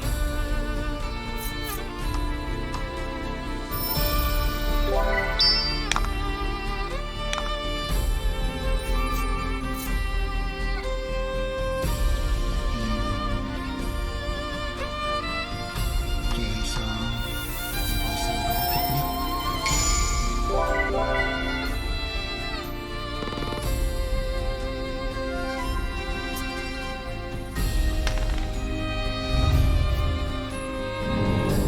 random ailments are seal. And it drains HP. That's also fun.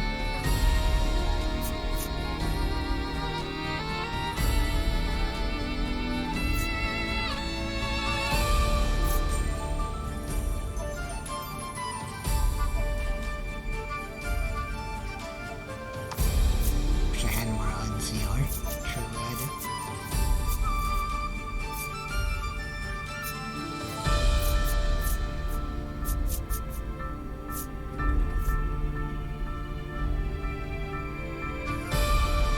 I think it's probably time to use some of these.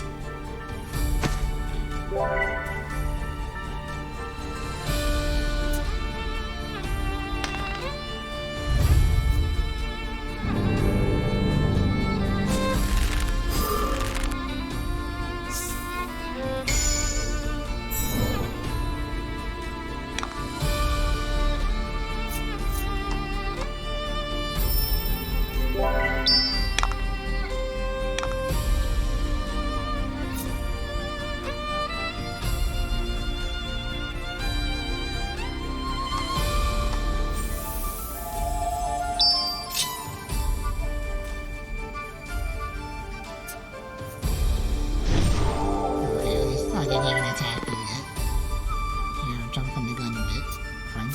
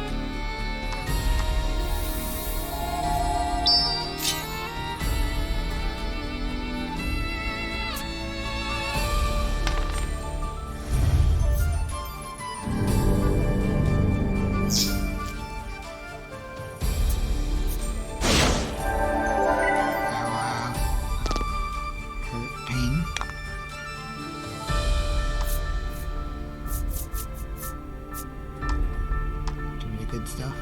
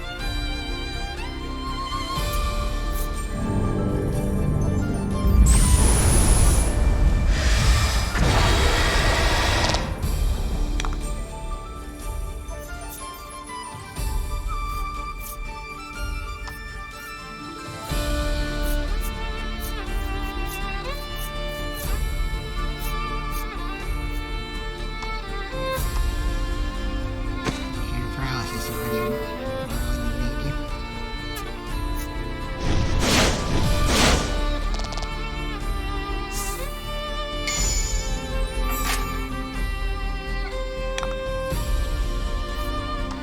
Guess you're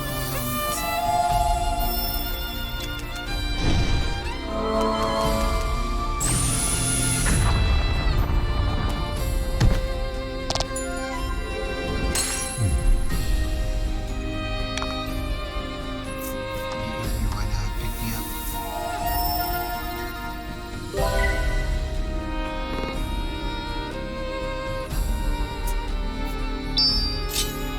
Okay, now it's pissed off.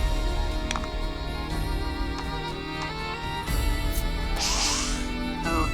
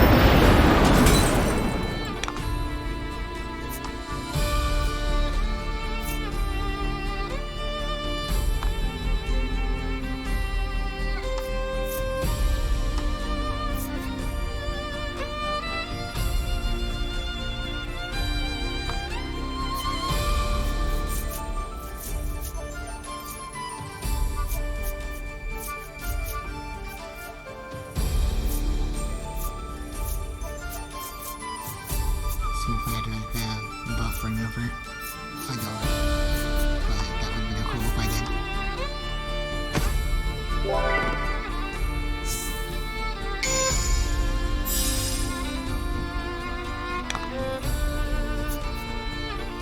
Charge.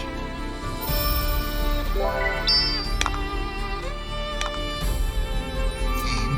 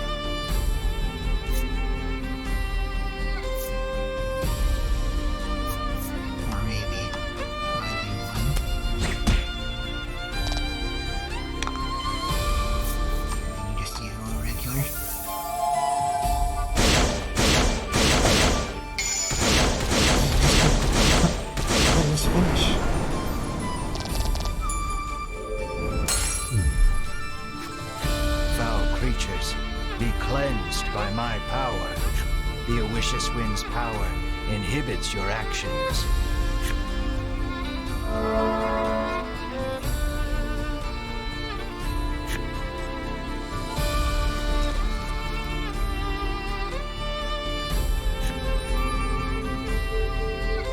The Owishus Wind gathers his immense strength. You have to do something.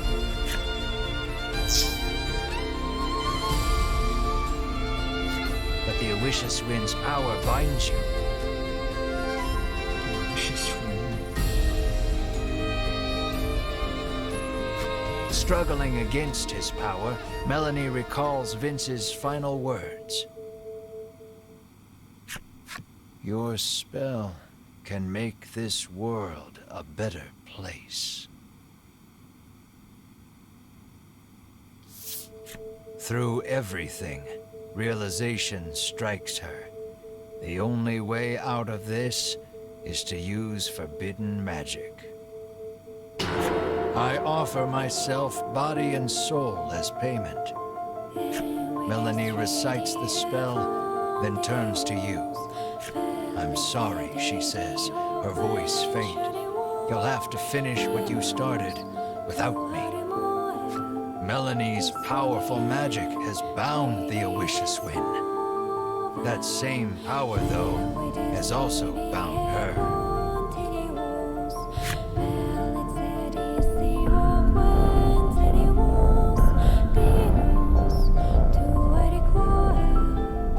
Her power drained from casting the spell, Melanie collapses to the ground.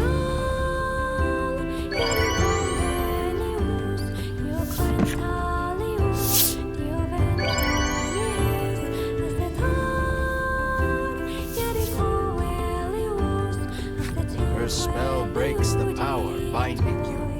You can move freely again and feel your strength return. The spell has bound the Owishus Wind. Now's your chance to end this.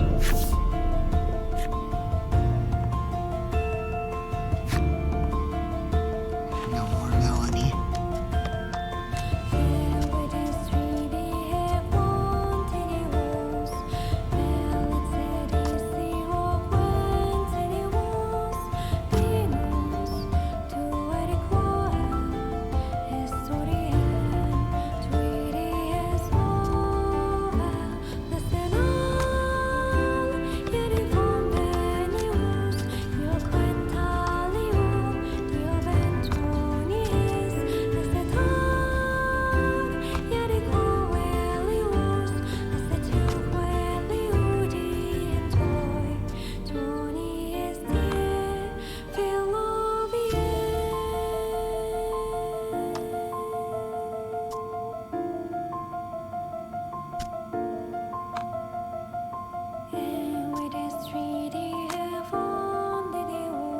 And Mars, the only real choice. I never got Bruno's ice weapon. Unless I just want to use them for buffs and stuff. 10 turns until Owishus Wind's power is restored. Give it all you got. Okay, never mind. This is gonna be real easy. I've got one plan. Can you guess what it is?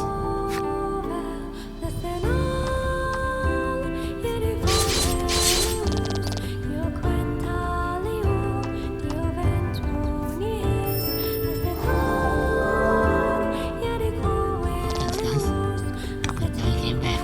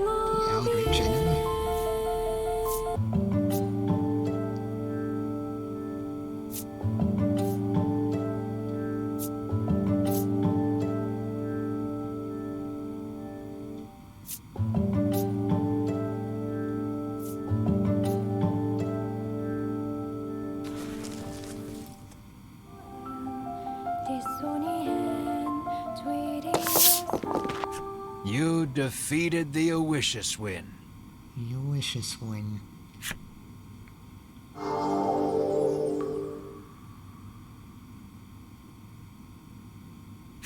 Sherwin, returned to his human form, seems not long for this world.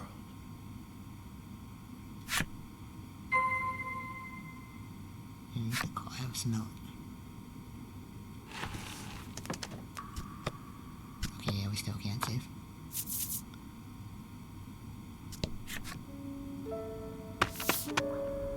You rush to Melanie's side.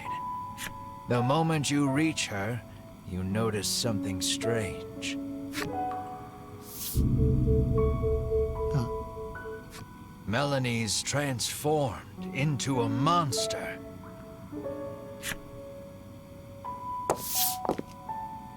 Just then, Winifred and the others return from their search of the area. It seems the emergency stores of dragon tear kept in the altar were all dashed upon the ground during your battle with Sherwin.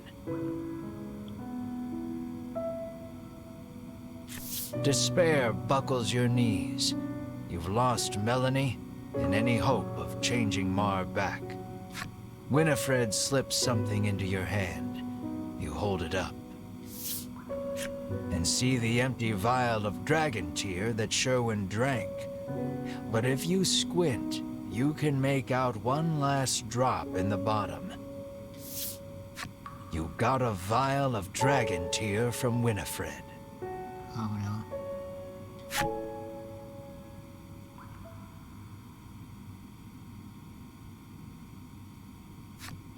The world, cut off from its supply of medicine with the dragon's death.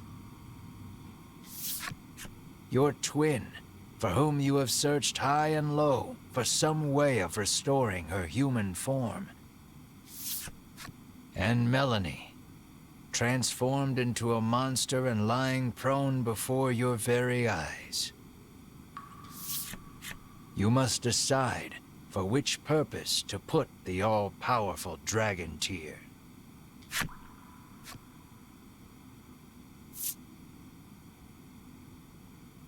Bring the dragon back. Well, if we bring the dragon back, then we can have more dragon tears. He has to do both things.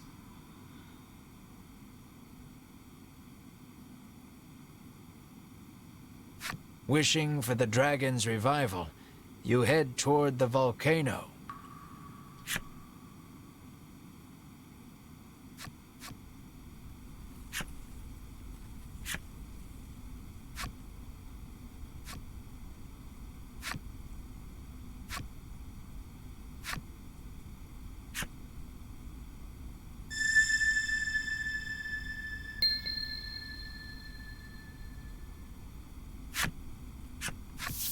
At the peak of the volcano, you tip the dragon tear into the roiling lava.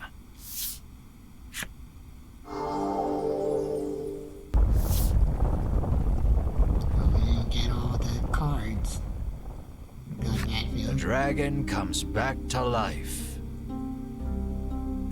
You sacrificed your own kin and comrades to help me? He asks softly. Foolish human. He launches into the sky. You watch him fly away into the distance. Maybe we didn't think this one through.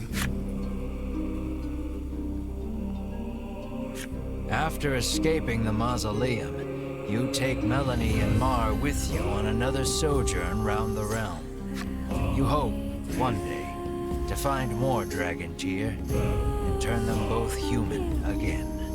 Afterwards, your reputation grows, not as a bounty hunter, but as a monster whisperer, thanks to your two companions, and It's not exactly how you envisioned getting famous, but that is a tale for another time.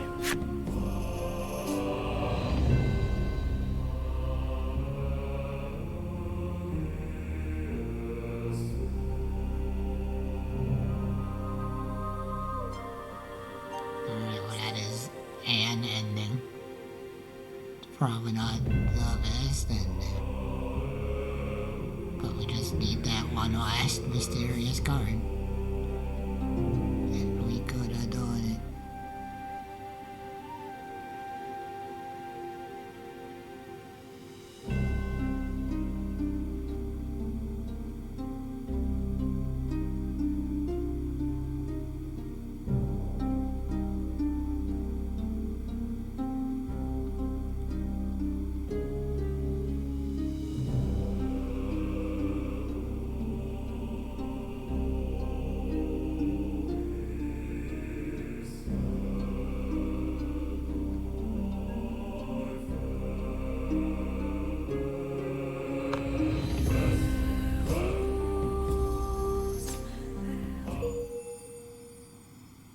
Well, Dragon's Flip Side story. The ending. Secret of it on the Isle of Light.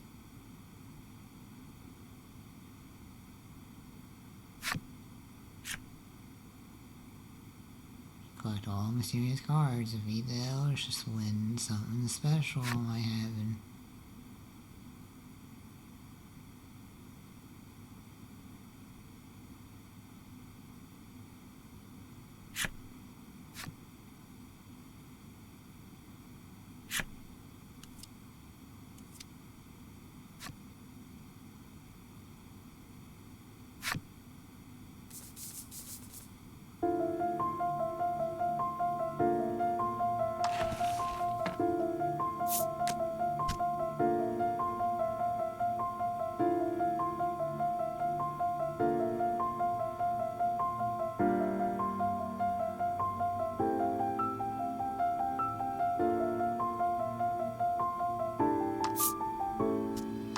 Alright, let's get that last card shown.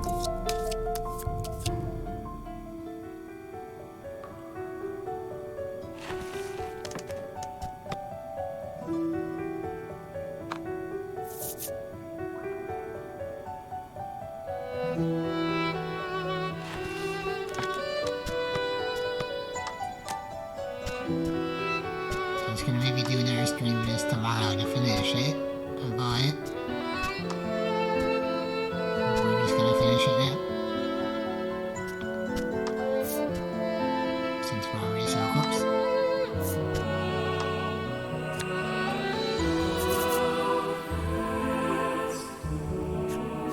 An old man totters along in front of you.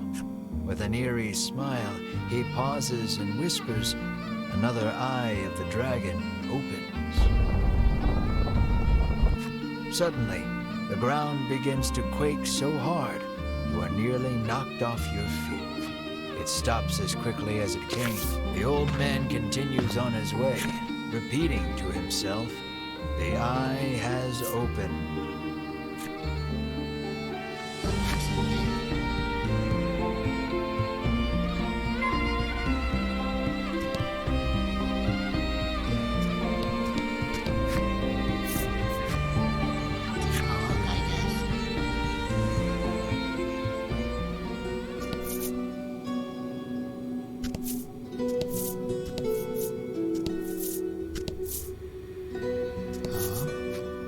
Something dragon-like appears. It's cloaked in an ominous aura. "Please, someone, kill me." Could it be the lingering hatred of the dragon you fought at the volcano?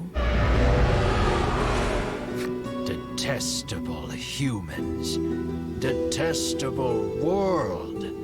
If you do not kill me, I will end it all.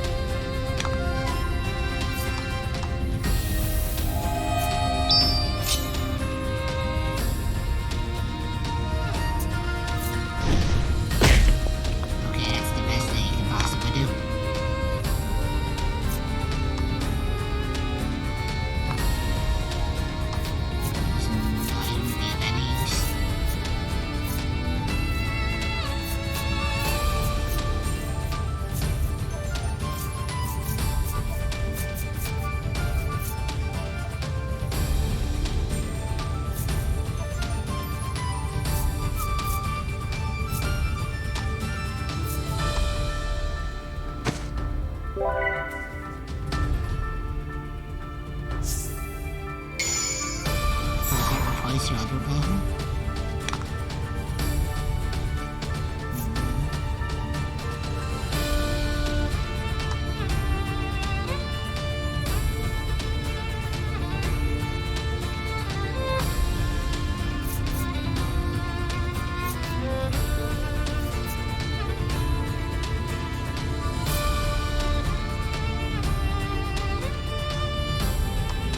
Mistake.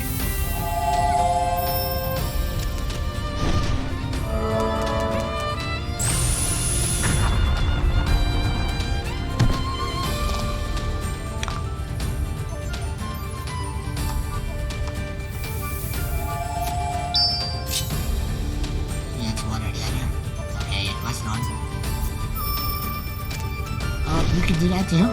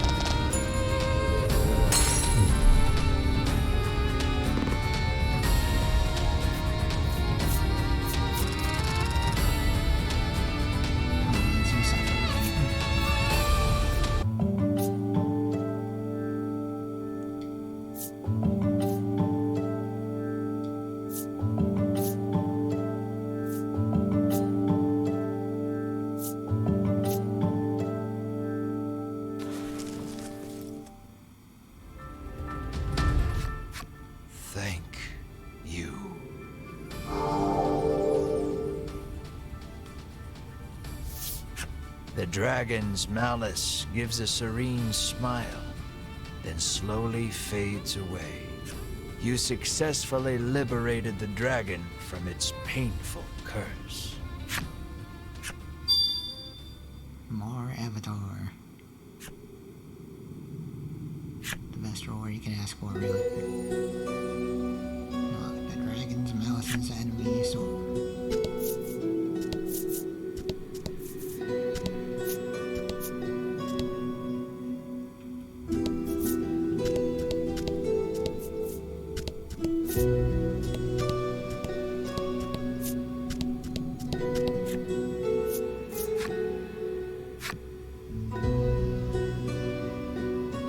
The lingering malice was stronger than the dragon itself.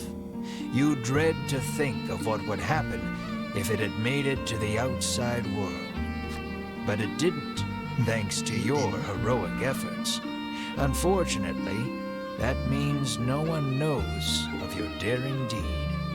And so the adventures of the would-be hero and his companions continue. That's how it goes.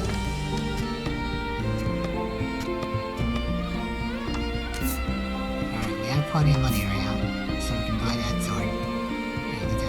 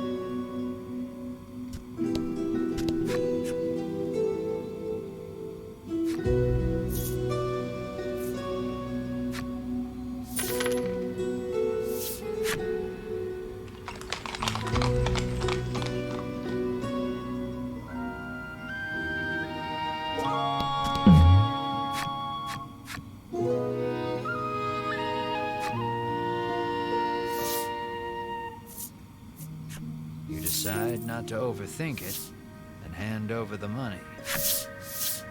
Anyone asks, you didn't buy it here, he says, repeating the last part ad nauseum as he hands it to you.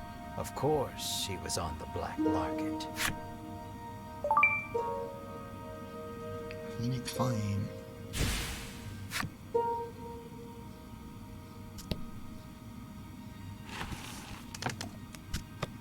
That should be my ultimate weapon.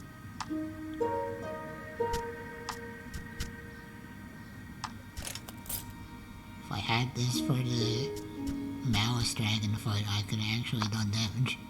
Too bad, though.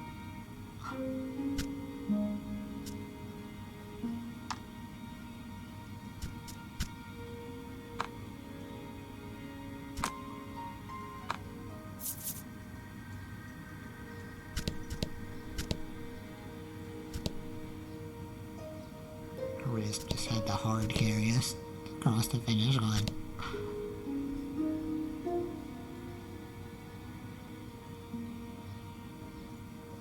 Well, Melanie works as a gem battery.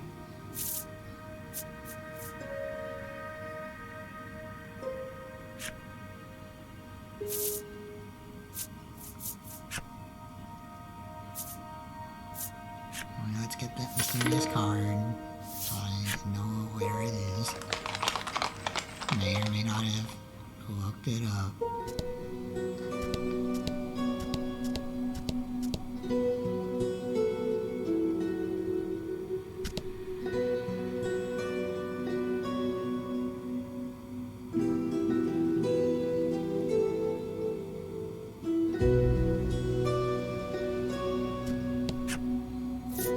I'm really surprised I missed it, but so it goes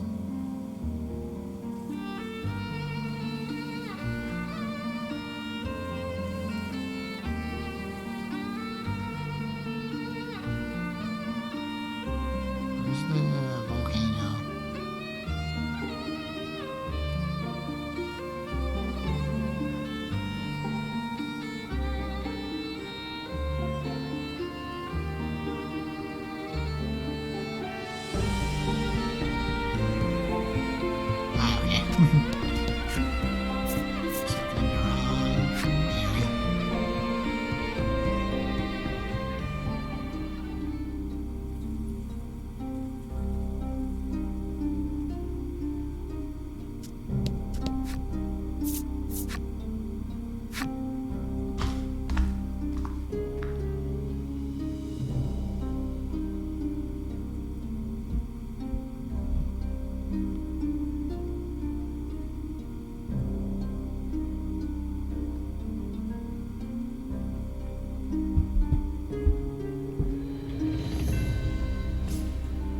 Go to the third floor.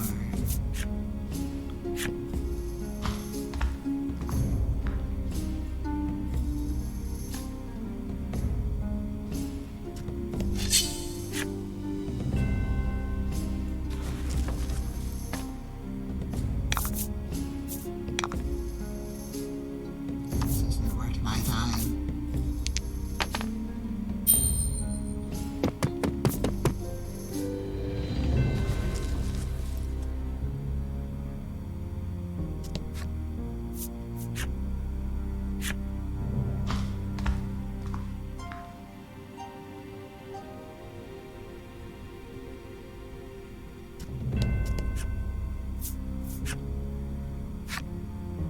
I saw these stairs before.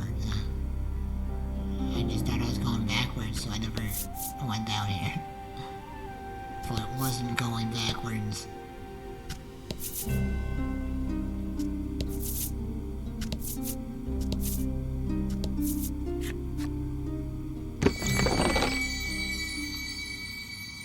Here's our mysterious card 9.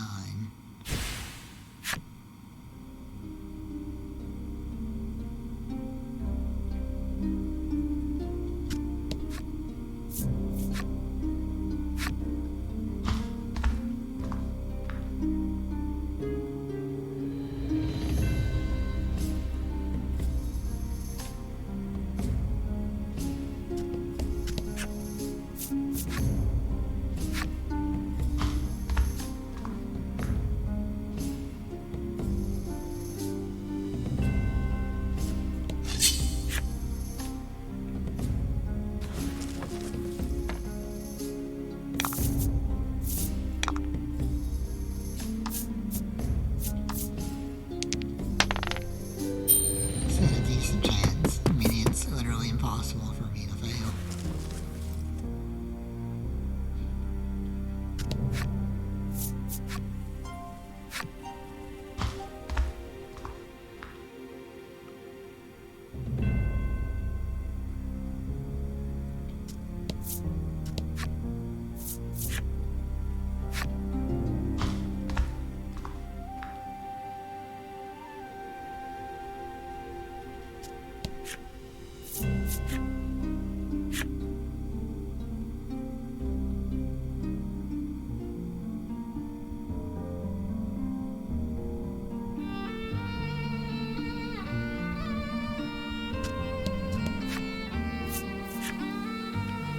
And we have the card. Let's do the final boss again, and we'll have our true ending.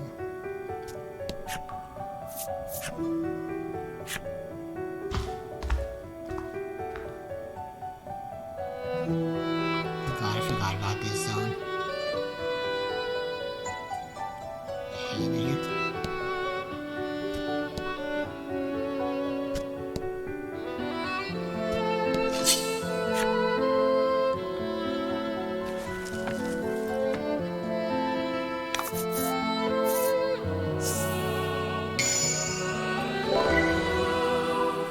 Let's do this. It's not.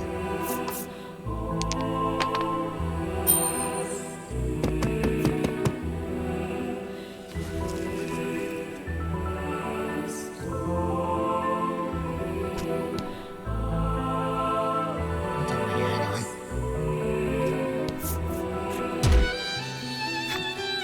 Just wandering.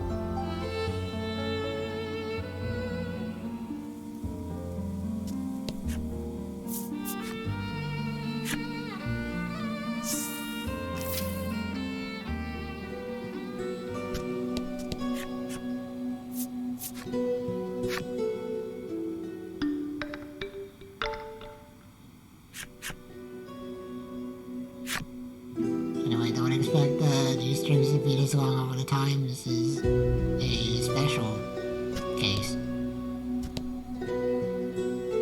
I really should have stopped at the mausoleum, but you know, here we are.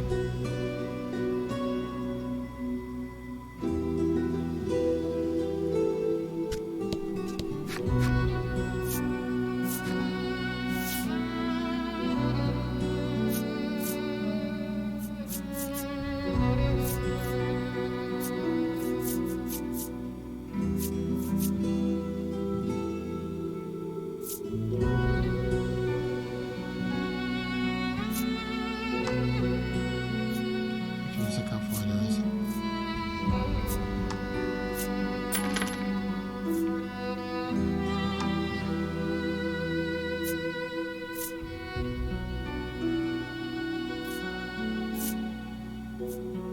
And a few unsealers.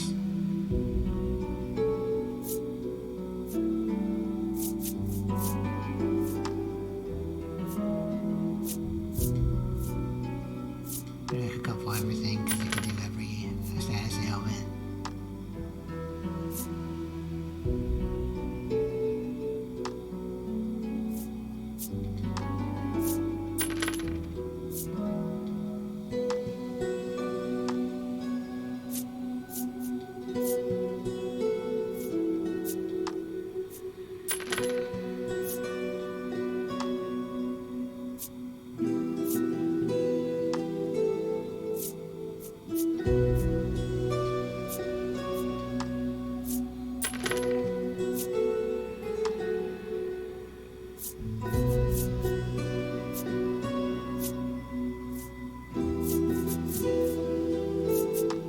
And spirit elixirs, we got 2. We'll get 1 more.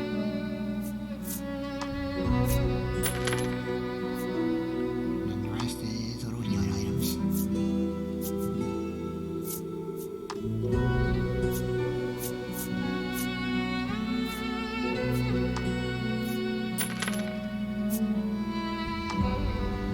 Should be good.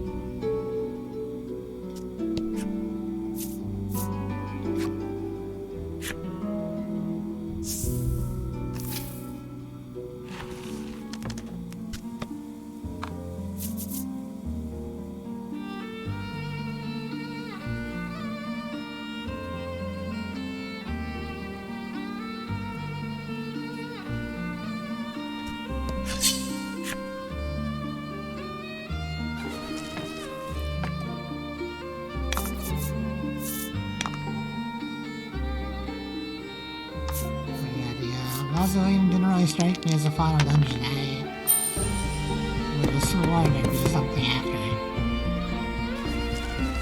Which is kind of why I continued.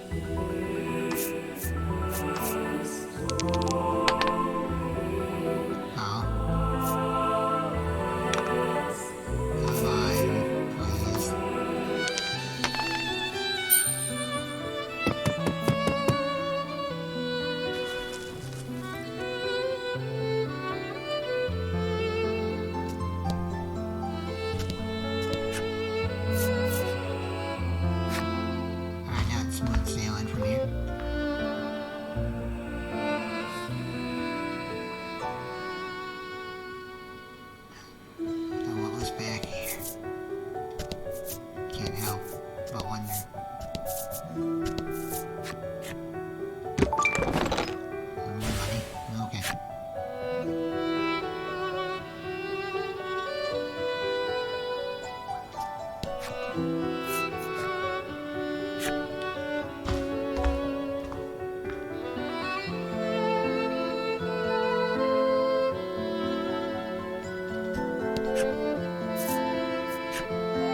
do another save raid.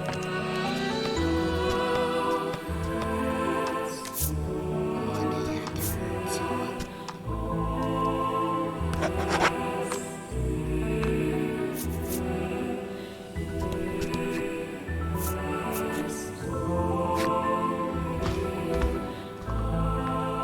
You sense an immense power enshrouding the whole of this floor.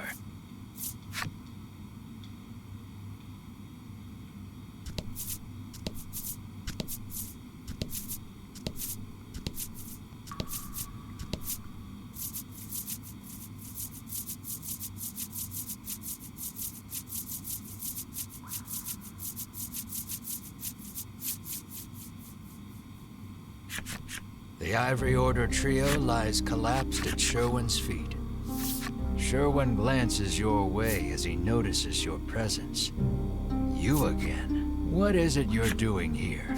This is the heart of the mausoleum. The Order perfected it. You struggle to conceal it. Now all that's left is to destroy this forsaken place, and the realm will be... Sherwin stands before the altar and begins mumbling an incantation. The mausoleum will be destroyed if you don't stop Sherwin. And if that happens, prepare yourself.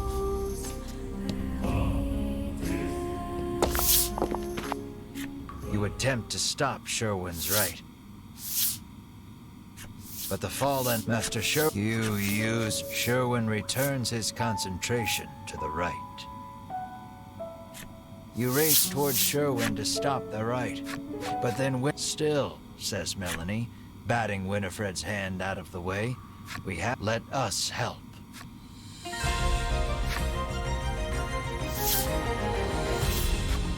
Sherwin attacks.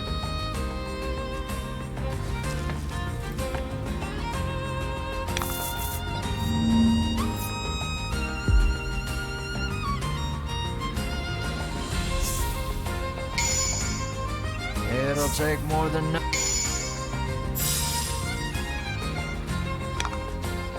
finish this properly.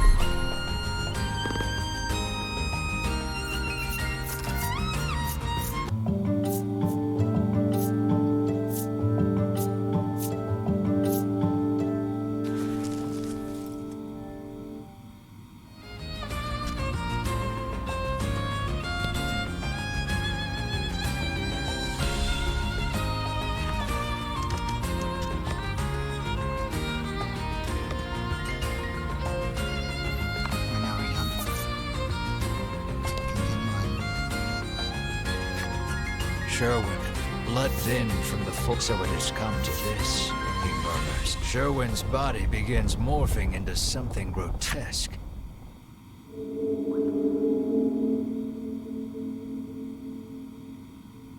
You hear a voice echoing in your head. I, the Awisaswin, will make sure of it.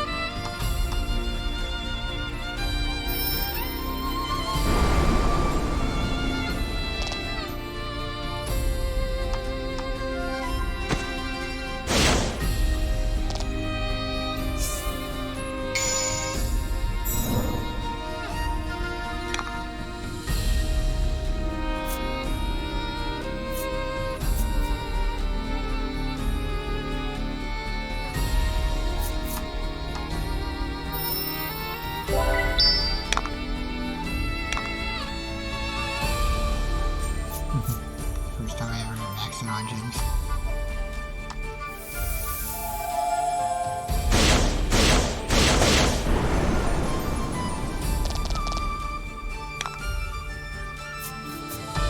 Tri-blade.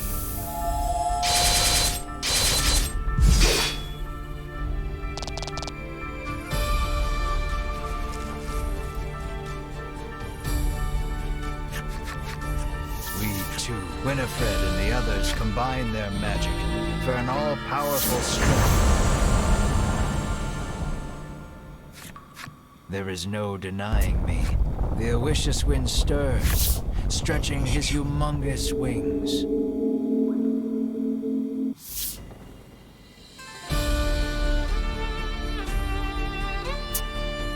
Their power depleted, Winifred and company retreat from the fold.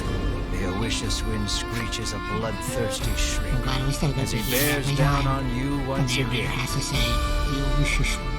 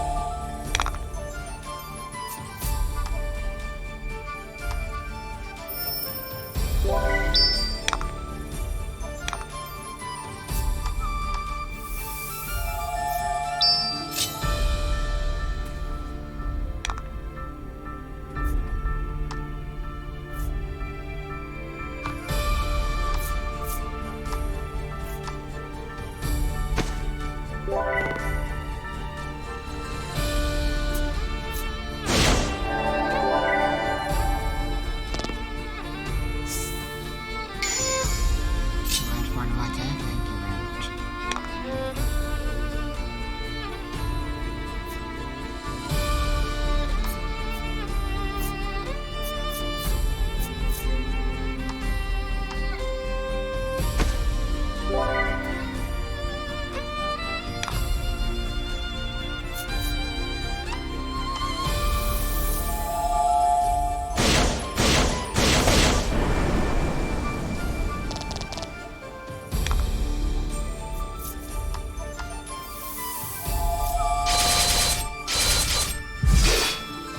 That's your DC numbers.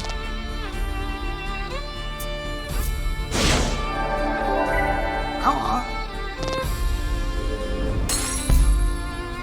Please, no.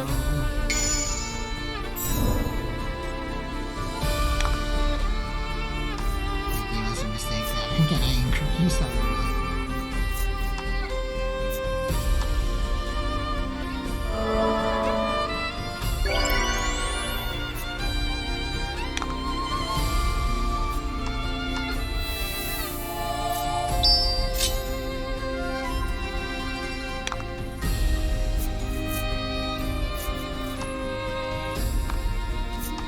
That seems like he outcases fights her again. Choose the most important party member.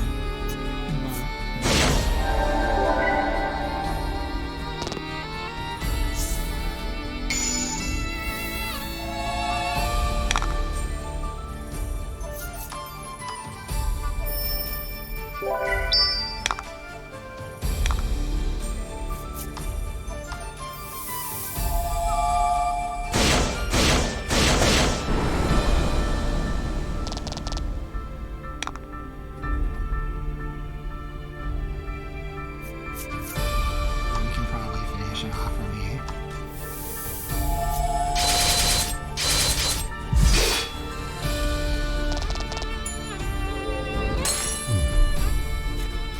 Foul creatures, be cleansed by my power. The Owicious Wind's power inhibits your actions.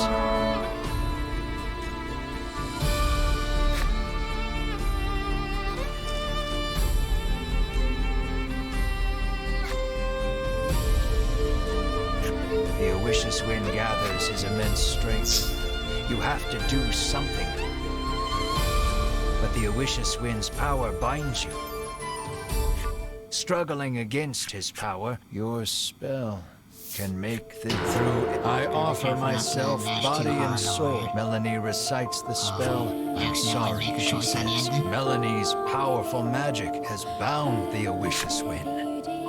That same power, though, has also bound her.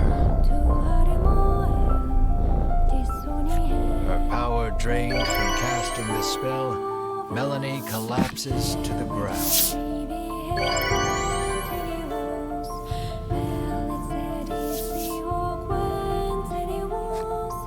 The spell has bound the Owicious Wind. Now's your chance to end this.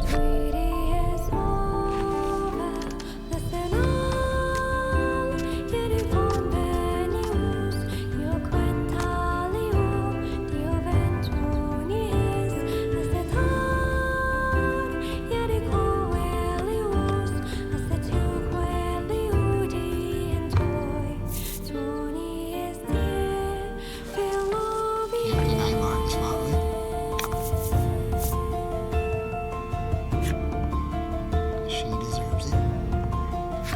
Give it all you got.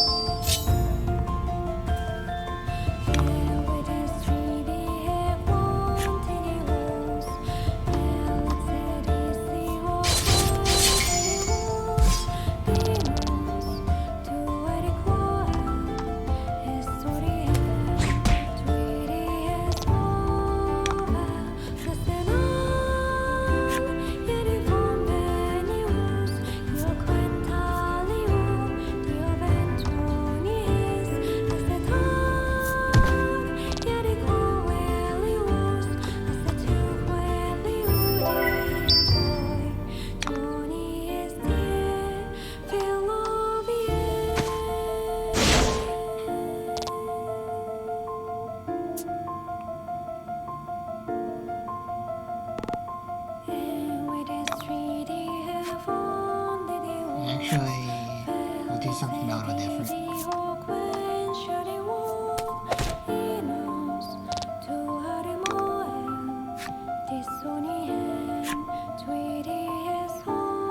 Pass.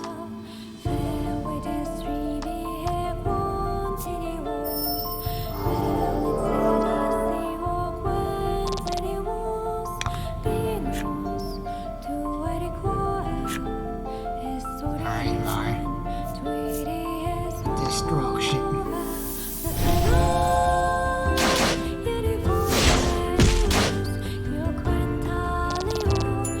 This is canon.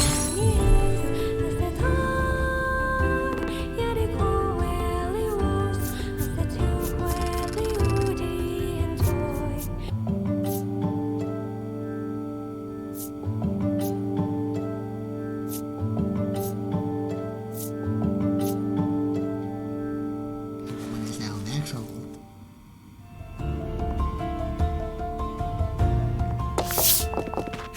You defeated the Owishiswin.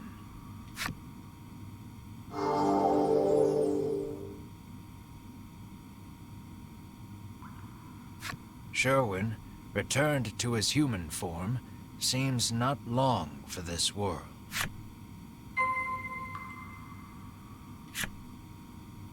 And collapse Melanie. You rush to Melanie's side. The moment you reach her, you notice something strange. Melanie's transformed into a monster. It seems the emergence despair buckles your... Winifred slips something into your hand and see the empty... You got a vial of dragon tear from Winifred. Oh. The world, cut off from its supply of medicine with the dragon's death. Your twin, for whom you have searched high and low for some way of restoring her human form.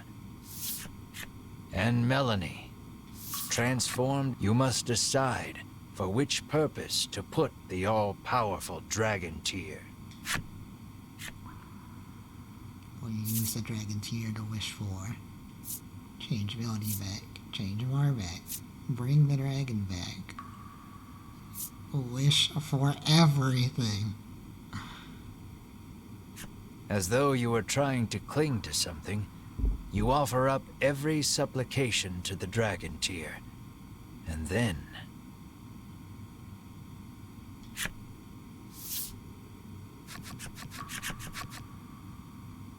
The mysterious cards.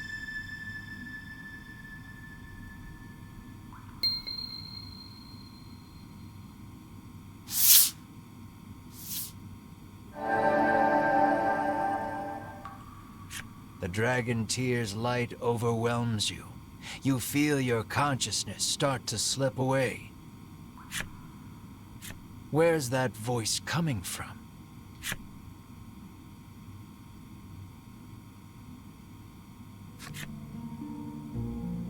Wake up, screams Ridis, shaking you ungently.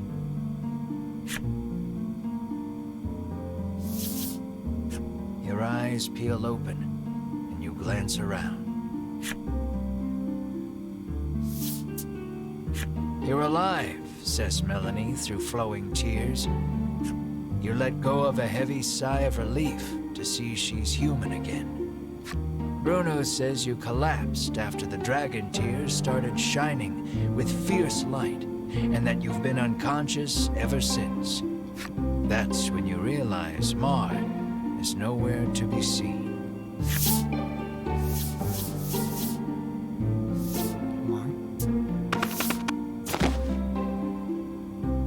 You wrap Mar, returned to human, in your firm embrace.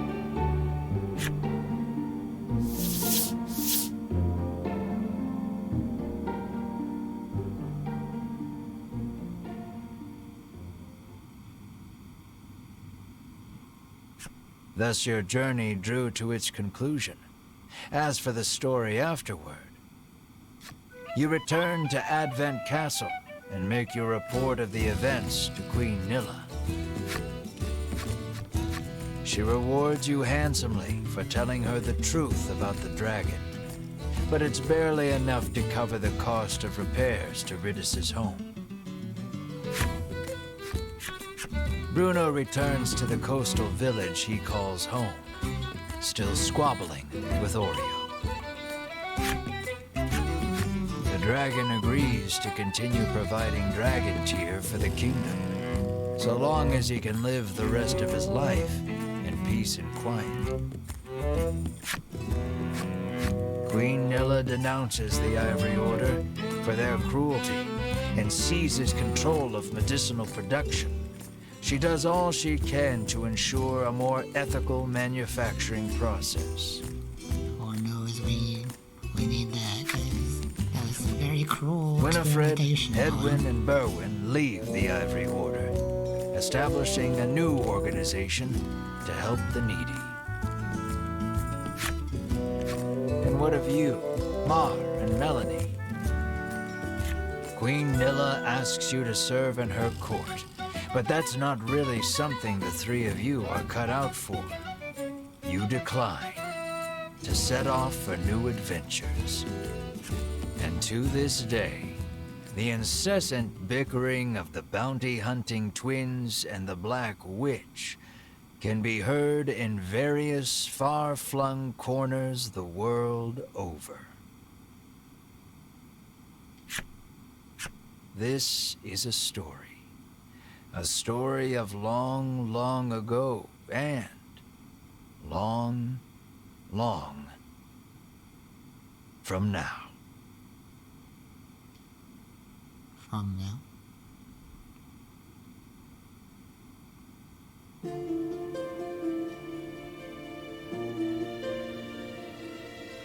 Here are proper credits. We're getting the good boy, true ending.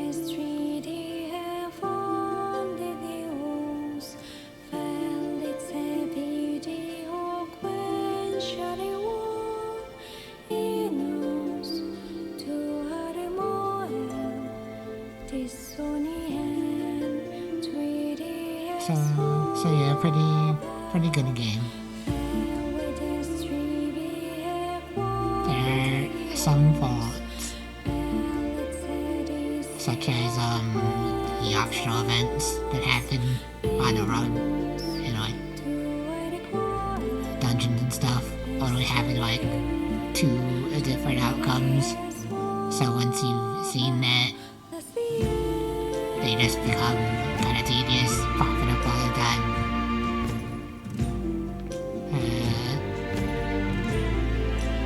This might be a little bit of a hot take, but I think Riz might be overpowered.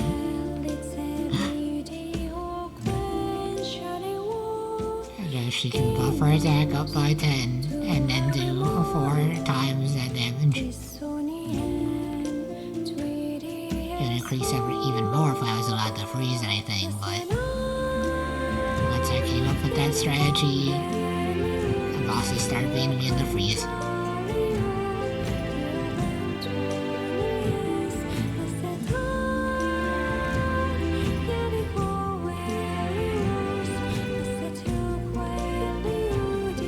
I could use Brina more, but I just didn't like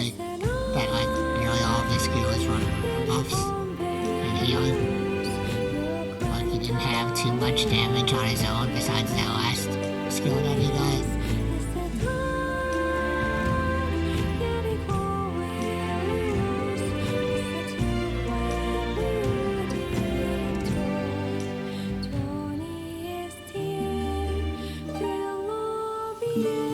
But this game does have the Oasis win. And I don't think that's something any other game could say.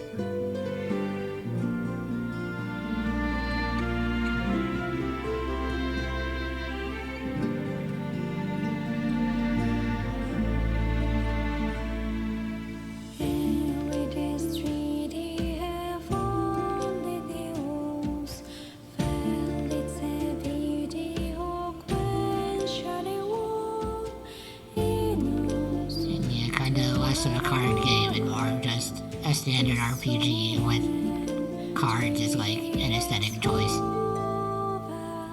So you could easily be fooled into thinking that this game is some sort of card game because it has cards.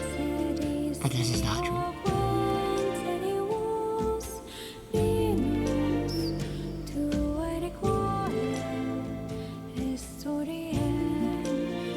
Oh yeah, dungeons could have maybe stood to be shorter, because after a certain point, you're just plowing through the enemies in one turn. So every random encounter just becomes an obstacle.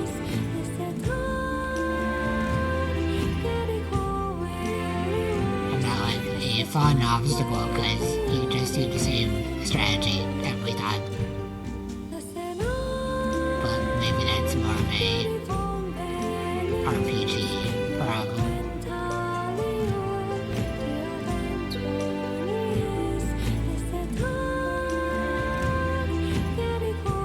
There are like 2 other games of voice of cards that they made though. I am curious to see what improvements they made to this formula, if any. Because I think it could be improved to be a lot better.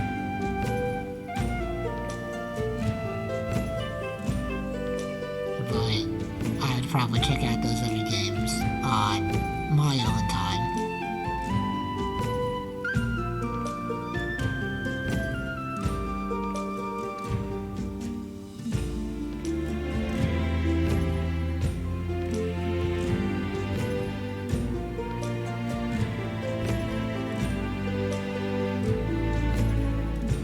Story was kind of pretty like happy-go-lucky, except toward the end was like the Ivory Order human experimentation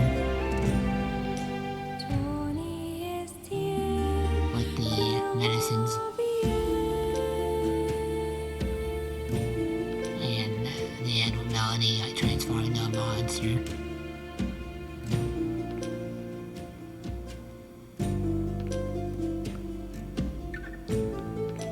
Sure until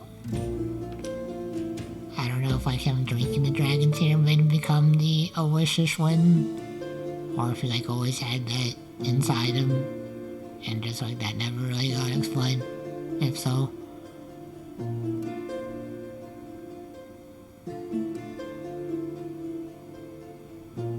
but pretty good game all around.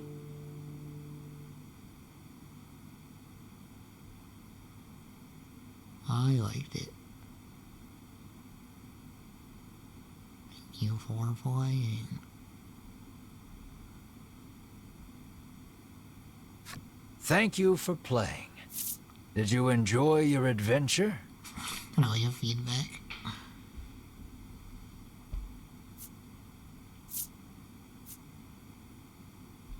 GM talked too much. My sincerest apologies, gentle player. I will take your words to heart. As a gentleman, gently. Now then, this is the end of your long journey, which means you and I must regrettably part ways. I hope we meet again in the world of Voice of Cards. It's been a pleasure. I probably won't stream it if I do. Mr. Rabbit and the would-be hero's flip side story. The Aloysius Wins flip side story. You gotta check that out.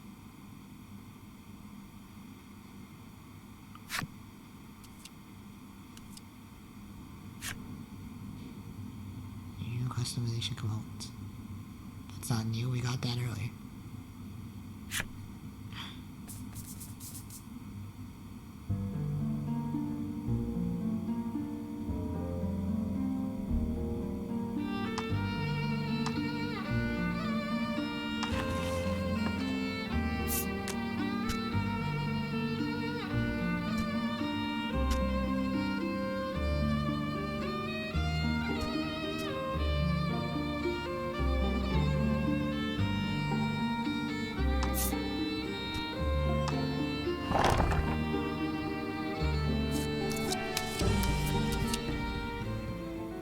See the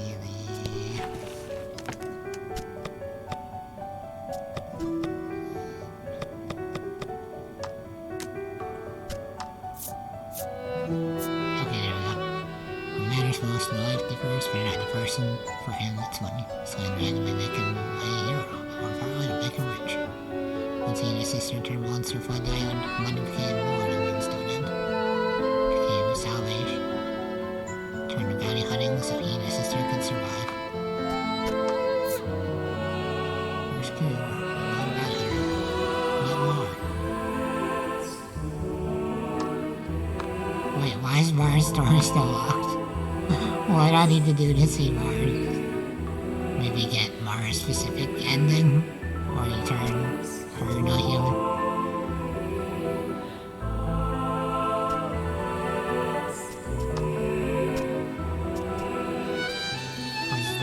Character I didn't meet? How mysterious.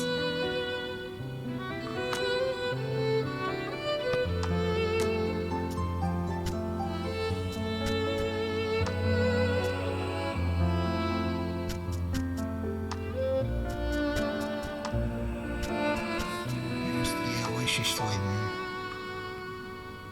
Born of the awesome power of Dragon Tear and endless hatred in Sherwin's heart. Okay, power of Dragon Tear and hatred. Your front steel existence erased, no I'm born, and Sherwin wanted nothing more in the steel world he deemed filthy and corrupt, turned to a blank slate.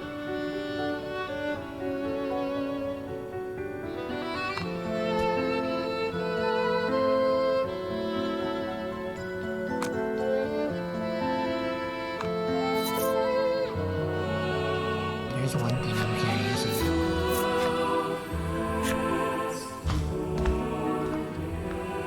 You sense an immense power Let's see enshrouding what the happens whole if you of this wait floor. for him to finish the raid.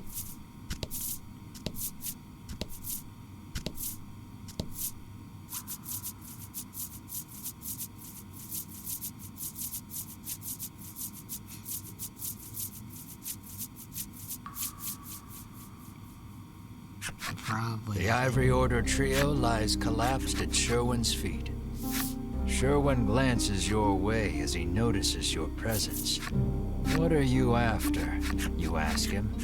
Ever since now, all that's left is to destroy this forsaken place, and the realm will be. Sherwin stands before the altar and begins mumbling an incantation. The mausoleum will be destroyed if you don't stop Sherwin. And if that happens, prepare yourself.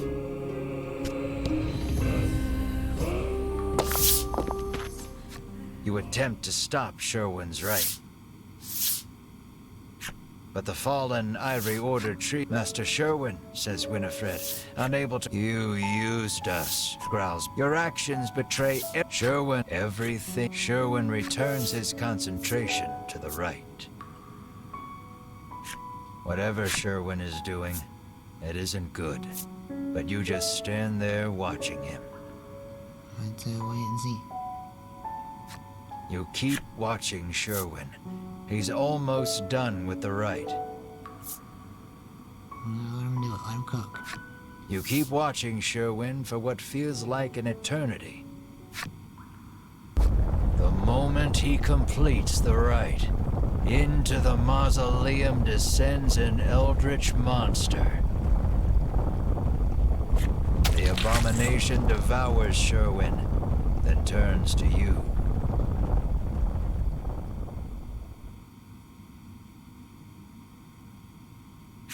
Sadly, this is where your adventure ends.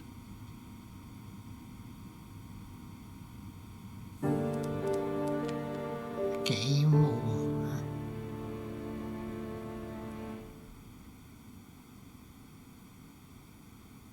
So he wouldn't have gotten what he wanted, even if he did do it right. Incredible. Alright, well, it's time. The end of the stream.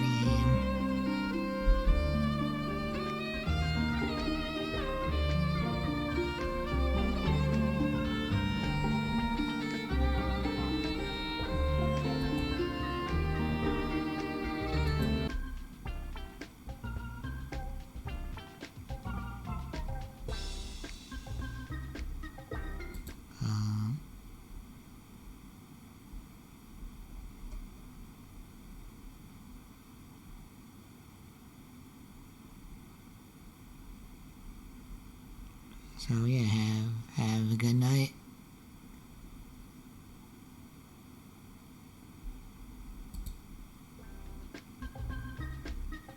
And I will see you later. Maybe tomorrow for another stream, maybe not. Anyway, goodbye.